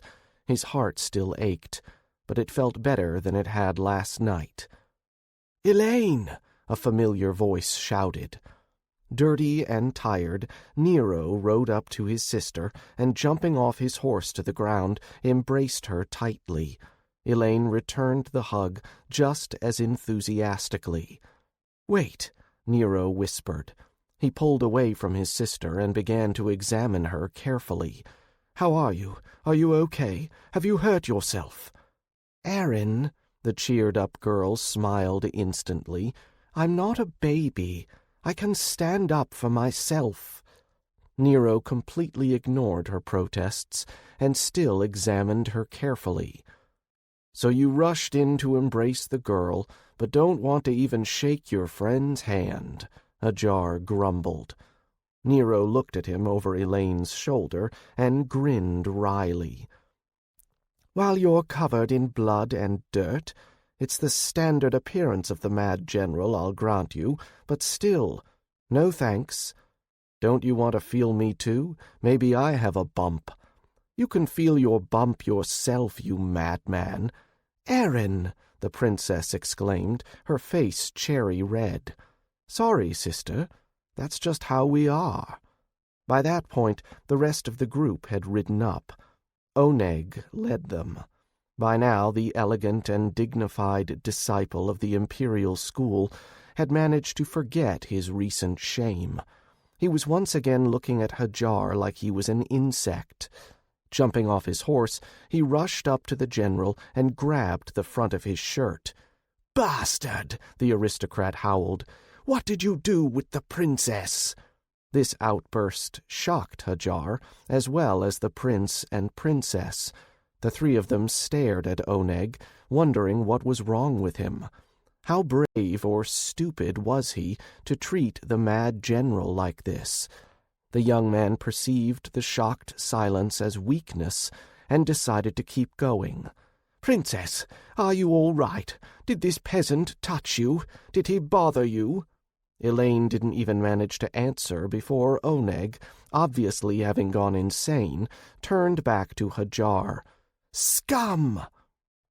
A resounding impact sounded, and Hadjar's head swung to the side. A bit of blood could be seen on his lips. "What are you doing?" Nero drawled, pushing his sister behind him. He placed his palm on the hilt of his heavy blade, but even that couldn't soothe the anxiety that had risen up in his chest.